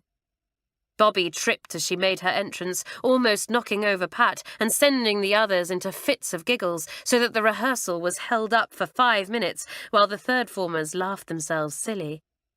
Then Hilary seemed to forget her lines completely. Rachel, rather to the surprise of the others, wasn't at all put out by this and seemed quite cheerful. "It's an old theatre superstition," she explained. "A good dress rehearsal means that the actual performance will be a disaster, and vice versa." "Well, if that's true, we ought to be a roaring success tomorrow night," laughed Doris. "We will be," said Rachel confidently. "I just know it." And Rachel was right. All seemed chaos backstage, with everyone milling about, getting changed and putting their makeup on. The noise was terrific. "Gladys, do you really want to put blue grease paint on your lips?" called Janet. "I'm sure you'll find this red one much more suitable." "Oh, I'm so nervous I hardly know what I'm doing," exclaimed Gladys, taking the stick from Janet. "You'll be all right once the lights go down and you're centre stage," said Mirabel. "Then you'll just get right into character and forget everything else." "Miss Stratton has done a terrific job with these costumes," said Doris, donning her policeman's tunic. "Yes, and Miss Walker's classes have done wonders with the scenery," said Hilary. "Whatever would we have done without their help?" "Looks as if we've got a full house," said Bobby, peering through the curtains. "I can see my parents, and yours, Alison. They're right at the front." "Oh!" wailed Alison nervously, dropping the pins with which she had been putting up her hair and scattering them all over the floor. "I wish you hadn't told me that, Bobby. Now I just know I shall fluff my lines. Oh, where did those hairpins go?" "Here, let me help," said Rachel, scooping up the pins and deftly coiling Alison's curly hair. The girl looked very pretty indeed in the part of a beautiful society lady. "You'll do just fine," said Rachel, giving her a clap on the shoulder, "and your folks will be proud of you."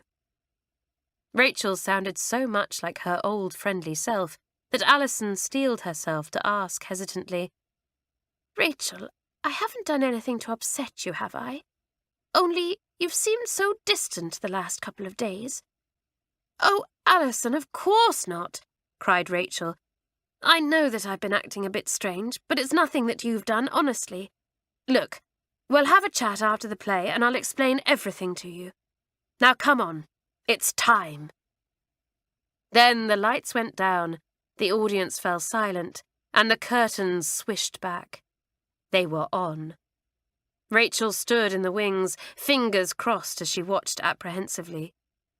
For the past hour, she had bustled around backstage, giving a reassuring word here and a piece of advice there to the nervous actors. And how confident she had sounded. None of the third form had realised that Rachel was far more nervous than any of them, for the play meant a great deal to her.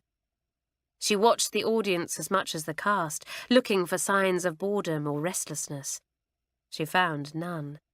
Everyone was absolutely enthralled. The lower school held its breath at the dramatic moments, while parents, mistresses and girls absolutely roared at Doris's hilarious performance. Mamselle was in the front row, and her shrieks of laughter tickled everyone almost as much as the antics on stage. Mirabel was very good too, crashing around in her wheelchair, which she had learnt to manoeuvre most skillfully, while Gladys was just wonderful. Rachel spotted her own parents, saw her mother's eyes widen at Gladys's polished performance, then watched her whisper something to her father. Sir Robert, his eyes fixed on the small figure on stage, nodded agreement. Rachel guessed that they were praising Gladys, and, where a short while ago she would have felt intensely bitter and jealous, now she felt absolutely delighted for the girl. Well, that just showed how a fine school like St. Clare's could change attitudes. At last it was over, and the audience clapped and cheered its thunderous approval. Mirabel got an extra loud cheer when she took her bow, still in her wheelchair, while Doris and Gladys both had standing ovations. But the loudest applause of the evening was reserved for Rachel, who, at the insistence of the third formers, walked hesitantly onto the stage, looking rather shy. She felt that she ought to make some kind of speech, but found suddenly that there was a big lump in her throat, which made it quite impossible for her to say a word, especially when she looked towards her parents once more and saw their faces glowing with love and pride. "3 cheers for Rachel!" called out Carlotta, and the whole audience joined in, almost raising the roof. Then the cast tripped off stage to change and remove their makeup. "What a great night this is," said Bobby happily. "And the best part is still to come," said Hilary. "The after-show party. I don't know why, but acting always gives me a tremendous appetite." The others heartily endorsed this, making haste to get back into their own clothes. "Wait a bit, Alison," said Rachel in a low voice, as the others made their way to the dining room, where supper for the third formers and their parents had been laid out. "Let's have that talk before we join the party." "All right, Rachel," agreed Alison, looking at the girl curiously. "Something has happened, hasn't it?" Rachel nodded. "I've wanted to tell you for days, but I was afraid you would be upset. You see, I shan't be returning to St. Clare's next term. I'm going back to my old drama school." "But Rachel, I thought you had given up all idea of becoming an actress," said Alison, torn between surprise and dismay. "I have," replied Rachel, "but Mum found out that the school is starting a new course next term, specialising in writing, directing, and the technical side of things. Oh, Alison, I'll miss you terribly, but I've thought things out and decided that this is what I really want to do." Alison said nothing for a few moments, looking down at the floor. She was very upset, for she had grown extremely fond of Rachel. But she was not quite so silly and selfish as she had once been, and she knew that her friend had to take this opportunity. Alison certainly wasn't going to spoil their last day together with tears, so she lifted her chin, smiled bravely, and said honestly, "I'll miss you too, Rachel. But I'm really thrilled for you. And we can write, and perhaps meet up occasionally." "That would be great," said Rachel, pleased at the way Alison had taken the news. "In fact, Mum said I could ask you to come and stay with us for a week during the holidays. Would you like to?" "Oh, of course!" exclaimed Alison, delighted. "That will be just marvellous.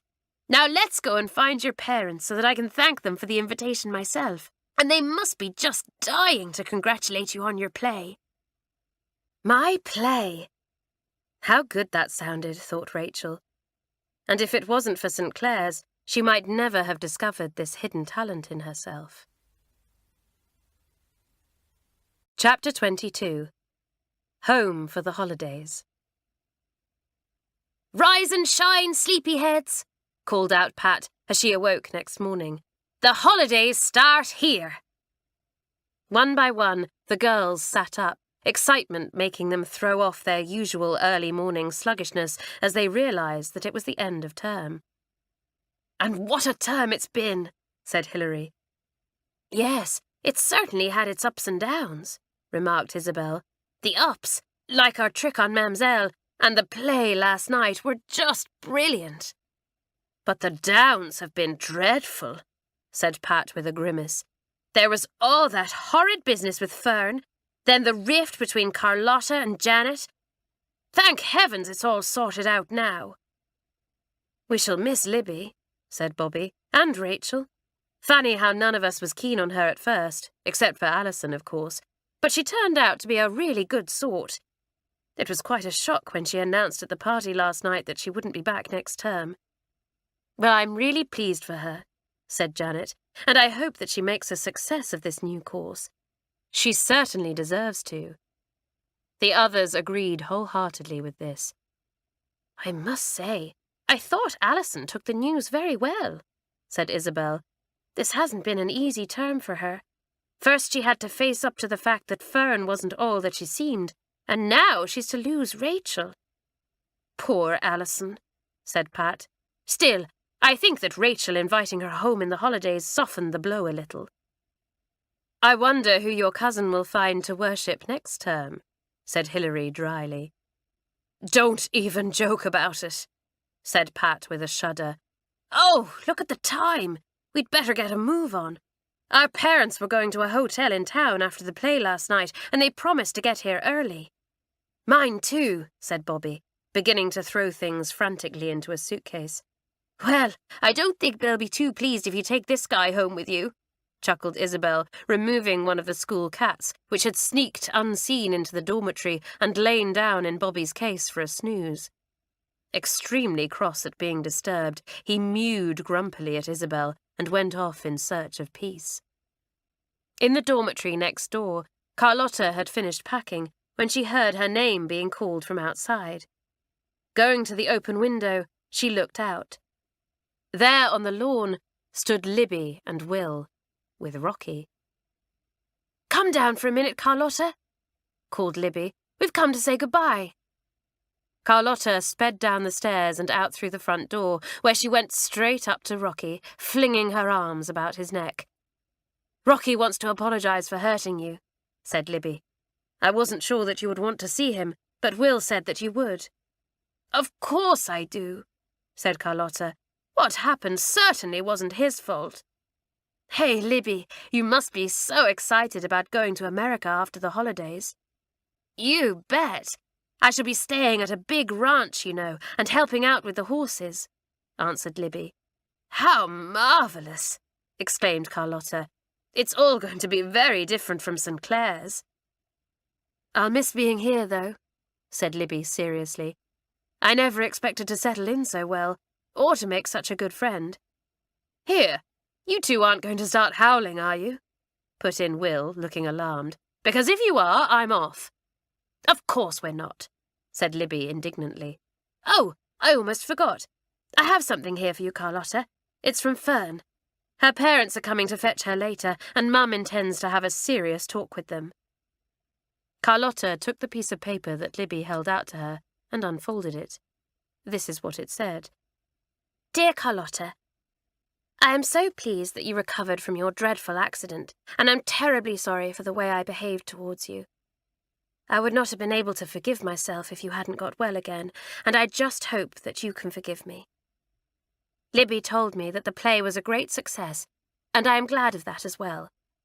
Please give Rachel my congratulations and tell her that I'm sorry for being so horrible to her too. I see now that it was my stupid jealousy to blame, and I mean to work really hard at conquering it, because I really have learnt my lesson.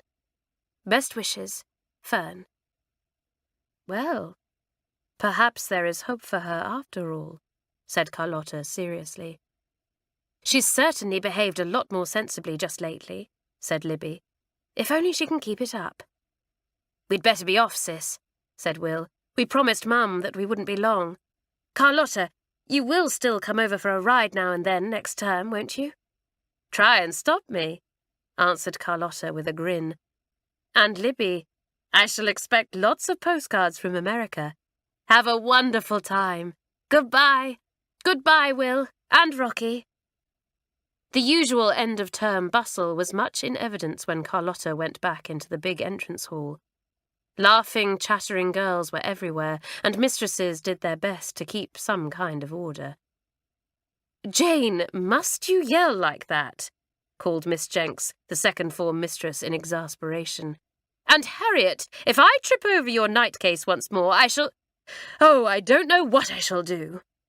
Ah, the dear girls, they are so excited, said Mademoiselle. Soon they will be with their beloved parents again. And we shall have a little well-earned peace, said Miss Jenks dryly. A group of third-formers descended the stairs at that moment, and Rachel called out, Mademoiselle, let me give you my address. You will write, won't you? Certainement. I go to visit my family in France tomorrow, and I will send many letters and postcards. To you, Rachel, and Doris, and Hilary. Ah, yes, even one to you, Janet, though you do not deserve one. All the tricks and jokes you play on me, you bad girl. Well, Janet shan't be playing tricks next term, mademoiselle, laughed Pat. She won't be able to fool around once she's head girl. Very true, said Mamselle, nodding. She must, You say it? Mind her ABCs? You mean her P's and Q's, Mamselle, said Bobby with her cheeky grin. Goodness, I shall have my work cut out next term. How so? Asked the French mistress, puzzled. I shall have to play twice as many tricks to make up for Janet, Bobby replied wickedly. I must put my thinking cap on during the holidays and come up with some really brilliant ones. No! cried Mamselle. There will be positively no tricks next term, Bobby, or I will give you double French prep every evening. But there was a twinkle in her eye, and the third formers laughed. Then there came the sound of a car pulling up outside, and someone opened the big front door. Parents! called Doris. Hey, twins, they're yours! Quickly, Pat and Isabel picked up their cases, saying their last goodbyes. Au revoir, Mamselle. Goodbye, Rachel. Remember us when you're famous, won't you? Goodbye, everyone. See you next term. Goodbye. Then the twins walked out into the sunshine, and Pat said happily, Holidays! At last! Yes, agreed Isabel. But you know what will be just as good? Coming back to St. Clare's next term.